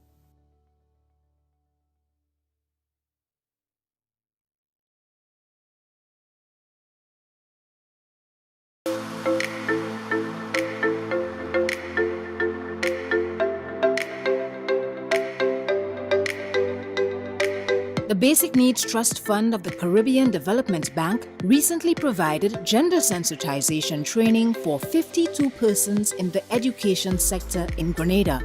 Portfolio Manager of the BNTF, George Yearwood, said building on previous programs, the BNTF continues to mainstream gender considerations in all interventions and at every stage of the project cycle. This heightens awareness of the different situations faced by women, men, boys, and girls, and this awareness impacts the design of interventions and their evaluation.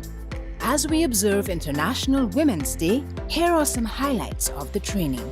Gender equality is also about who is being left behind because of our socially constructed ideas of what is acceptable for men to do and what is acceptable for women to do. Participating in the training activity, we have teachers, other members of staff, and including members of the PTA Association. I think the training is really just giving everyone an opportunity to look at their own internal biases when it comes to gendered expectations and how do we address those biases and not restrict our children and not, cut their chances of reaching their fullest potential. For me, if we want to start change, we must target a generation to bring about the change. So I think this is very timely because for me, I'm going to take it back home and talk to my kids so that they have a better understanding. My most valuable takeaway from today's training was there is a distinct difference between sex and gender. It is a very broad topic that I think, mostly all the schools need. And this is a discussion we as adults need to have on a regular basis. According to Dr. Maria Ziegler, gender specialist for the BNTF takes a holistic approach to its work by funding infrastructure and capacity development and by addressing the underlying norms and behaviors that affect equal access to the benefits of the latter by women and men, boys and girls. Gender sensitization training, she said, is very important to raise awareness and stimulate the changing of gender stereotypes and harmful gender norms, which affect behaviors and societal expectations, and also equality or inequality in outcomes. I must indeed say it was very informative. I've learned a lot, and I think a lot of communities need to have sessions like these to inform the public. For parents, have a discussion with your child in relation to gender and sex so that we don't see the same thing repeating in history. The world is changing. If we want to keep up, our mindset has to change. I'm not saying that it should take away from our core values, but our mindset towards gender biases has to change so that we who are in charge of the future generation, that we can have a better world for them to live in. I must say this project was mind-blowing. BNTF program project is doing our school, and not only just they're concerned about our school, they're concerned about training us as staff, training us as parents to prepare our children for the next generation.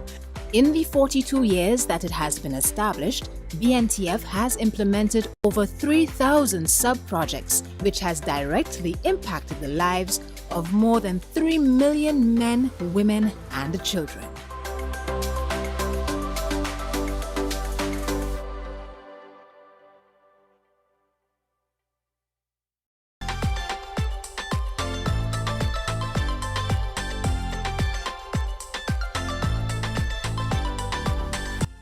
Nothing about us without us.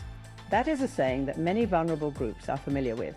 It is also a saying that in part informs a 3-country regional community capacity assessment undertaken by the Caribbean Development Bank's CDB Basic Needs Trust Fund, BNTF.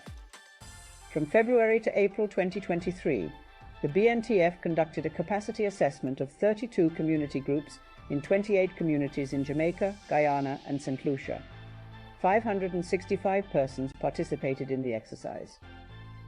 This intervention aimed to identify areas for strengthening the operations of each group to aid communities with pursuing sustainable local development. With that in mind, under the 10th cycle of the Basic Needs Trust Fund, we sought to look at the community capacity assessment, focusing on the community groups themselves to see how we could understand where their areas of needs are, and then to develop interventions to improve their operations as a group so that they could have more sustained interventions within their spaces and becoming champions for development within those communities. The BNTF program is the CDB's main vehicle for direct poverty reduction in the Caribbean. It responds to needs identified by the most vulnerable communities in the priority areas of water and sanitation, education and livelihoods enhancement, and access and drainage.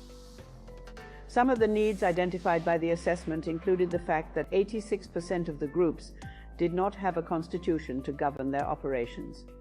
Additionally, 96% of the group members did not have the capacity to write proposals.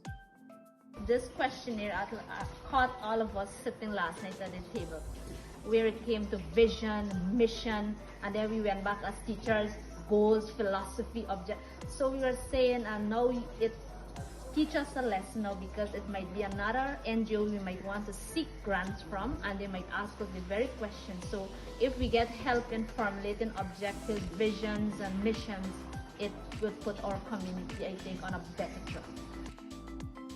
As BNTF's program strongly aligns with the Sustainable Development Goals, the assessments also incorporated community awareness of and alignment with the goals. Overall, 62% of the 32 communities were unaware of the SDGs or how the goals applied to the work they were doing on the ground. Coming out of the meeting, something that is very critical. Jamaica is a country that has aligned its national development plans to the Sustainable Development Goals. 91.3% of the indicators are mapped, if not one-to-one closely. But speaking to the community, they had not heard about the SDGs. They didn't understand what it meant. They were unaware of even its existence. I think that's a critical disconnect. I think we need to stop to get between that disconnect and pull the parts together. The assessments were conducted using the intuitive software KoboToolbox, which allowed for data collection using a smartphone and for speedy preliminary assessments.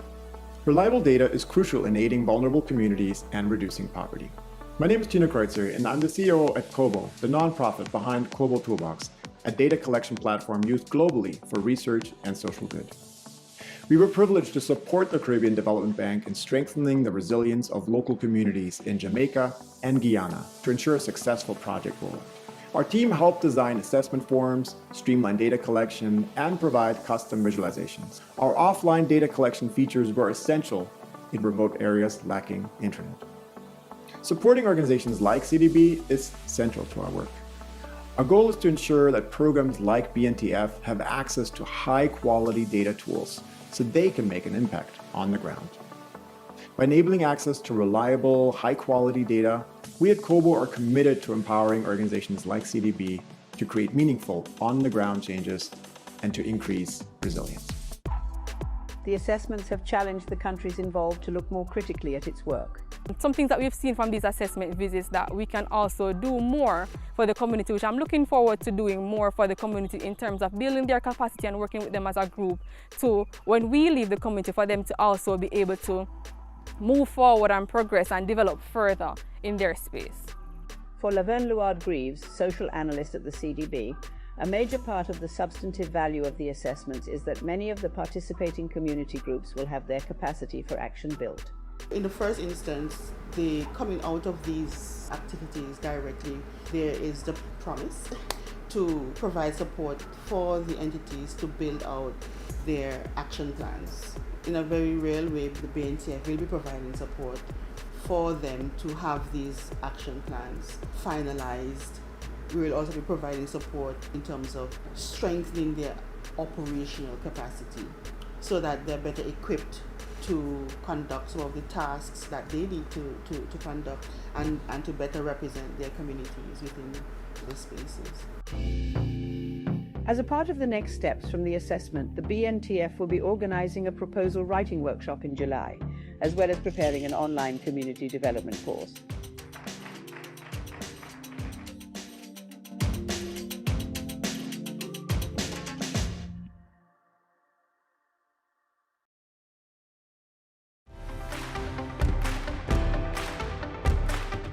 On October 17, the International Day for the Eradication of Poverty, the Caribbean Development Bank's Basic Needs Trust Fund, in collaboration with its partners, held a hybrid symposium attended by over 90 persons from 14 Caribbean countries.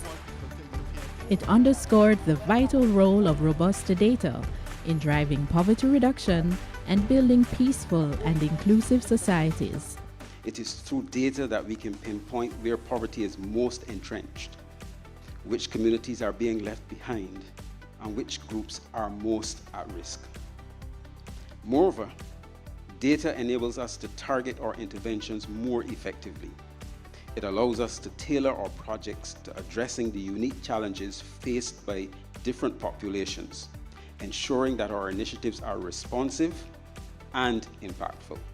We must build sustainable livelihoods. At the same time, we need to make further investments to ensure that we strengthen welfare, so generation to generation that cycle of poverty is broken. In meetings like this, a highlight of the symposium was a discussion on innovative approaches to data collection for poverty reduction. We need to use innovative strategies to reach those who are most in need, but respond to what they need. GEMS is a big capacity building program, and the idea is really to give the skills and the tools to collect granular data to local stakeholders. The idea of GEMS is to get eyes on the ground where you cannot always have boots on the ground or feet on the ground. Here in Jamaica, we have a poverty map. And for instance, at JSIF, our targeted incidents of poverty are normally the poorest of the poor. We manage and have developed over the years a proprietary system that actually takes all that data and it overlays the other geospatial data that's present so that we can contextualize, for instance, and know at any given time what is the most critical, the most needed, and probably the most feasible investment. In another discussion, experts explored the power of technology in facilitating community involvement and ensuring sustainable development outcomes. It is actually an intuitive tool that many people pick up every single day to begin collecting data to inform their little community initiatives. And they are able to pick up KoboToolbox, as you heard, because it is a free tool. We were able to use something simple as something we carry all the time with us, mobile telephones, to obtain data. We have to ensure that we have field officers in the space to where the technology will not work, that persons are there. Because the truth is, no matter how far advanced we get, there is always a need for that human contact. Any community with the right capacity can transform their space. So I think even as we start our development conversation, a lot should be around how can I leave this community at the end of Project A more capacitated than when we first started. Beneficiaries from the Pisgah Primary and Infant School and the Child Protection and Family Services Agency shared their experience of data driving real change. The communities of Pisgah, Huntley Castle, Berkshire Wood, Chevet Hills, we are proud beneficiary of a new school that is now being constructed. Thank you to CDB. Further data was used to assist 6 groups of parents who were trained and they were given grants to start their small businesses. We are now employing women on the site. Community persons are earning a living. And I'm telling you, we are coming out of the generational and the rural poverty that we have been experiencing over the years. In 2023, the CPFSA benefited from the construction of our first child therapeutic center through funding from CDB under the Basic Needs Trust Fund. The therapeutic center provide services for what I would call the most acute cases, the children who require in-depth therapeutic interventions. Since January of this year, the center has seen 226 children. The symposium was not just an event, but a call to action.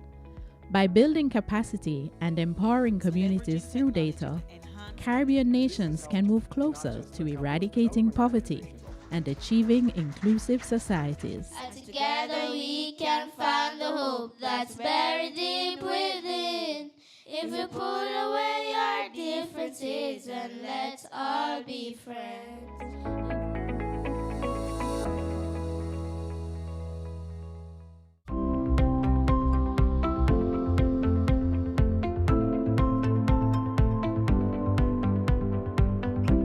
The Caribbean Development Bank's Basic Needs Trust Fund, in collaboration with global and regional partners, brought together over 60 community development professionals from 14 Caribbean countries for a transformative week of training in Jamaica. We have had representatives from all 9 of the BNTF countries, and they have been introduced to the digitization of data using the KoboToolbox.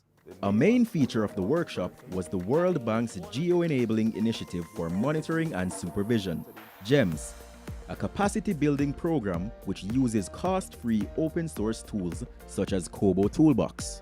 GEMS is an extremely impactful program because it enables governments and other local stakeholders around the world to set up customized digital data collection and analysis systems or digital monitoring systems.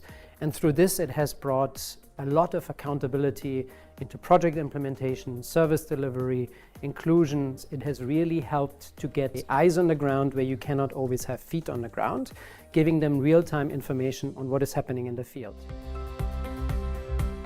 All of this gives us a better handle on the data collection process, the authenticity of the data, the longevity of the data, in that we know it is reliable, it is accurate. The GEMS training is what exactly the Caribbean needs with respect to addressing the shortcomings that we have in poverty eradication. The workshop participants got an opportunity to apply their learning, from asset mapping in Brownstown to beneficiary surveys in Mendestown. There are 775 communities that we work with, and so what we started to do in 2012 is to really identify the assets or the resources or the things that are of value or importance to our communities. In order for us to achieve our goals of having the economic development met, we have to have accurate data. And so it's very critical what the CDB is doing with the development of the Kobo software. With KoboToolbox on board, we would be able to collect data in a more real-time manner. We can better understand the communities and what needs to be done in terms of planning and development and moving forward. The project was basically about rehabilitating the Mendestown Farm Road. So before the project, it was in a very deplorable condition. Before the new road built, it was very hectic for the farmers because we used to have to travel a good distance from the farm to the road with the goods and the sticks. Since the Mendestown Farm Road has built, it's much easier for us farmers. We use the donkey less and we get the sticks much easier to the farms. Two main impact is we and our children get into the main to go to our businesses, and the farmers getting out their produce to go to the market. Oh my God, it's like we're in heaven now. The farmers, they got it a lot easier because they would have to put the load on the donkeys, but now the donkeys are on holiday. When we are going up to the street, we have to carry 2 shoes. When we reach the main, we would change up. But my God, since the road have been there, it's a blessing. Today's experience was very rewarding, seeing the satisfaction and getting first-hand knowledge from residents as to the benefits they have derived from the implementation of this sub-project. We were taught how to develop proper questions for the KoboToolbox application, and really using it in community today helps us understand how we can improve on our questioning, ensuring that we gather the information that we really need. It was good interacting with the community members to see how satisfied they were with the project, and just to see the smiles on their faces and them relating how beneficial the project was. That was a very good experience. No more mud, no more grass, no more tears, no more crying again. Thank you, Lord, for CDB. The training has been quite useful, and I think it will improve the capacity of countries in the Caribbean to do poverty analysis and to allow them to put strategies and programs together to address the issue of poverty. I give a thumbs up for KoboTool, and we definitely will use it in St. Vincent and the Grenadines. I'm definitely excited about this workshop, just as the other 60 participants from across the region. And I'm also even more excited about what they will do upon their return to their respective countries. We will be continuing to build capacity, not only in our BNTF countries, but across the projects and programs and technical assistance projects financed by the Caribbean Development Bank. Once we listen to people and try to respond to their needs in a meaningful way, that is when development happens.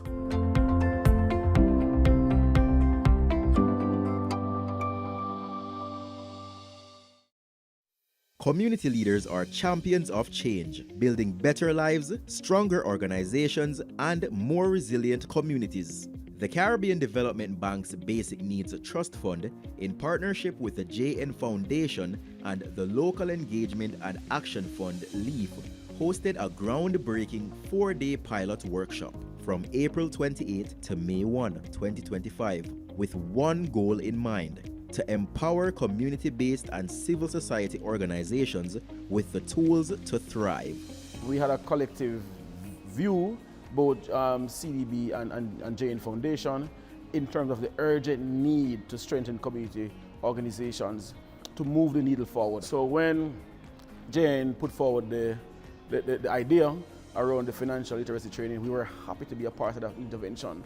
We have had a long-standing relationship with the Local Engagement and Action Fund, financed by the Global Affairs Canada. So moving along with this financial literacy capacity building session for community champions means a lot. When you combine your resources, you're able to reach more persons.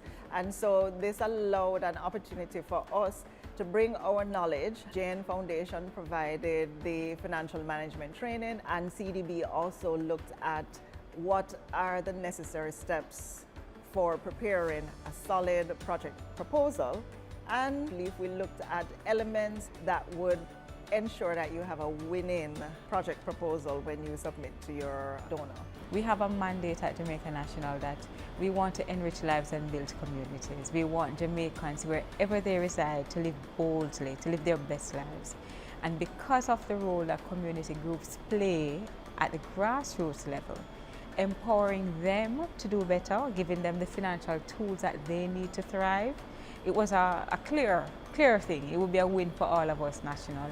Held in Kingston, Manchester, St. Anne, and St. James, the workshops welcomed 50 community leaders at each location. Amazing, fantastic. Today was fulfilling. The content added significant value, real value to our lives.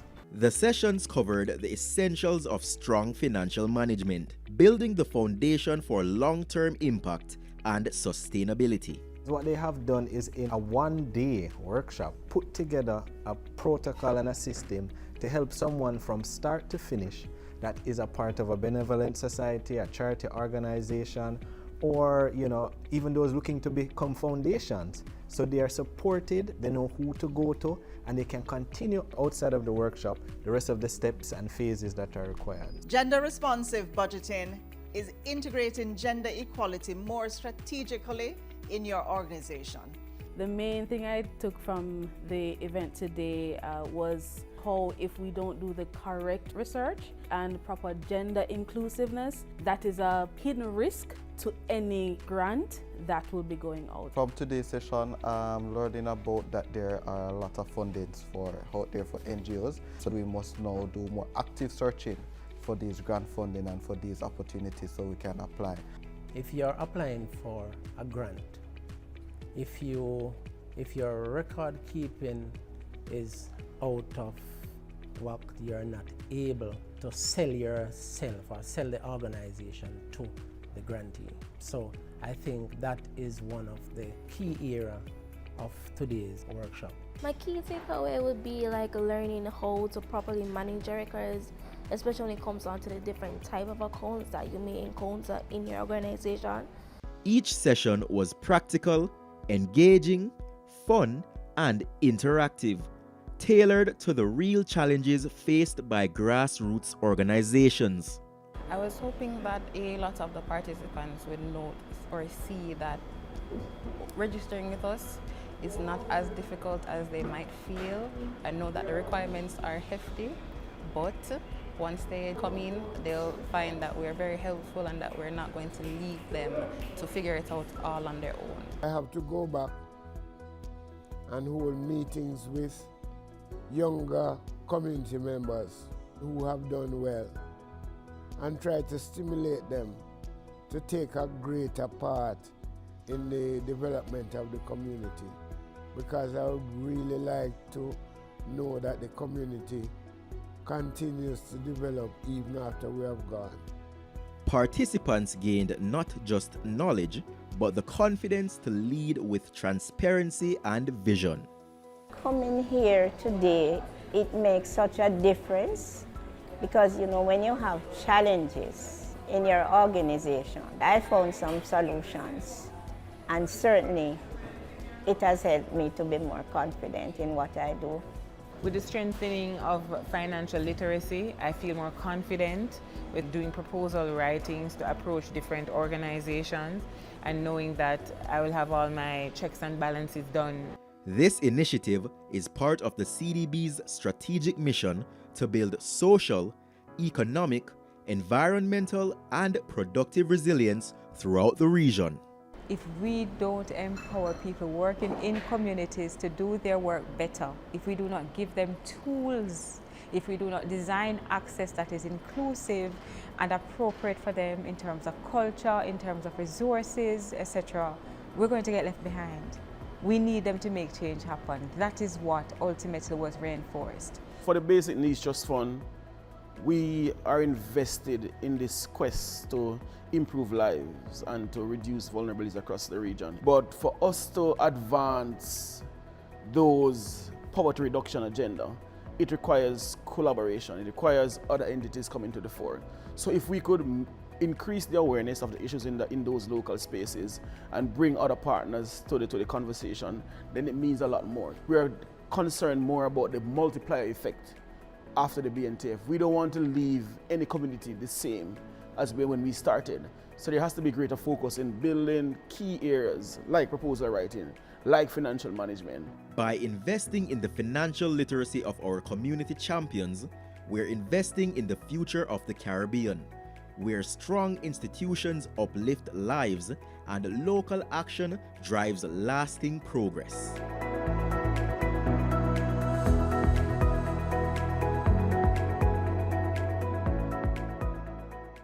The Caribbean Development Bank was introduced to KoboToolbox in 2019 while we were implementing the Community Disaster Risk Reduction Fund, the bank's program that was geared at climate resilience at the community level. A key component of that exercise was the development of community profile and livelihood baseline assessment, understanding the main livelihood activities within communities across the 4 targeted countries: Belize, British Virgin Islands, Jamaica, and St. Vincent and the Grenadines. A key component of that exercise was collecting critical data at the local level, targeting communities, some of which were within the hinterland, indigenous and tribal peoples, and having their perspective on what their key livelihood activities were, and then what are some of the main risks that they face, and what are some of the potential contingency that they could put in place in the event of a natural hazard. That exercise was quite challenging. We used paper-based models initially, which took us extensive time. So doing an exercise in one community could take us as much as 2 or 3 weeks from data collection to data analysis. KoboToolbox changed all that. We were able to collect data and analyze it almost instantly within those spaces. The local leaders were happy, not just because the process was quicker, but they could also, in real time, have access to the findings. KoboToolbox transformed data collection for us. What we did at the end of that process was we started to facilitate training in the use of KoboToolbox data collection platform in collaboration with the Caribbean Disaster Emergency Management Agency. And we trained almost 300 community development professionals and disaster management experts in KoboToolbox manipulation. Now, for the Basic Needs Trust Fund, the bank's flagship for poverty reduction program, KoboToolbox is now one of our mainstays. In 2024, we had our first in-person KoboToolbox training, bringing together almost 70 community development professionals and disaster risk management experts from across 9 Caribbean countries. And that was done in collaboration with KoboToolbox and the World Bank team. That has led to significant advancement in data collection, as several of those organizations are now using KoboToolbox in their work on a daily basis. Given the impact of this platform, in 2023, the Caribbean Development Bank partnered with the African Development Bank, the World Bank Geo-enabling team, and KoboToolbox, and hosted the first commemoration for us as a region for the International Day for the Eradication of Poverty in October.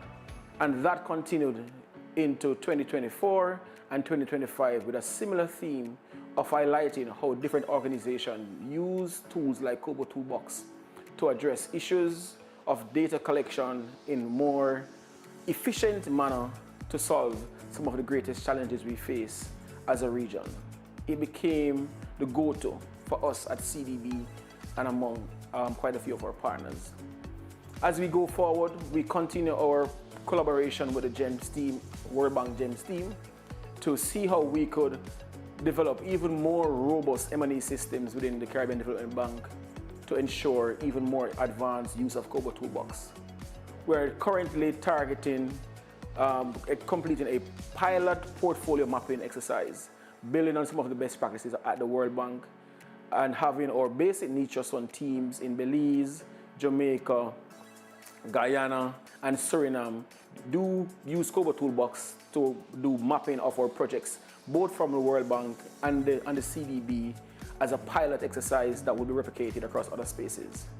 We are certainly happy to collaborate in all instances with the KoboToolbox team and what they bring to the table. They make development work much easier.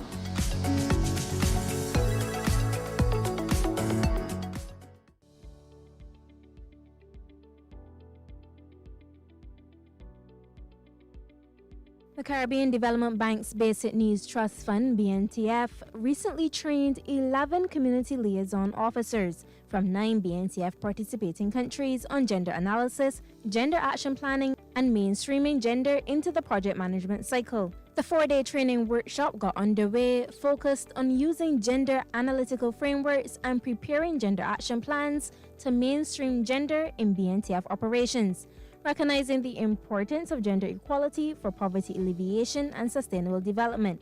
This is according to George Yearwood, Portfolio Manager of the BNTF. The BNTF program is the CDB's main vehicle for direct poverty reduction in the Caribbean. Gender and climate change are 2 cross-cutting themes for the program, which responds to needs identified by the most vulnerable communities, such as water, sanitation, education, and livelihoods enhancement. The objective was, as I said, a greater sensitization of the gender aspect of their work by providing them with new tools for analyzing the communities within which they work. Division Chief of the Social Sector Division, Martin Baptiste, underscored the importance of gender for the CDB. I am pleased to welcome you to this training, which is aimed at extending your understanding around gender and the capacities to integrate gender into BNTF operations. As you know, CDB and BNTF, for us, gender equality is a very important cross-cutting theme. Every project can potentially impact on gender equality, and therefore we need to make sure that we do no harm. In particular, we need to use the opportunities that we have to enhance equality and to transform the lives of women and men.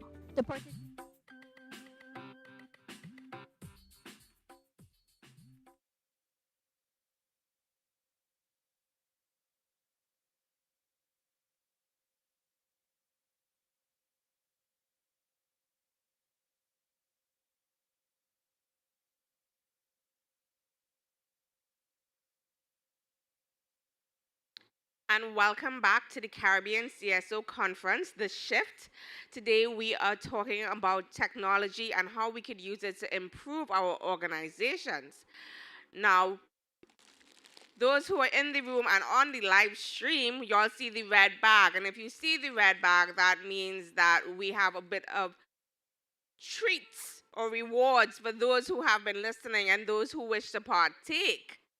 So who wants to be the brave volunteer to give me a brief, just one word to describe Alicia's presentation, the first half of her presentation? Bold? So you come and get your bold and innumerable, and sorry, what's the other word? Illuminating. Woo! Come and get your prize, Ivor. I can't move.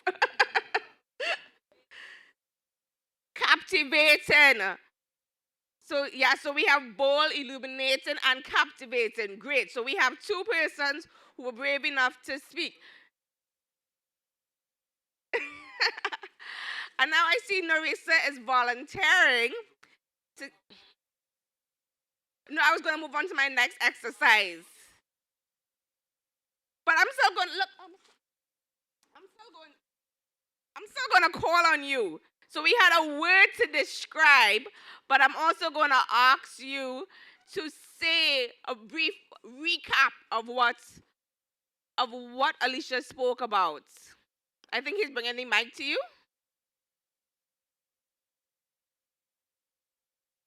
Okay, so the word I would use to describe the session would be interactive, because that's Alicia. And I would say what we discussed was how to build a case study that's impactful and meaningful and gets the story across in a way that's not judgmental, that we ensure is ethical, and essentially it sums up everything that we want to convey about our organizations. Great. Thank you so much for that, Narissa. So she talks about being ethical, and a line that I got from Sandrina Davis is, honor those who we serve. So that the way that we tell our stories, the way that we document children, we are going to get consent from them. We're going to make sure if we don't, we find different ways to take the pictures, either using the back of them or just using pictures of the supplies that we're providing. And then she also talks about having a concise way of presenting your before and after. So before the project, there was a lack of education. After the project, the woman is able to earn a living because she has education. And we don't have to go into all the reasons why she didn't have education or give us the entire story. We just need to make it concise. And then the third thing that I took away was always have an ask. Always know what you're going for, so that therefore when you get the opportunity, you are clear and the donor knows what you want and they know if they're able to provide that for you. Now, Alicia, our Caribbean-based global strategist, policy storyteller, and researcher, is coming back to refine our pitches. I hope you all worked on your pitches during the break. The silence is scary. Let's welcome Alicia. Thank you. Karen. Thank you very much, Karen. Everybody should be mortified because it's me again.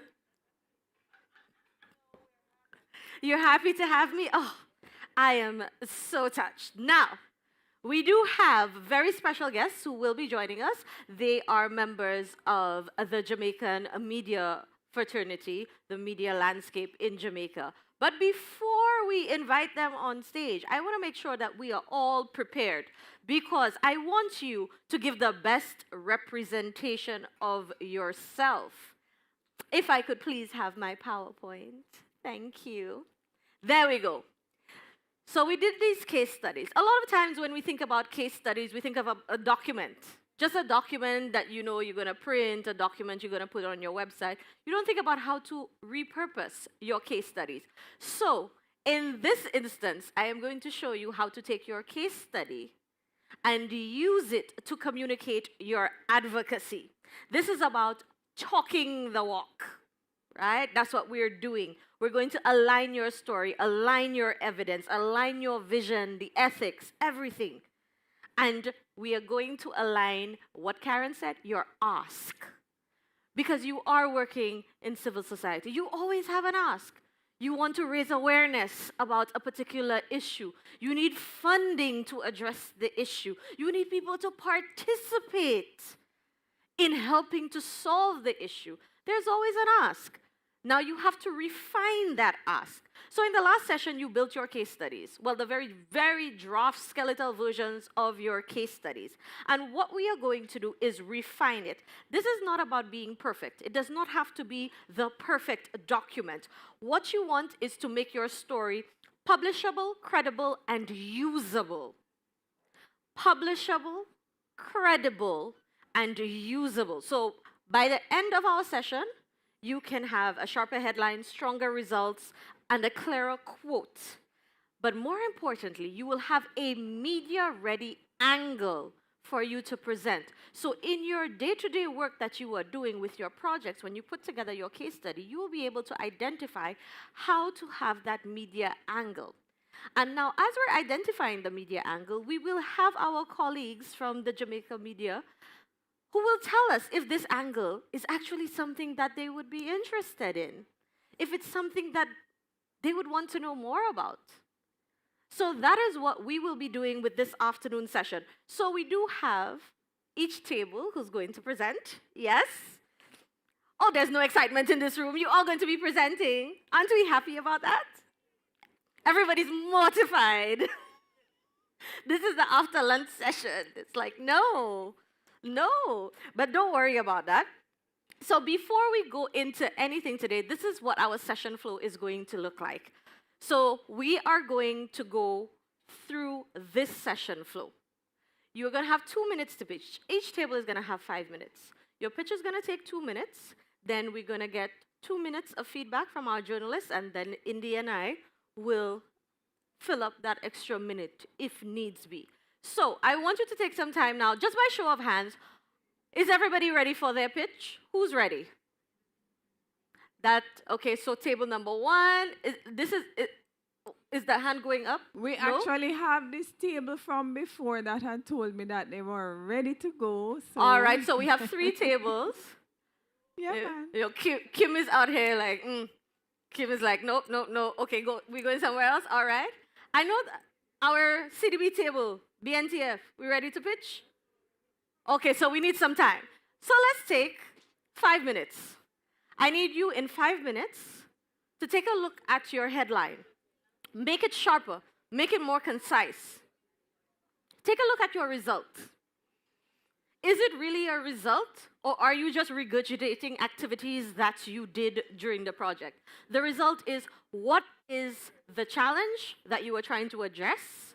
What happened after you addressed the challenge? And what is that situation looking like now? All right? So take 5 minutes. Let's do that.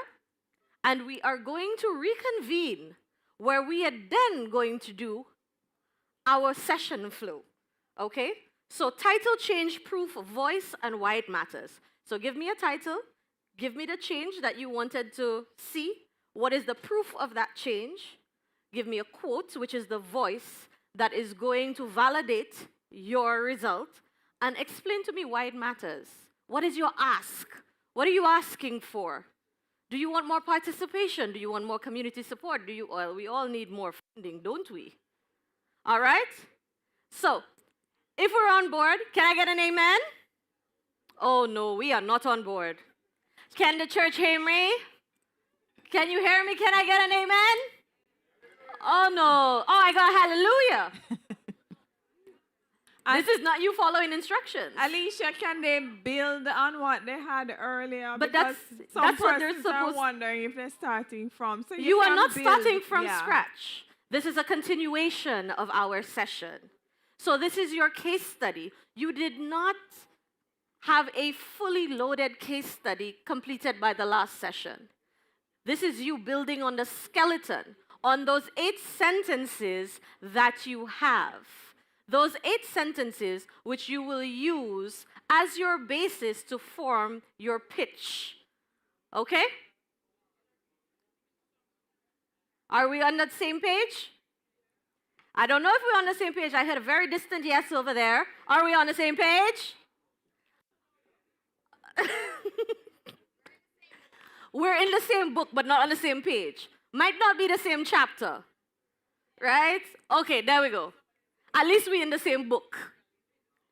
All right? I think you need a mic. Indy, where is the mic? On this side, we have a question. Yes, can you please repeat the structure of the pitch? So we have 2 minutes for the pitch, 2 minutes for the journalist's feedback, and 1 minute for my feedback. So in total, each table has 5 minutes. All right? It's on the screen. Can you see the screen? Is there a glare on the screen? Hi. Okay, I think we Indy on this side as well. We have. Okay, just a Bevan, just a sec. The structure of the pitch is the same as the case study. You give me a title, right? You give me your title. You give me, remember the structure, the 8 sentences, the 8 headings? That is the structure of your pitch. All right? We are not doing anything different that we did not do in the last session. All right? Any more questions? Comments, concerns, mortifications?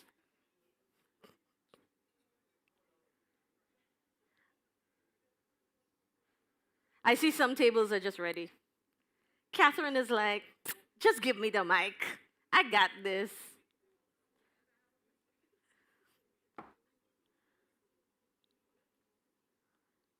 Pardon? Yes, it's the same thing you were doing before lunch that we are now continuing. We're refining it. We put in some foundation, some concealer, a little blush, some mascara. We are building.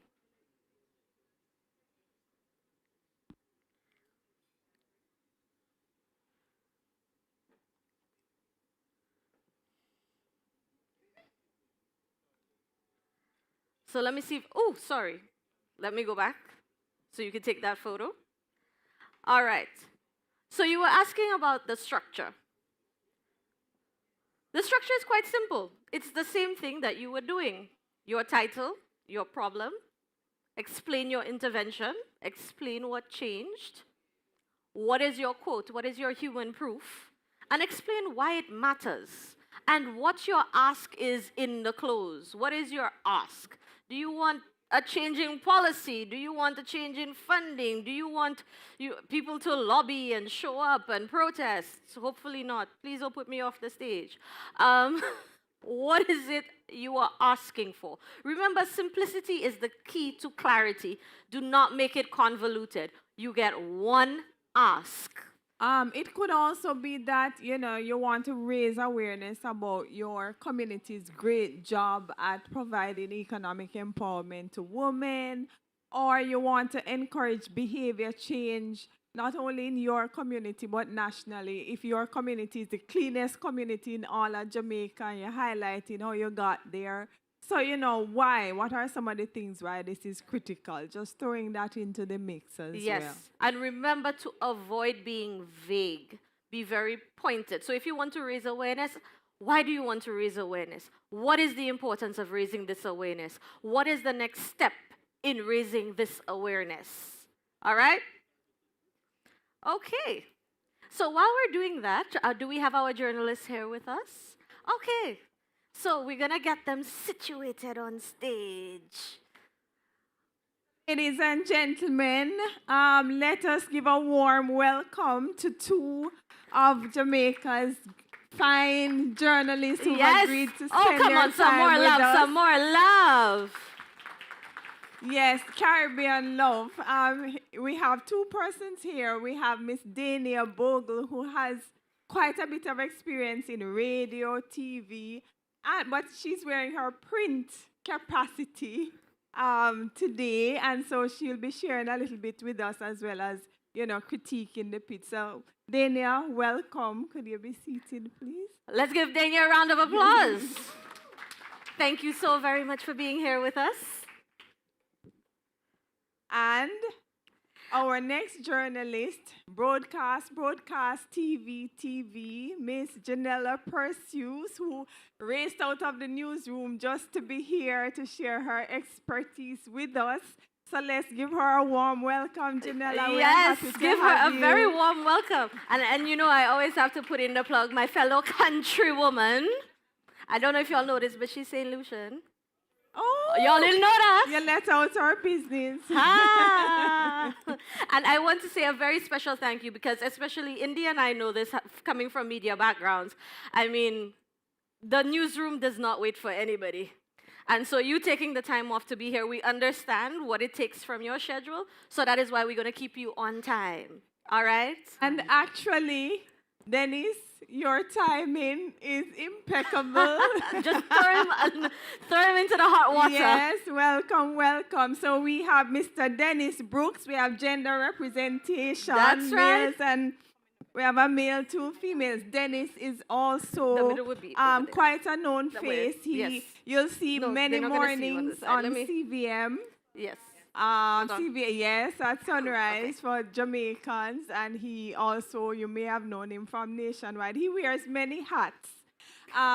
So happy to have you, Dennis. Thanks for taking the time to come and share with us.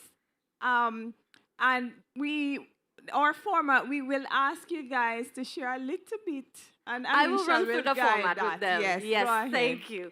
All right. So for our tables, we are getting ready to pitch. So I need you to go through this checklist. Make sure you have everything while I brief the journalist. So what we are going to do, our wonderful Caribbean civil society organizations have put together some skeleton case studies that they are going to pitch to you in 2 minutes. And then you are going to critique them and tell them if this is something that you would pick up in your capacity as a journalist. Why would you pick it up? If not, why not? And what they could do to get your attention. Now, we're going to do 5 tables, and then after that, we're going to have a little media engagement clinic, some best practices that you, in your experience, would be more inclined to engage civil society organizations on, based on the approach, based on how they formulate their headlines, you know, if they have a case study, the results based as opposed to the very convoluted way that we are accustomed to doing things. But I will walk you through that specific clinic, and then we will take 5 more pitches, and each pitch is 2 minutes. So you will not be here long. I promise you that. And I am a woman of my word. All right? Okay, so who's my first victim? I mean, I'm volunteer. We remember earlier we didn't have to volunteer too much, so let's hope we can do that now as well. All right, so Indy, let us bring the mics around. Now, we can either go in numerical order or in the order upon which my eyes land on you. Yes? Yes. So which one are we doing? Option 1 or option 2? Numerical order. So who is table number 1? Where is table number 1? Indy? I am looking. I depend reserve, upon. reserve. Table number one say me not do that. But you would go. All right. All so right, Kimberly, there we go. Yay, let's hear it for this table. Yes, let's give it up for Kimissa Marriott Blake. Can we get my slide on screen, please? Ali's about to put the slide on screen. I cannot see it from here, so we're going to just go based on the posties. Is it just the timer that's going on the screen? Hold on. There we go. It is the bottom. The title, the problem, the action, the result, the quote, and the ask. Okay. So our case study is on STEM coming to life for deaf students in the first Deaf Science Fair. The issue is that we have a lack of engagement for deaf students in STEM activities and, in all honesty, activities outside of the general academic space. We were able to host the first science fair for deaf students, where 7 schools were able to showcase 14 projects, both team and individual projects, in relation to climate change and issues that they felt meaningful to them. We're talking students from primary and secondary level.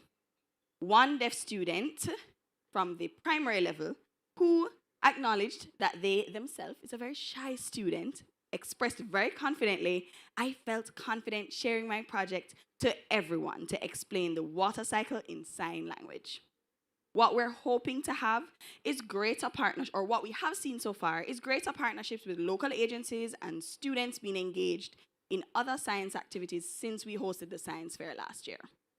What we hope for is greater opportunities for our students to be engaged in STEM and other activities for inclusion in sports, the arts, and culture. Thank you.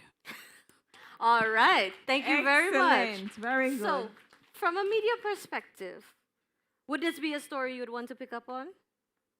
Now, be honest, right? Yes.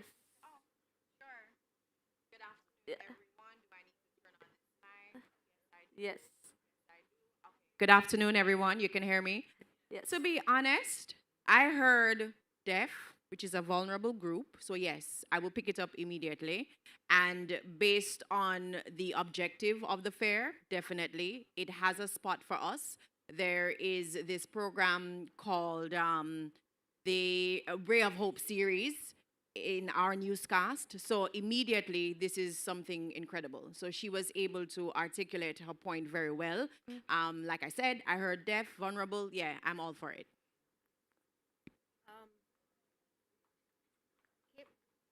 Is it on? 1 second. Slide. Hold on. Yes. Thank you, Kim. And Kim has an advantage, having some background in music. But what stood out to me, Kim, and what the angle that I'd have been interested in is the connection that the students would be able to make, the deaf students. Because when we think about deaf students, we're not necessarily think about their impact and their interaction with the world. So I'd want to know what their understanding of climate change is and how they connect climate change and STEM and how they learn. Yes, so it would be a holistic story. And a primary school student, that's a very young person. So I'd want to really understand how this primary school student understands climate change and STEM and how they learn and how they are able to apply STEM in the classroom. Thank you very much. And now for our gentleman. Hi, everyone. Good afternoon. First of all, let me say to you that I don't know if you want me on this panel because I'm very miserable. Be miserable. So usually in production meetings, I'm the person who rips up the ideas, but I'm always trying to make it better.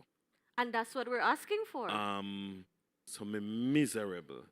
But I would pick up this story. Is it this a point where we make suggestions about how it could be better, or wait until yes, the end? now is when you do that. I think that, especially if you're going to pitch to a media house, all media houses are not the same. So pitching to print, it would be different from maybe if you're pitching to radio or if you're pitching to TV. And even in a newscast, I'm thinking, when you say, we use the word story loosely. So if you're saying oh, this is news, I'm absolutely going to shoot it down and say no thank you, because this is not news. It doesn't attract me as news. It might attract me as a feature.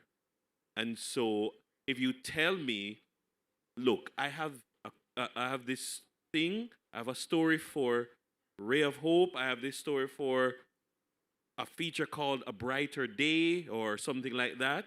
So it's a feature. So immediately I'm processing it differently.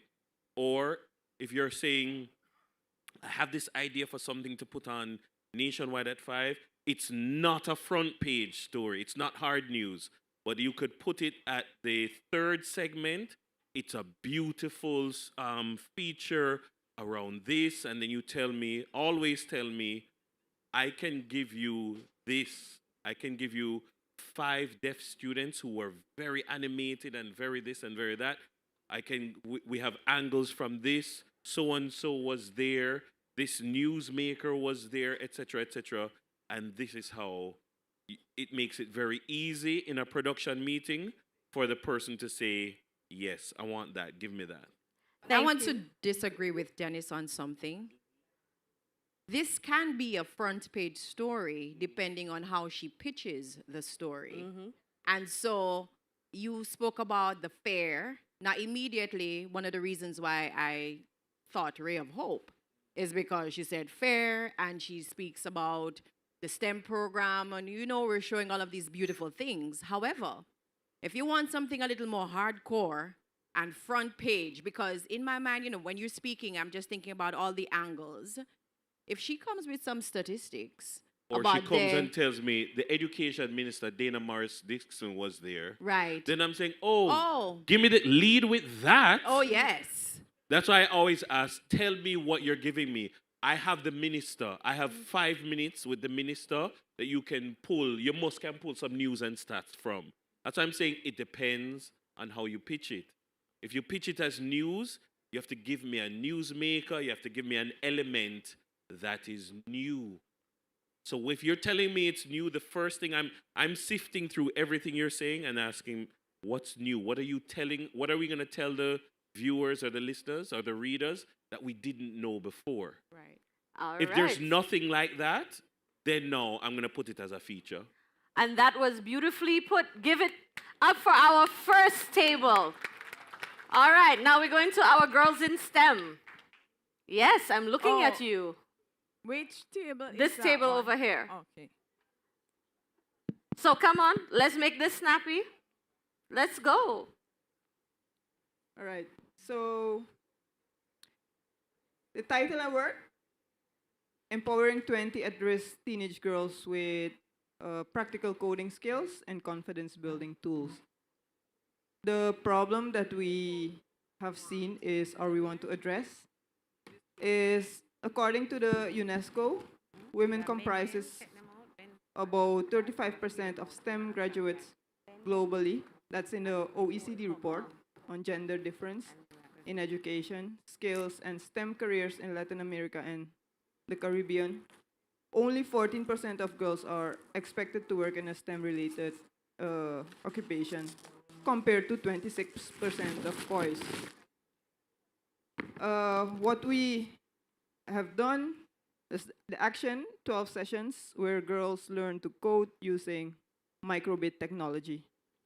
And the results, we had 20 girls registered, 15 gained coding skills, 8 choose to sit STEM-based subjects at SCC level and have plans to study at the tertiary level with hopes to a better life. And one of the participants quoted, "Before, I didn't think I could have a better life. Now I dream of working at Google when I graduate university."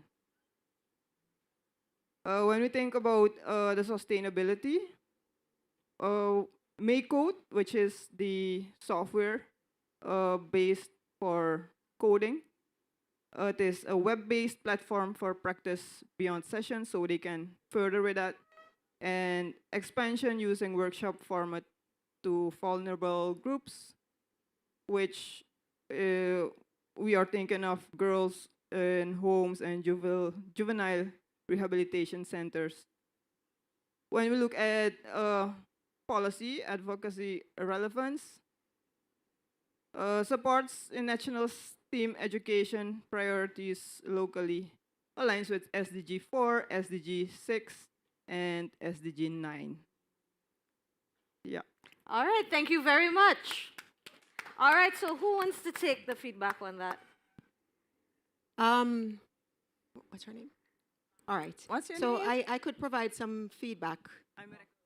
All right. So when you pitched the idea, you started with empowering, and it was a very long sentence. And I'd say that if you want to pitch a story, and it's something like this would go in the print media, the title that actually stood out to me was the section when you went to how the girls learn coding, and that's something that stands out. So you don't want to go with a very long, title, and I don't know if the average person can identify with when you say empowering. So you want to say coding. That jumps out at you.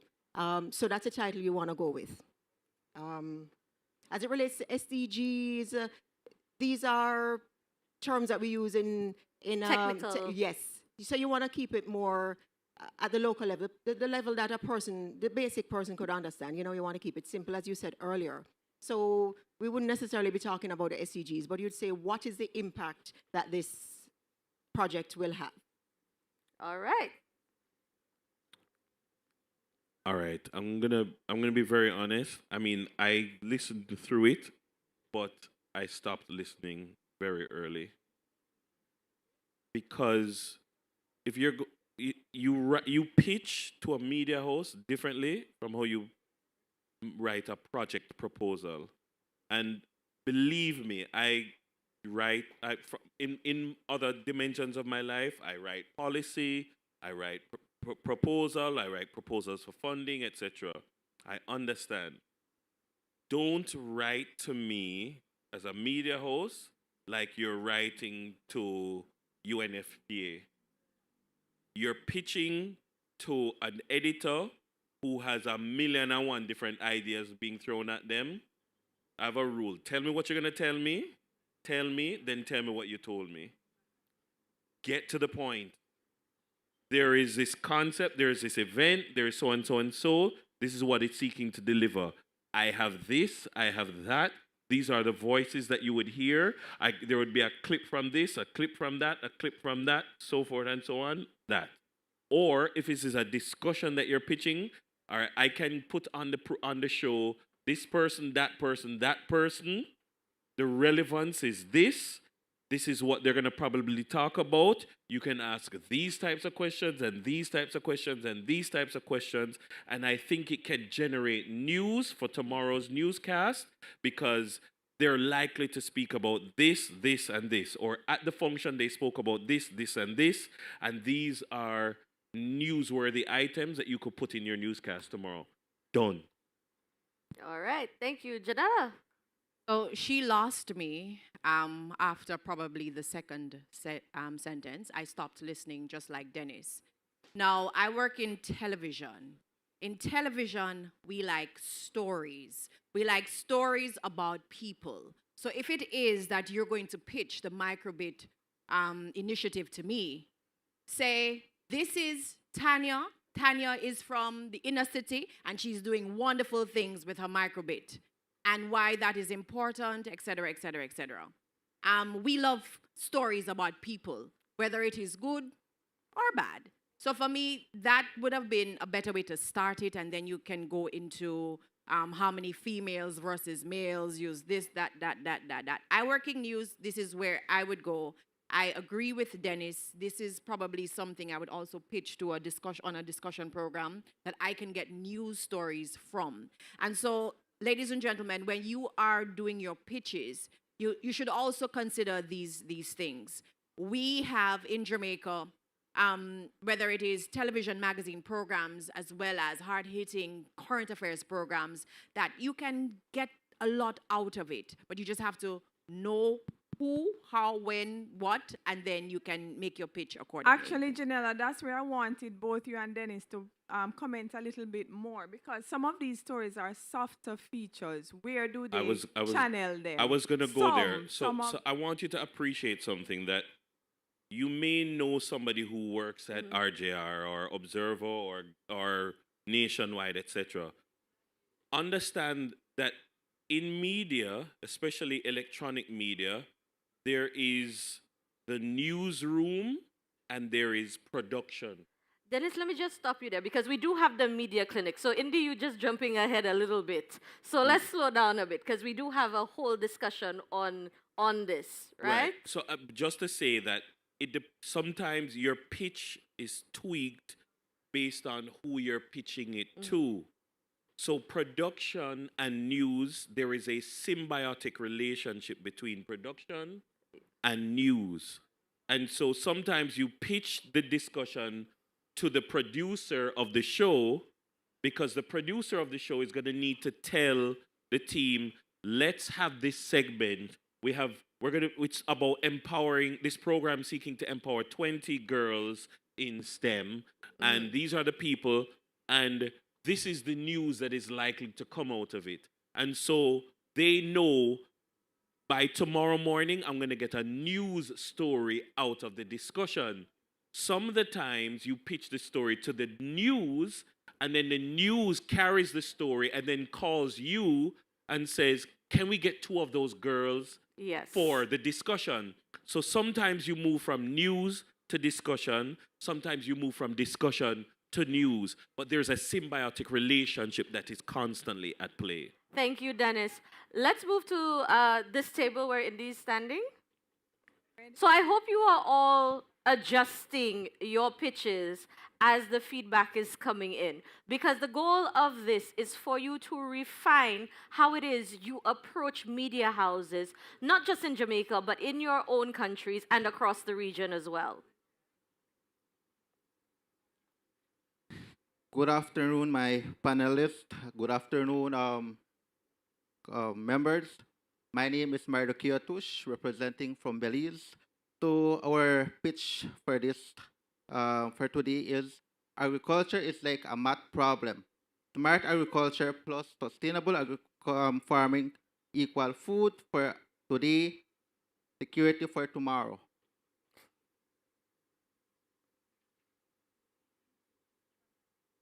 Smart agriculture, stronger farmers, transforming Belize Maya Golden landscape.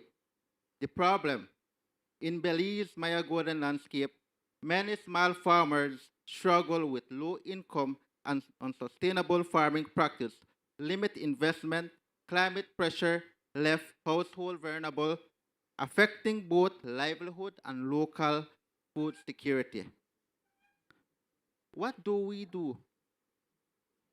Through the FAO support project, we deliver target, capacity building, and essential material to help farmers adapt climate-smart beekeeping, cacao agroforestry, ingali cropping, and also camera trap with farmers. What changed? What do we change? Today, we work with 114 farmers, including 67 in beekeeping, and we also have 50 in cacao agroforestry, are applying sustainable techniques that are increasing production, diversifying income. According to the FAO project data, farmers are now strengthening their livelihoods while contributing to biodiversity conservation and nation food security. We have evidence. As one participant farmer shared with us, with the training and support, I am producing more and earning better while farming in a way that protects our land. Why it matters to the farmers? Scaling smart agriculture is critical for Belize's climate resilience, rural incomes, and long-term food security is a key. To close with, we ask, it's very simple, we are asking simple to partner with us to expand smart agriculture support to more farmers across Belize. So that's our key take for the partners. We want more partnership so that we could expand the support for farmers in Belize. Thank you very much. All right. Who's going to start first? Okay. All right.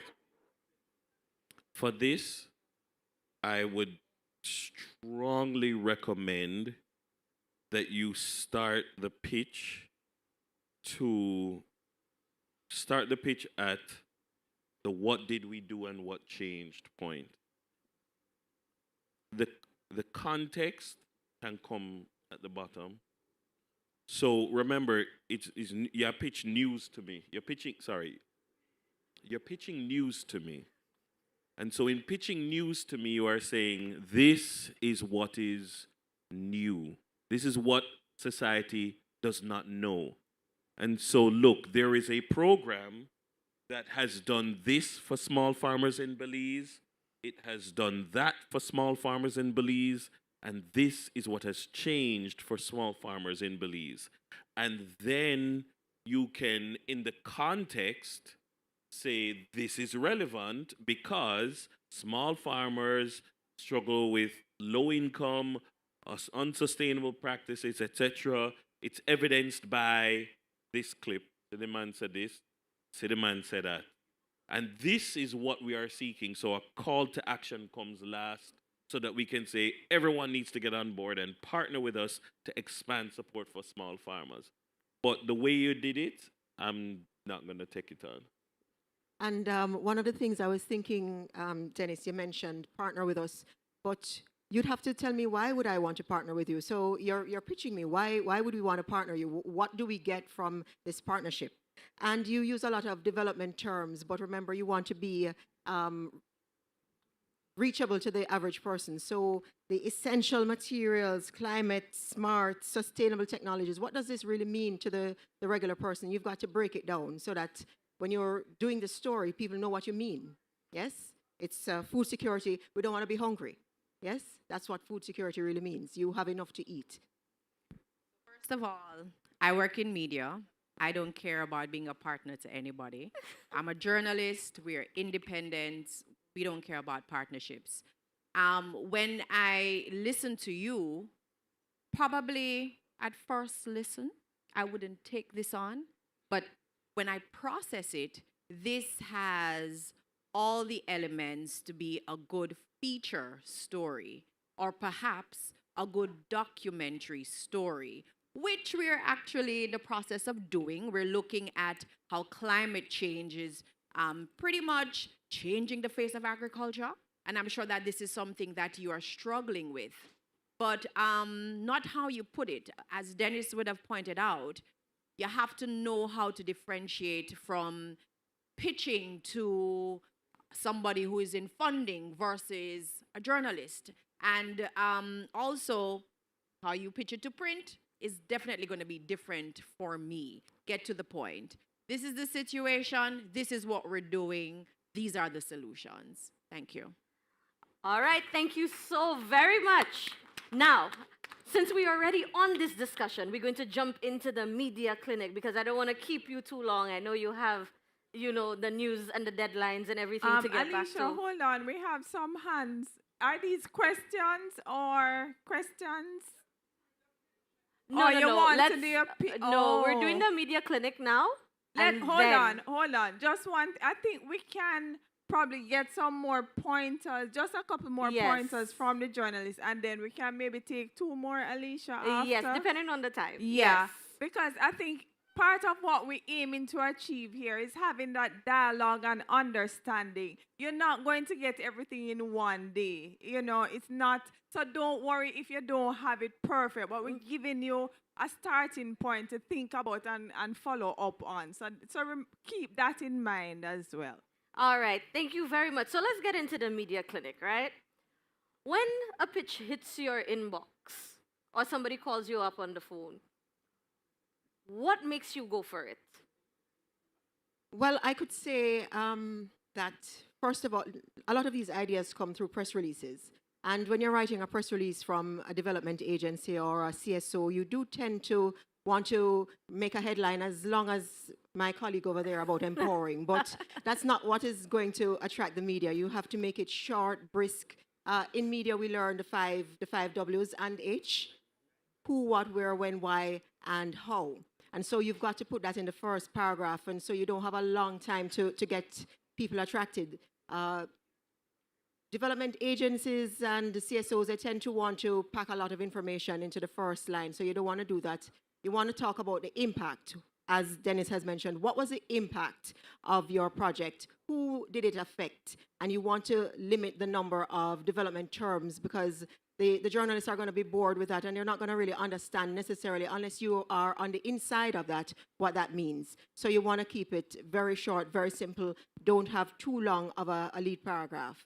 And none of those technical terms. No. We need to keep it simple. Right, because if we need to break it down, we're not going to pay attention. So you have to break it down on our behalf. All right. What I would say is, and I'm trying to now condense one of several training sessions into a few words. What I would encourage is for you to communicate it in a way that allows me to see it if it's TV, or hear it if it's radio, or I can see where this has enough potential column inches to put in a newspaper.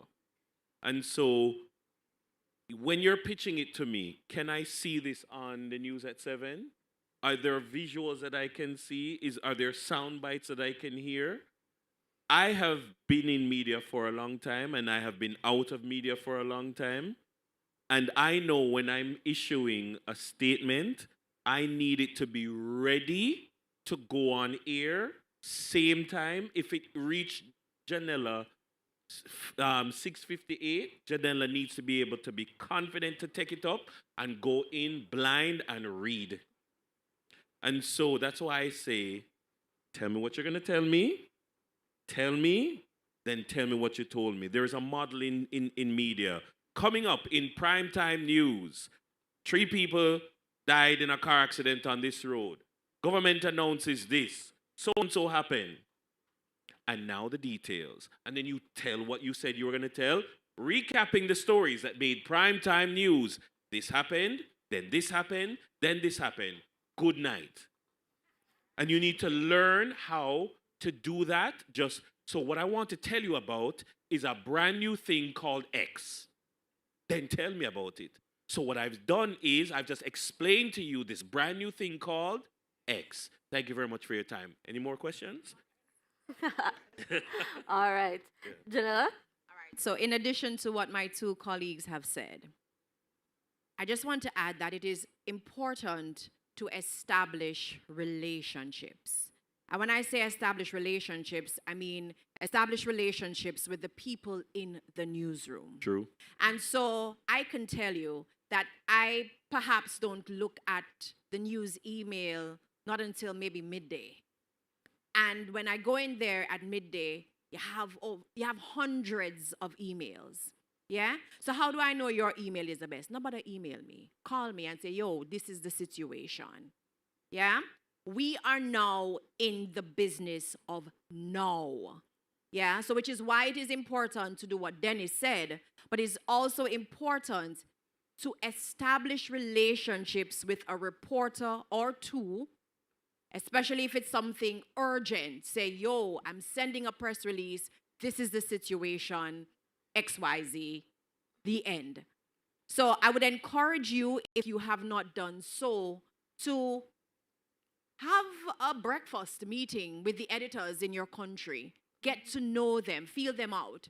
Have some kind of meeting with the senior journalists in your country. Now, this is by no means necessary. Trying to soften them or pander them, but you want to establish relationships so that if there is something that you think that it is urgent to get that message out there, you can have that dialogue with that journalist. To add to that, as it relates to print, because a lot of these stories sound like stories that would actually do well in a newspaper format, you want to have very interesting photos. You're out in the field, you're talking about deaf people in STEM, deaf children in STEM, the agriculture.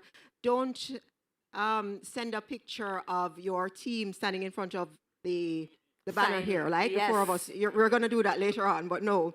You show something that with them in action. Make it interesting. A picture tells 1,000 words. That's what we say in media. So you understand you want to do a picture that shows something interesting, in addition to which stories about people. You know, storytelling is the catchphrase of this day. So you want to tell us a story about people. Who are the people that were impacted? We want to get quotes from people who the project affected. What was the difference that it made to their life? And that's something that you can build out for a newspaper. You can do more with a newspaper because you can slow down and read. Yes, so you want to do, as you said, a feature that will interest people. In your experience, what is the one thing that CSOs get consistently wrong when they engage the media? Now, I'm not just talking about the long, convoluted words, but the person-to-person interaction, the follow-ups, the calls. What do they get wrong? I like what Dennis said earlier. When you send me a press release, tell me what you want to tell me. I don't have the time to go through a 2-page press release. I'm very sorry. If you don't get me by the first sentence, I'm going to put it down. It may have something important, you know, but I really do not have the time. So if I cannot get what you're trying to communicate by at least the second sentence, I'm going to put it down. And that is one of the things that really is a pet peeve of mine. I was saying to Dennis the other day, if he sends a press release on anything, at 6:58, I can read it with confidence because he understands. He understands that perhaps it's a breaking news item, and so it's not wordy, and it is to the point. So it is something, if there's anything that you take away from this discussion this afternoon, is to the point works better. Jamila, I was going to say, Janella, that the mistake that they make is to think that what interests you will interest me. So you have to put yourself on the other side. It's interesting to you because you're training people and that's what your job is. But if you were on my end of the thing, why would I want to read a story? And then you've got to put yourself in the story. Why would somebody on the other side be interested in this story? So don't pitch what makes it interesting to you. Pitch what would make it interesting to somebody else who doesn't work in your field. All right. I'm thinking along the lines that they're thinking, but how I would say it is the mistake that is often made is that they don't understand their proximity to the content. So because you're too close to the content, you overwrite. And so it sounds like an essay. It sounds like a thesis that you're sending me. And so now you're inviting me to have to sift through it. I approach the text, I approach the thing from a different proximity. You are far too close to it. And so you feel like this has to be in it. And this, I can't delete this because this has to be in it. And it's important. This is important. And so you can't strip it down to what is news. And it becomes very difficult for you. And if you call me and have a conversation with me because we have a relationship, then I can say, oh, all right, then this is not necessary. I can carry it, but I'm going to strip out this and I'm going to strip out this. And then I'm going to give it to the masses. Because remember, we are thinking about mass communication and mass consumption of this information. So some of the times, you're really just too close to the material. And so maybe you need someone with fresh eyes to look at it and say, it's too wordy, you know. Yeah. You know what I would suggest, Dennis, and it's something that I've seen being on the other side. It's really very important. Sometimes we neglect the importance of communications, and sometimes we write our projects and we don't put in the budget something for a communication specialist. And that's so very important because a communication specialist in your project would be able to do what Dennis is saying, that they would understand from our point of view what is important, and so they would be able to break down the story for you and write those press releases and write those pitches that would attract a news host, right, a broadcast host or a print. So don't neglect the importance of having strong communicators even if it's not somebody who is trained in, who is that's their single job in the project, do have somebody who has some communications experience in the project so that they can write your press releases or your pitches in the way that will make it attractive to other people or to the media. Alicia, I have a comment and we have a question, I think. Okay, let's take that. Right, but I want to underscore something that was said about building relationships with the media. In my over 25 years working both sides, Janella, that is the crux, building the relationship. But what CSOs have to understand is news value, which is what they're saying. If you don't know what makes news and you're sending me a bag of, in my head, rubbish or wasting my time, I won't even give time to cultivating the relationship with you. So I think what a lot of media like is at least the CSOs having an idea of what is of value to me, what is the news value in this. And then once you get that, they'll be willing to listen when you call. So you have to have that credible information as you build the relationship. So underscore I give you an example, and I give you an example. My assistant said, I see an email from Indy McClymont about so and so and so, and I'm like, oh yeah, Indy from that project, and she said that, and I'm like, I don't know if I'll make it. And then she said Georgia Crawford said recommend. I'm like, all right, tell her yes, because Georgia asked me. You understand? So yeah, I'm kind of here. And that's exactly what happened with Janella and myself, because I called Janella's brother and I'm like, hey, I would like to get in touch with your sister and I wanted to do that. And Janella said to me up front, if you weren't friends with my brother, then I wouldn't have been here. Honestly, at the end of the day, it really matters. Yes. Yeah. And that also gives you the opportunity when you send a press release or you send a pitch via email, you can call the person and say, hey, look out for this. So that's the importance also of the relationship. All right, so let's take the brief contribution. I want to take the question, and then we will have one final go around with our panelists before we close off the clinic. This is not really literally a question, but we just want to get clear understanding about the pitch, right? So I just want to pitch something in my layman way. 4 years ago, the Landaway community don't have employment. We form a Landaway JS group. When we find the group, we decide, say, well, all right, what we all do for employ the members. We start land, lease the land, subdivide it from members, planting, come up with a project for planting 1 year. We get funding from Food for the Poor. After doing all of that, people start earning and making money. Well, things have lately, the Melissa come, the government open the market for importation, and no caption and importation. So therefore, our honey are coming in now, and if they're coming in now, then there is no market. What we do with those products? And we don't have any end product mark or any processing area. What are we going to do about it? A very good pitch. I would take his number immediately. Because he has told us the problem in very simple terms, so we identify. All right, so we had a question, Indy.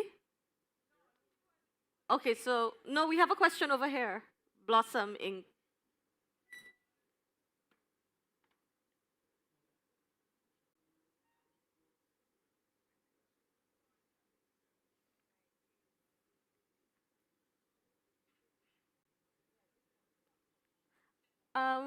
Hold on, I have a mic right here. Let's see if this works.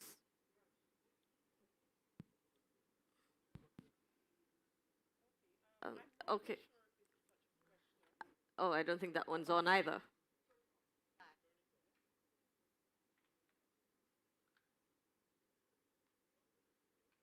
Okay, I'm not sure if this is a question, a comment, an observation.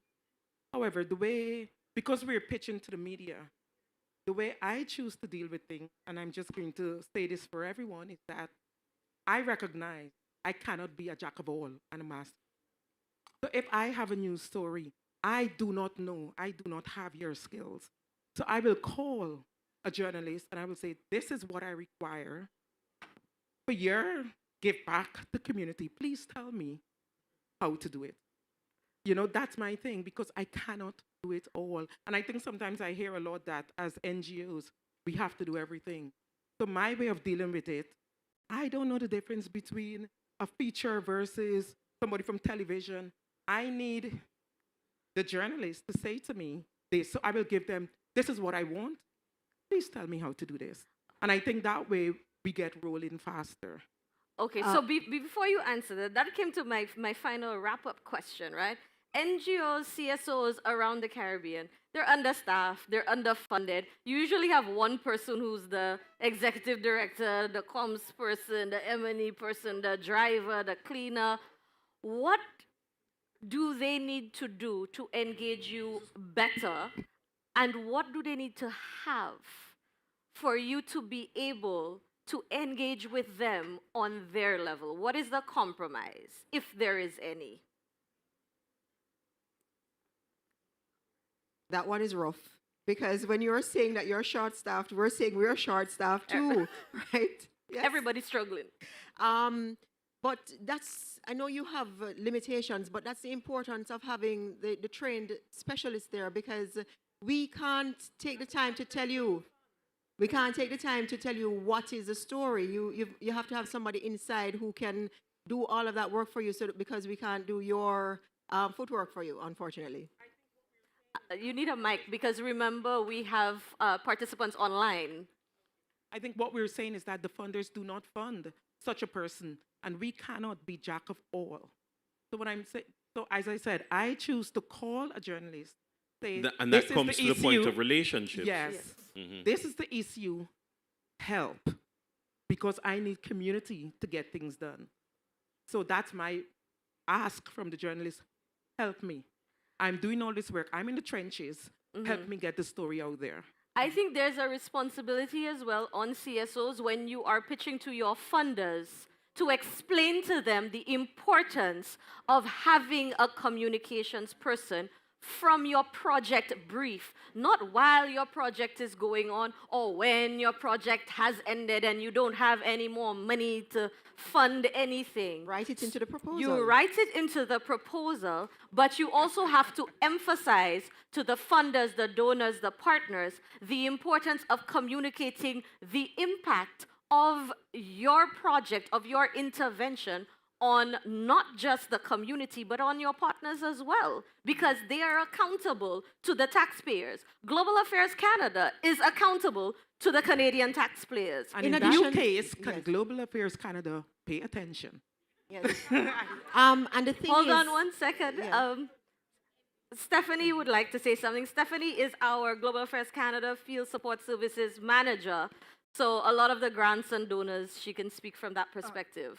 So one of the things I'd like to re-emphasize is exactly what Alicia just said. Oftentimes, you may put in your proposal, communications officer, $100,000. But when you read the proposal, you don't see the value of it.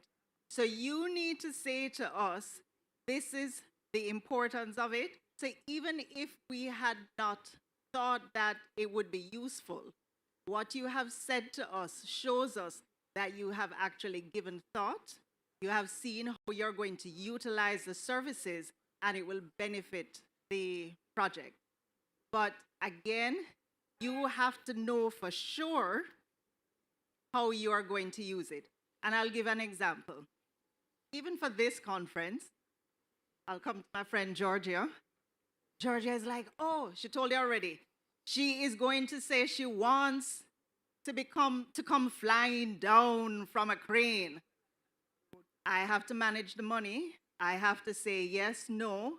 So she now needs to convince me why it is important. And then we may see, okay, I can't give you 100,000, but I can give you 50,000, right? So you have to be able to convince us, because again, who said we have to be for GAC? They have to report to their taxpayers who given the money. So it has to seem that it's not frivolous, right?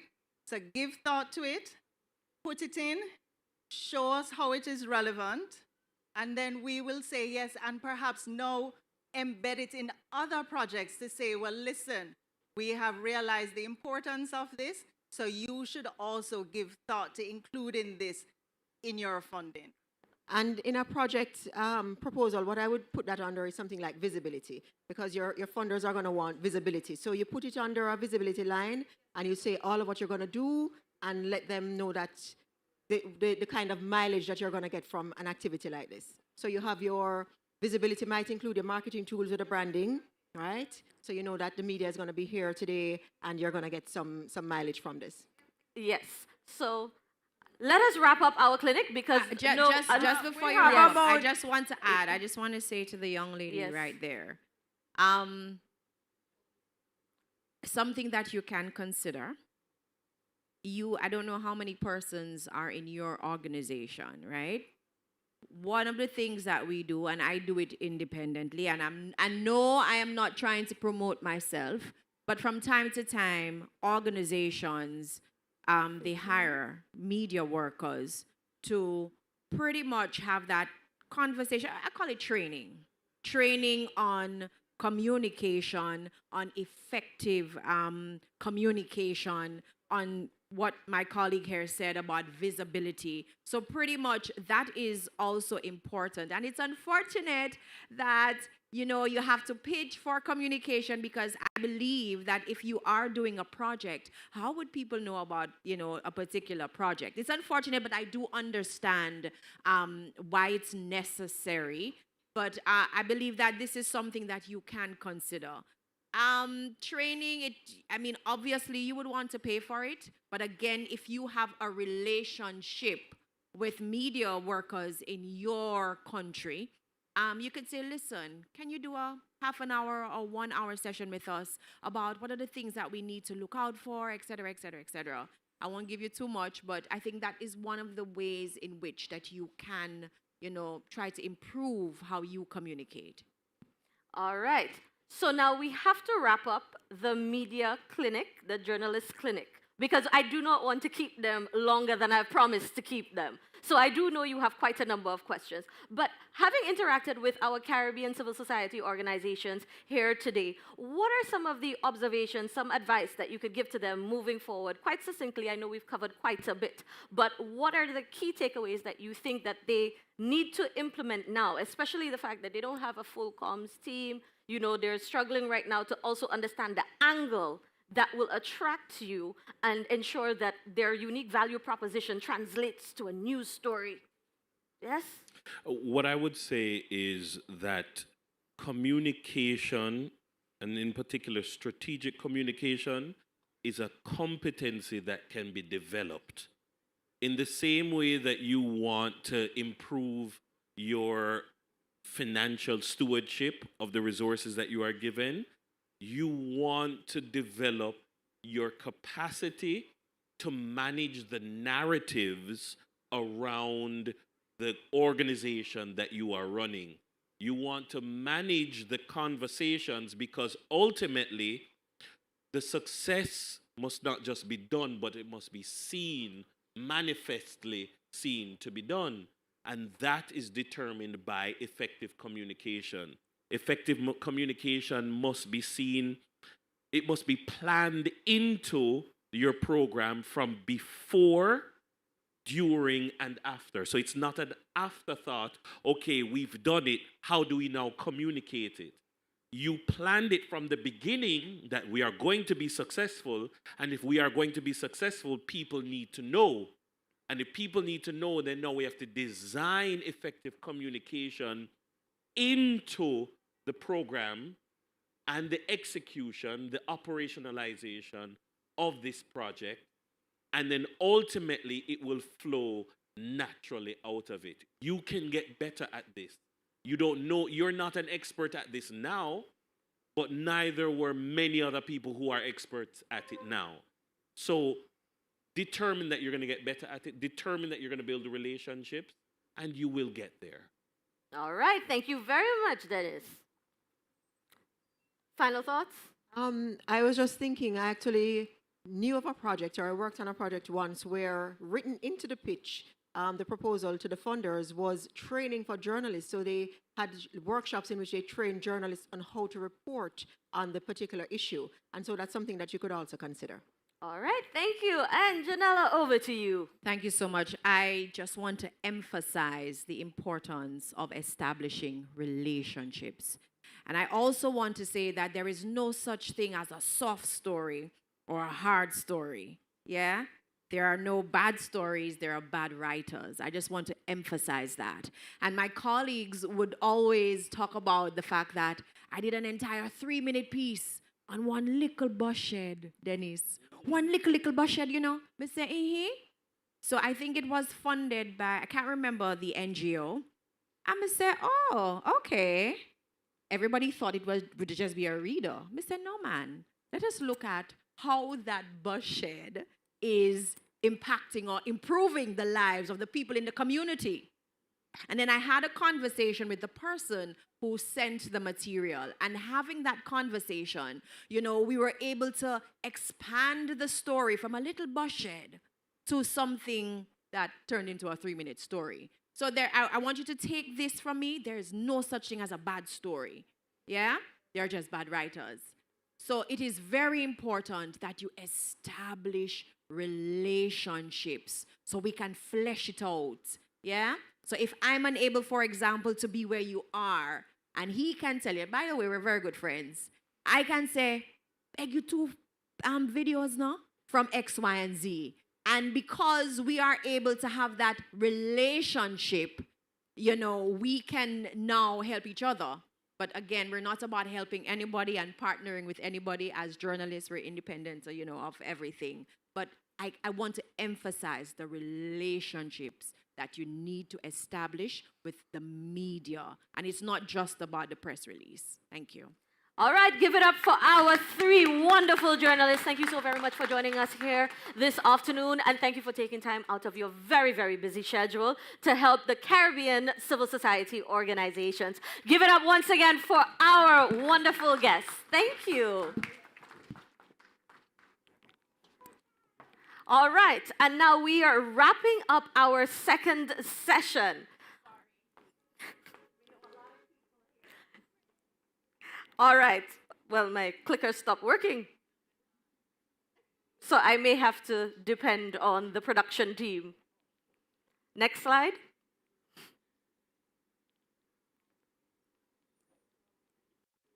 This is what you call technical difficulties. Okay, all right. So you have gotten quite a bit of advice. So you have your case studies, you have the information.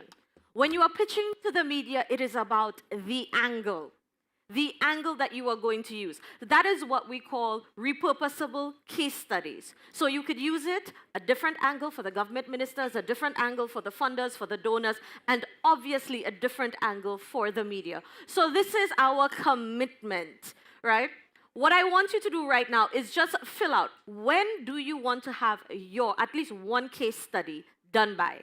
Is it 3 weeks from now? You have the template. You have all of the resources on the portal that has been graciously curated. So you have the toolkit, you have sample case studies, you have my presentations, which will be loaded, so you will have a template. When are you going to put together your first case study by, your first storytelling case study by?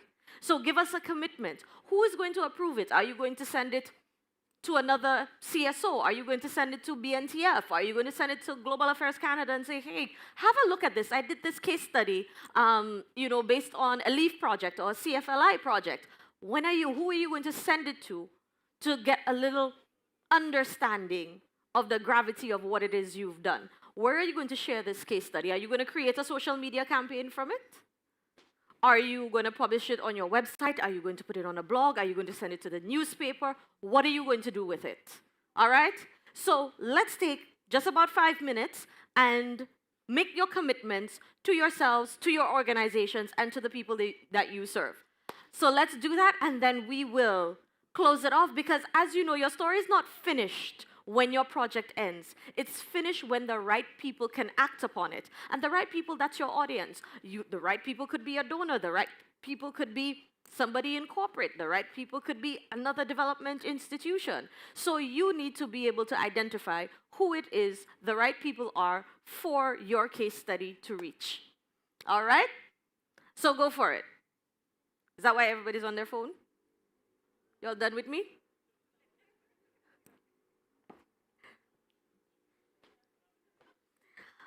Okay.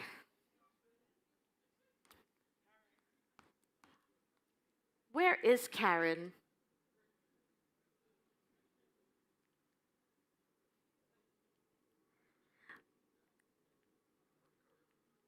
All right. So I want to thank you all so very much. Make sure you do your commitments to yourself. Make sure you do your commitments to your organization. Yes, Nerissa. Oh, yes. So Clemens is there. This table worked very hard on their pitch to the point where they put together a PowerPoint presentation for you. So let us go over to this table because we have a few more minutes left in this session. I want to thank you all so very much for staying and participating and being interactive. And I really do hope that you found these sessions to be very useful and applicable in your daily work. And again, remember, data informs, stories transform, but leadership delivers. I am Alicia Ali. It has been wonderful being your facilitator today. Thank you.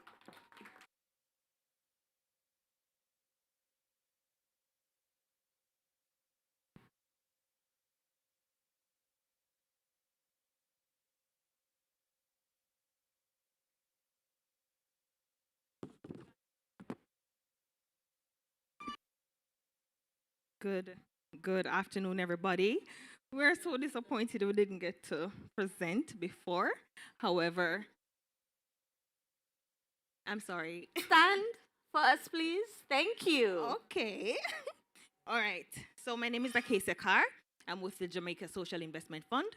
However, we are presenting today on the group member. She's not here. She couldn't stay. Her CSO is St. John Bosco Vocational Training Center. All right. So from dropout to standout. As of 2024, 25.2% of Jamaican youth were classified as not in education, employment, or training. So the reality is that youth in unemployment and low skills level are leaving rural school dropouts behind. The intervention.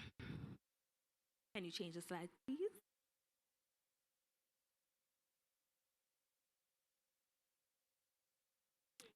Next slide.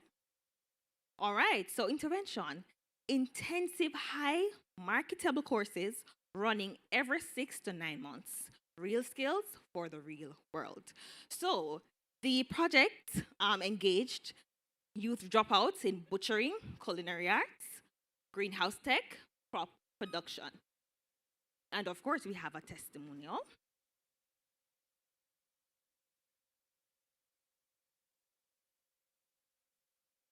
Three months after completing this program, I was actually able to acquire marketable skills and was promoted to a managerial position at a local food establishment. So I'm now able to better supply food and benefits to my family and myself. Okay, so of 100 participants, 40% are sitting their trade exams for full certification, 20% are already employed and providing for their families. And 1 out of that 20% have been promoted to a managerial position, of course, in a local food establishment. And we have our evidence here. All right, and we're asking for stronger partnerships to bring real skills to the real world among rural youth. Thank you.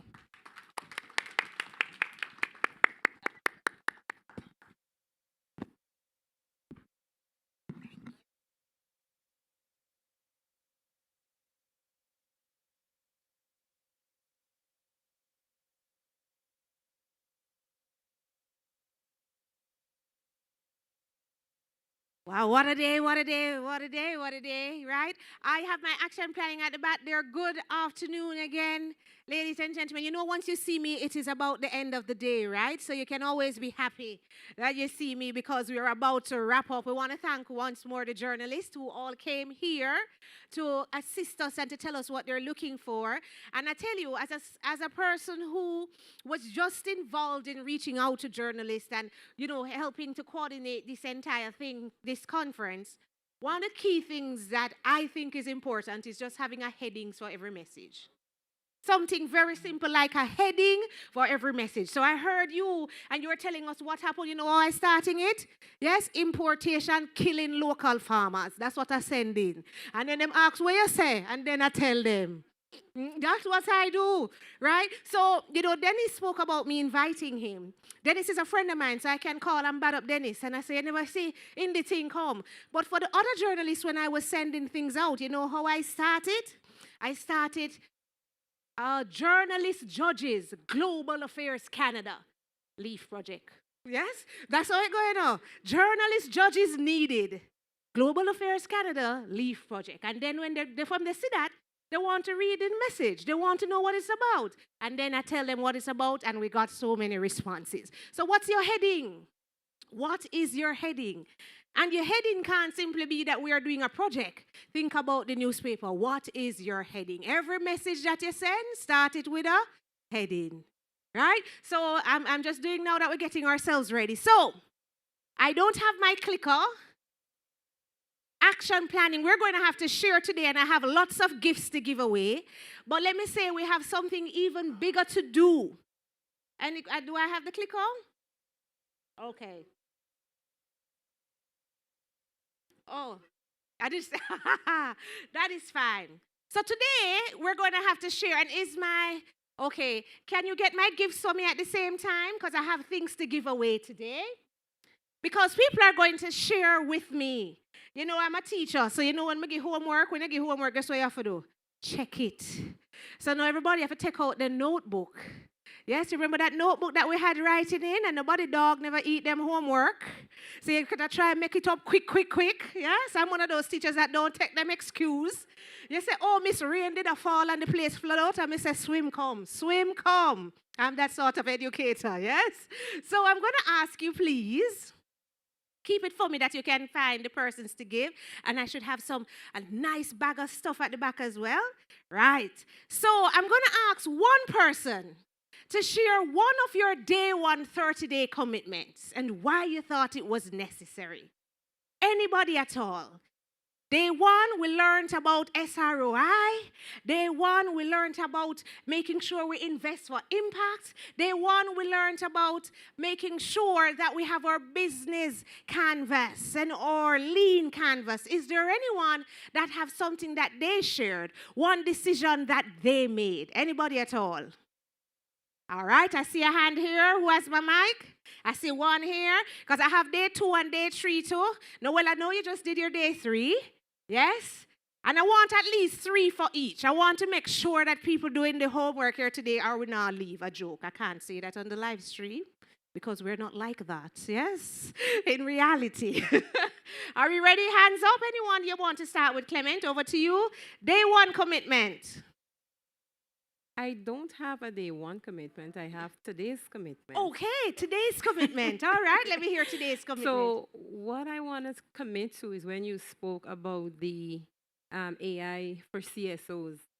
One of the things with our organization, we're BNTF, and we implement projects. But with our projects, we would have implemented 2 livelihood projects for Indigenous women. And so when it comes to funding for them to explore, for them to market themselves, for them to have that know-how, how to put themselves out there, they don't have that. And so when you did the presentation this morning on that, I was like, wow, this is what I'm taking back to them. This is what I'm going to share with them. I even already got the information from my brother who did Khalan, yes, the presentation from him. I already asked him if he would work with them, and he said yes.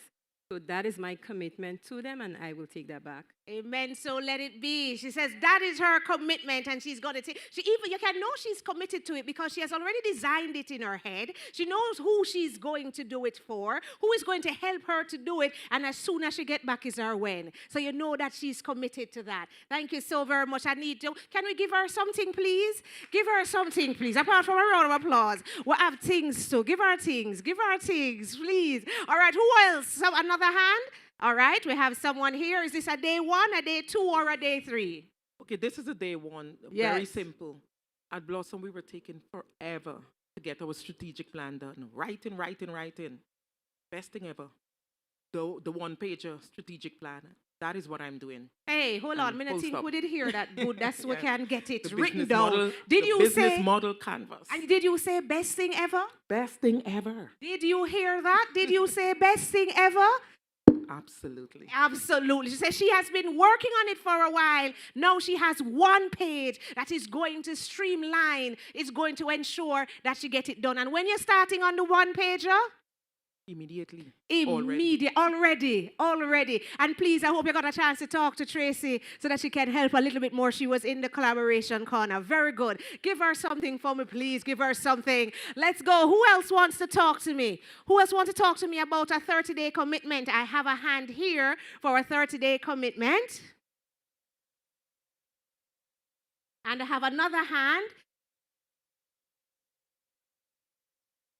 Similarly, I particularly found the canvas quite helpful, and specifically within the canvas, speaking with my team about our value proposition, and to ensure that our values align with exactly what we plan on doing, as well as working on organizational strengthening. So having a meeting like before the end of March, just to reconvene on all those things is what is the plan. Excellent. And did you do that exercise where she said, create your value proposition? Yes. Did you write it through? Yes. So that is already done? Yes. Amen. I tell you, yes, wonderfully done. Let us go. Let us go. And who is next? What are the commitments? We have a hand here. Thank you. Yes. Before I got here, we started a concept. And coming here just reinforce and giving me now a more broader prospect of how to put it together. But one of the things that was just mentioned about media, the last project we did, we had someone doing data and publication, right? So that helped us to take all the photographs of the activities, send them out, put them on the website and so forth. We have a website that's just been changed. So what I'm trying to say is this. It is not hard to find a project, but to conceptualize it and put it down on paper is where the challenge comes. So now what I know I needed, and now I'm confirmed, I'm trying to find someone who's going to do that for me, because my wife used to do that. Yeah. So, and I think I've already found someone here, but I'm not going to say who. Don't say it. Don't say it. Very good. So yes, so we have actions coming out, commitments coming out, all employment coming out of today. Wonderfully done. Anybody else? Day 2. We have a hand here. Day 2 or 3. So now I'm just taking them all. 1, 2, or 3. So I have another hand here as well. Yes. Okay, so from day 2, in any project you're implementing, sustainability is always a cause for concern.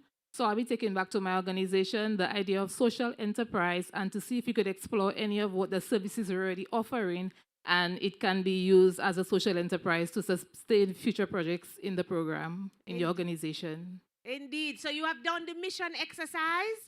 Not entirely. With the team, I will. Okay, let's go. And it is uploaded. It is all uploaded on the portal. So download it, go, and share it with the team so that we can all get it done. Right? Another hand here. So I have 1, 2 here. Day 1, 2, or 3. What were your commitments? I just came up with one as we're talking, because I don't remember the lady who was saying, most NGOs don't have a skill set. How they might need help from the journalists. The journalists are saying that they are also short-staffed. So what I'm thinking of is putting together a template resource available to Social them. enterprise. You see, social enterprise. When? What is the start date? I can do it tonight. Tonight, I it can start starts working. right now. It starts tonight. I remember you come back tomorrow. I'm Yes. going to check you. All right. Okay. yes. Well, then I'll start tomorrow night. That's so funny. All right, one last one because we have something very, very important that we have to do. One last one is here. She's over here. Thank you so very much. Yeah, so I want to put some more focus on measuring impact, which is from the first day a social return of investment to be able to calculate it. But for that, I need to gather data. So I want to look more into KoboToolbox. And you want, so two of your partners have helped you. One, you understand that you have to look into measuring impact. And that was Mr. Powell's presentation on day one. And then today, you saw how KoboToolbox can actually help you to do that. So we're making the connections all across the room. Thank you so very much. Now, if there's one area that you'd like the host to do more capacity building in, what would that area be and why? So we're here because we want to build capacity. We want to help CSOs to maximize their impact in the work that they're doing. So we have said here today that based on the last research that we did, these are the areas that we needed to look on. If there is one particular area or even two that you're thinking that, listen, if you can do some more in this, I would appreciate it. If you can help us some more in this one, we would really like it. This would be beneficial to us. We would want you to do more. What would that area be? Now, you have to show a hand if you're going to speak and we get the mic because we are streaming online. So we want to hear. So I see a hand at the back here. What is the area that you'd like? And it doesn't have to be a conference, but if I could get access to more. So I'm seeing 2 hands, 3, 4. So let's get them. Oh, you have the mic. I'm so sorry. Yes. Okay. For me, it would be SROI. Yes. Because I work with a lot of volunteers. And when I think about if you go to calculate their time with money and the skills that we would have trained people in or given, I think we're probably way above what we actually like spend or put in our budget. So it would be nice to get an idea of what we do to see what our social return is. All right, so SROI, and in particular, what aspect would you like? Would you like the templates? Would you like to understand how to use those templates or more on the concept? Which aspect would you prefer? More to use the template so we can get the calculations locked down. All right. So SROI is high on the, if you have to choose, if we have to only choose 3, 4, SROI up to in the 3. Good? All right. Yes, I'm hearing. So similar like my colleague, I would say more on financial sustainability, whether that be through models or more on, what do you call those, the thing, somebody just mentioned it. Templates? Not the templates, but like social enterprise models that Yes. work. So what has worked in the region for some of our colleagues here and organizations, and what can we do? I think we have to be very realistic that we can't always rely on funding, especially now. So there's gotta be something that we have to do to ensure that we are financially sustainable. So I think definitely more on that. All right, so more on social enterprises that have worked, not just what social enterprise is, but give me the models that everybody else used that has been working. Let us search and spin. Nobody wants to reinvent the wheel. Let us look at those that have done it so that we can do it as well. So we're hearing that, yes. For me, it's data collection, data management, data analysis, and the use of the tools, the various tools, to have a hands-on learning of the various tools, because we know data is critical for NGOs, even for the public sector, and we do know that's a huge gap in the Caribbean. Yes. So so is it that you want to learn more about KoboToolbox? Because I want to make sure that I'm very specific about Definitely, what we do. yes. Yes. Learn more about KoboToolbox, if we can get some hands-on training with them as well, because I did a session with them and it was really something that I would really like to pursue, a one-on-one training or a training with others where we can actually do it and Okay. learn. Yes, all right. So we're asking, yes, I have another person here. I'm very interested in the session with the agent, the AI tools available, Yes. and the experience. It was exceptional because I'm into AI, but I've never heard of the tools that he mentioned, I'd really love to either meet with him or to get access to these tools so that I can make use of them. And the actual device that he had, Yes. I want to be able to purchase it. The gentleman that was using the, Khalan you know was what I'm using the saying? The one that had the right, tool, yes. he was using the Wearable AI. Yeah, that's what I Yes. want. These things, I want to be able to access them because he used it. So I Right, can and up- he yes. uses it as a CSO as well. Yes, yes. Yes. Yes. So you would like to know more about the AI tools that are available in yes. general and also in particular. The ones that he has, because I'm Yes, familiar with the others. Right. So the Yes. wearable AI. Yes. Okay. Ye- Yes. And Omi. Omi is his name. Yes. No, Omi is its name. Yes, but it's So also the name of the website right, as well. And the app said its name, Yeah. not his. Its. Because yes. it's name, but he did not give the price. I would have liked more information. Yes. Oh, okay. Yes. But it's about $89 there, but Right? All right. So that's it. So I'm hearing. I've heard about the financial SROI that's high on the list. So if you, there's a hand here. I'm so sorry. Hey, good afternoon. Still on the same line of the social return on investment, your value chain, who are your critical or key stakeholders, how you could address those linkages to ensure that you measure what is really valuable so that you wouldn't overcount or double count things. And also with the AI tools, I think we are all interested in how best to use AI to improve the quality of our service at all levels. All right, so let us go now. If I have to choose the top 3 that we have to go for, because you know how it is with budget constraints, and we have to decide now, all right, we can only look at 3, and I'm not saying that that's the case, but if I had to, I have one more hand here before I go to the top 3, right? If I had to dwindle it down to 3, right? And then I have to go now and pitch it to Stephanie, what should be my 3, yes? Yes, along with the financial literacy, which is apparently implied in the focus, right? I've been hearing a lot about climate change and that there is some kind of footprinting in terms of how you pitch your project. Yes. And so I don't understand the formula in terms of if you plant more particular plant or agricultural product, how the footprinting is associated with the returns. Yeah, so it is still about the measuring impact, but you want the climate-related projects, how they measure impact. Right. So when it is that we're looking at measuring impact, you're saying, hey, let us look at how the different projects should do it. What are the best cases? What are the key examples that you can show to say, okay, fine, if it is education, this is the best way. If it's climate, this is the best way. If it is something else, this is the best way. So you want to ensure it is tailored in that way. Right, right. All right. So let's go. What's my top 3? If we had to choose top 3, SROI sounds like number 1.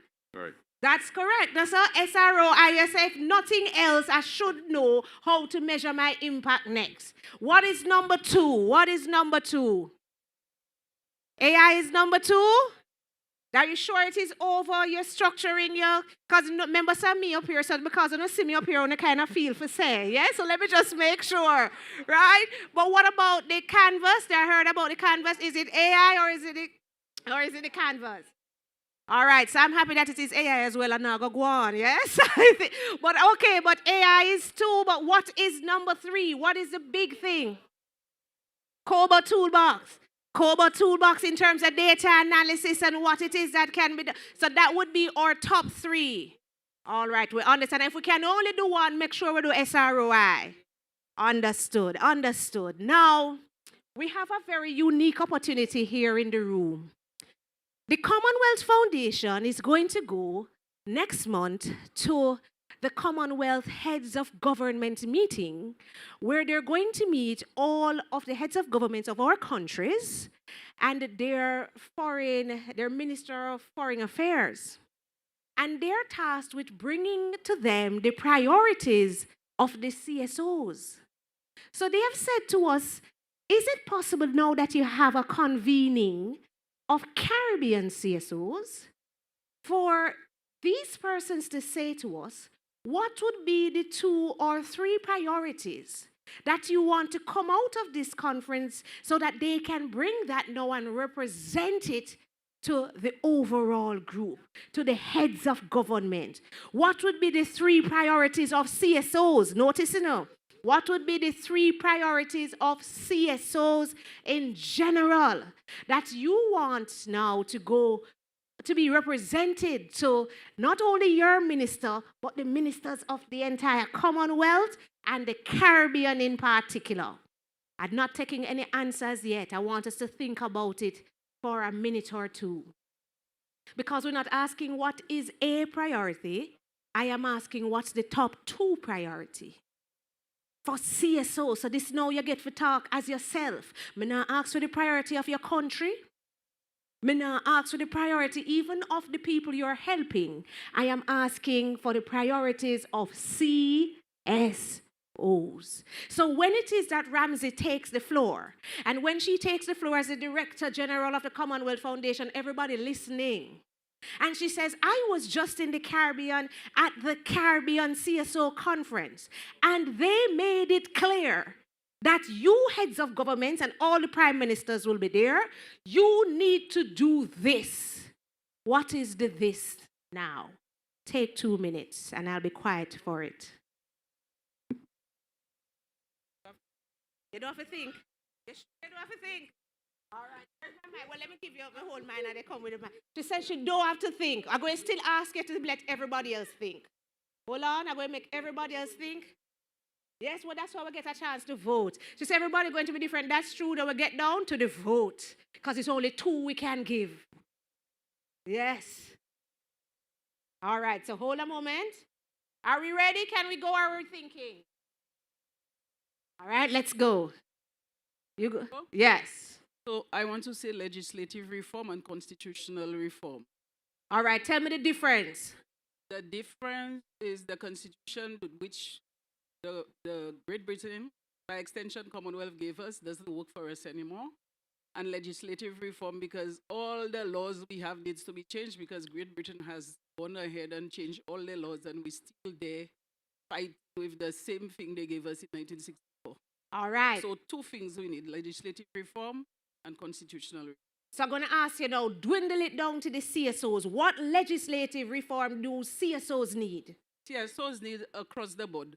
Gender equality is impossible because of the laws we have. I don't know for other Caribbean countries, but St. Lucia has not changed a lot of laws like illegitimate children cannot inherit from your father, and a lot of things. Abortion is illegal. They invisibilize LGBTQI community. So all of it came from Great Britain. So Great Britain has a responsibility to talk about it. All right. So now let me change a little bit and tweak and just ask this additional question. What is our low-hanging fruit? And this is not what they said to ask, but this is what I always do because I always say if I can't get the full basket, where me can get? We need the basket. Yes, you need the full basket. All right, no problem. She says we need the full basket. All right, let me hear what the other young lady has to say. Okay, We're going to come around. For me, it's strengthening the partnership and the relationship between government and NGOs. Very often we find that government look at NGOs as competitors. How can we let government see that we are helping them to achieve their targets as well? There are funds that they cannot tap into, which we are able to tap into. So I'm looking at, can possibly work plans be shared? Can we be brought to the table when discussions are being had? So that is my take on it. Okay, now let me just try a little thing here and say, do we want the sort of legislative reform that will facilitate partnerships between the government and CSOs where we are part overall of how it works? Definitely, because it doesn't exist. Because it doesn't exist. So I'm just trying to make sure that we have linkages in terms of what we're doing so that what we're asking for, it's actionable. You know, because some of the time we have to do that, you know. We have to make sure that when we ask, it sounds like something that it can be given. You understand? So that is where I'm kind of trying to make sure, because the worst thing for me is to get an opportunity to get something and not get nothing. Yes, we as Jamaican women, we understand that. And now left without something. Yes? So let us see what we can do, right? All right, let's go. So where else? Somebody else has the mic? Okay, we have, and then we have another hand up here, Clement, when you're through. Yes. Hi. I think we have to, looking back at COVID and looking at a lot of the other parts of the world, the level of inclusion, using that as an example, where agencies, other international NGOs, were given the opportunity to work beside government in the delivery of various services because of the level of relationship with various spaces. I think that is something that has to be discussed within the Caribbean too as well. Because if we're talking about sustainability, that is one way it can be done beyond talking about social enterprise, where we now can take up certain portfolios that government do not do really well at, in terms of that direct engagement, in terms of that direct relationship and understanding of the needs of our people. I also think that Hold on, let me make sure I have these things clearly, right? Because we want to make sure that we document it. And I did not introduce my rapporteur, who's ensuring that all these things are documented. Are you good? I know you don't have on your wearable AI, so that's, you understand? so I'm just giving you a moment. But she just said that as it relates to the same legislation reform that allow for partnerships, because I just connected the dots because they're not different points, that allow for partnerships with the government and NGOs, what they also need to ensure that this legislation facilitates is that certain aspects of government work that they're unable to do, it is easy to delegate it to organizations that are already doing it and to ensure that they can be paid instead of begged to do it. Correct. Yeah, and that's how I go. Yes. Right, that's it. And it's not always that they're already doing it, but they have the capacity to do it. To do it. Yes, they're Yeah? near enough to the people, they understand it enough so it can be done. Right. So you leaned into that level of independence and giving civil society greater responsibility, that level of trust, and building their independence to do what they do. In alignment with the legislative part, we also have to look at the inclusion of the concept of social enterprise, where legislation currently does not allow for that, where that can now be included, that rewrite now have to include ability of NGOs, civil society to be involved or seen as social enterprises and able to make money for their initiatives. Also parallel to that is that donor agencies start to recognize that they're not, that funding can now should be split, that if they have a social enterprise, that they see that as a part of the sustainability element and embrace it if they see an NGO come with it and not say, we are not supporting business. Yes. But it's about sustainability. You're asking for sustainability in terms of your deliverables. Those are one of the questions you often get.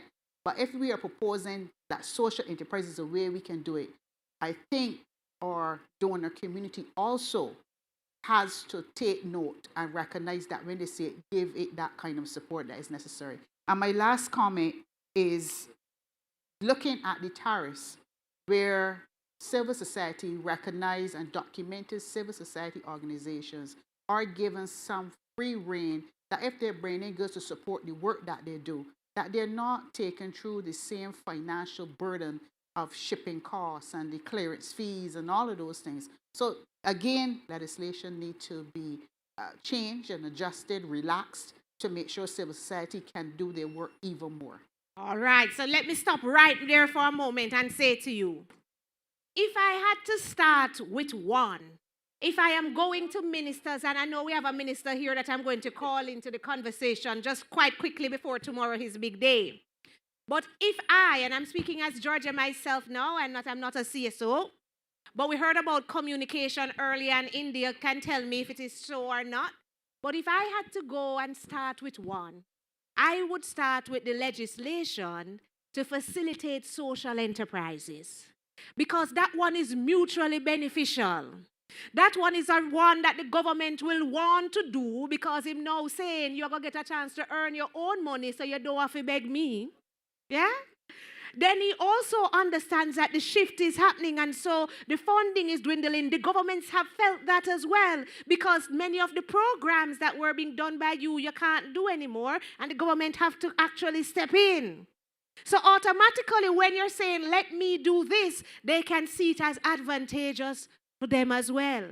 And when them start the legislation change, then you can go to all of the other things and just add this and say, this must do too, because since we have touched the legislation, make we sort it out proper. I'm just saying in terms of how we pitch what ought to be done and when it can be done. Right? I'm seeing 2 more hands. Remember, we have to go with 2 priorities. At the end of it, we have to vote. So there's a hand up here and there's, so I'm after, right. I'm just making sure that the mic is seen. Thank you. Yes.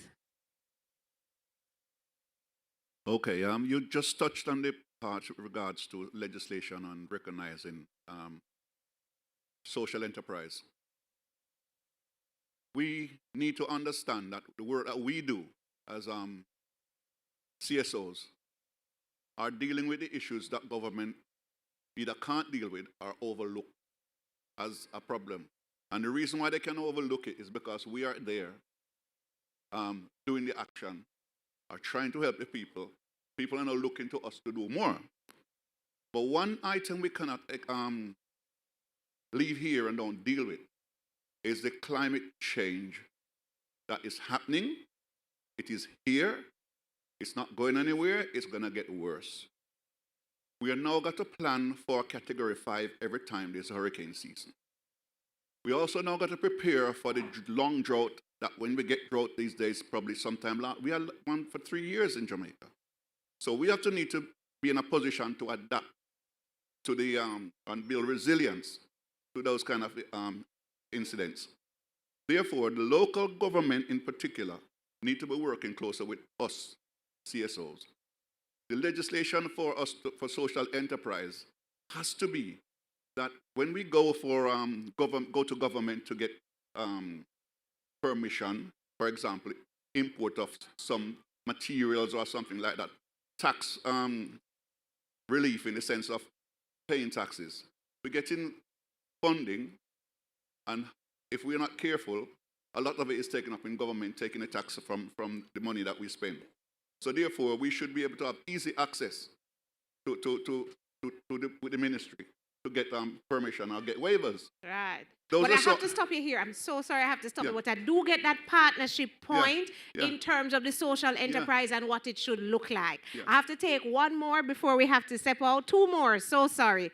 2 more before we have to step out, and then I'm going to tell you how we're going to vote on what we're going to do. Right? So who has the mic now? Yes? My point is similar to the one you just heard. It's how climate change, long-term sustainability of Caribbean small island states and the CSOs, how are we going to tie them into both legislation so that CSOs will continue to perform their role and perform it without further hindrance. He highlighted the fact about tax relief and so on, and those are some of the things which may be necessary to move CSO into a different role. However, the climate change and how sustainability and climate resilience and the role of CSO is very important in my view. Thank you so very much. And finally, I have one last person here. So my 1 point, I'm not sure if this is 100% across the region, but I know in Jamaica we do have a challenge where the CSO contribution to development is not appreciated in the way that it should be. And so it would be a structure that ensures partnership between government and CSOs will give us the opportunity where we are a fee-for-service kind of relationship. We are paid, administrative and programmatic expenses are covered to do the work we already do. Because we do contribute significantly, whether it's education, health, violence prevention, climate resilience, whatever it may be, agriculture. We are doing quite a bit of contribution, but we may not have those structured partnerships that ensure sustainability of the enterprise and sustainability of the work that we're doing. Okay, so we need to be a budget item. When it is that you're reading the budget, and I know that Minister Babs Grange here in Jamaica has actually created that in her ministry, where there is a budget item for NGOs for funding in terms of helping them to do the things they do. Now, this is what I want you to do for tomorrow, right? This is how we're going to vote.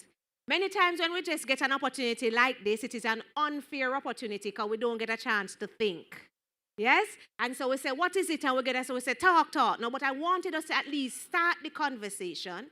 But tomorrow, we're asking each of you, because you're given this awesome opportunity to be heard. I've heard it so many times, nobody now listen to it, nobody not listening. But you have been given an awesome opportunity to be heard. I want you have heard the legislation change come up. But what we want are actionable items. So this is what I want you to write. And I don't want it more than 3 lines. If yours can't hold in a 3 line, it can't be the one. We want the priorities. But it is 3 lines, actionable priority. So you should be saying, we would like the heads of governments of the Caribbean to do this. To do what? This. So CSOs can get that by this time frame. That's what you want. So when them go, when she have something to start off on and then she explain. Remember him say? What you want? News. Remember these heads of government, they're going to be at long meetings and they're humans as well. So when it is that they hear yours, it is something that they should be able to understand instantly and also something that they believe is within their capacity. So you get an opportunity to go home now. You get a chance to let your voice be heard. We're collecting it all in a little crocus bag tomorrow to make sure we have all of them. Then we're looking at the ones that come up the most, and we will hand it over to the Director General of the Commonwealth Foundation, and we will say, and I will share it to you as well, the ones that came up. So as soon as they come in, we're going to be taking them, right? We're going to be taking them, and then we'll share it with you at the end of the day, because we end early tomorrow, to say, hey, based on what you have said, and they all listen to the suggestions, these are the top 3 that we're handing to her with the knowledge that she'll be doing too. Everybody with me? So these are the top 3 with the knowledge that she'll be doing too. Everybody with me? All right, so we're ready to go home. You have a little card there. Everybody has a little card. We ask everybody to take a little card, and the card is not for you. You have been at the table now with persons for 3 days, persons who have been working endlessly for different reasons. I need you to write to one person at your table, one little note, and hand them the card. Anybody you want. One little note, so don't write to yourself, it's not for your card. It's not for your card. It does not belong to you. May I have my envelopes, please? All the cards have an envelope. The one person can get all 4. I am not limiting you at all. It is up to you. It is now your personal experience, your personal relationship. You didn't get your envelopes? Stephanie, can you check with her for my envelopes, please? One person. And this is up to you now. This is up to you. This is up to you. But don't write no love letter. Yes? This is up to you. And to those of us who are live streaming, what we're doing now is really getting an opportunity to do a peer review and a thank you, to say, this is who you have been to me, and we appreciate you. To anybody, anyone you have built a relationship with. You should know names by now because we are building partnerships, because we are moving along. We are going to sign out from our live stream now. We want to invite you to join us live stream tomorrow for our World NGO Day ceremony. It promises to be a big day, and we would like to celebrate with all our CSOs. Those on live stream, thank you, and see you tomorrow.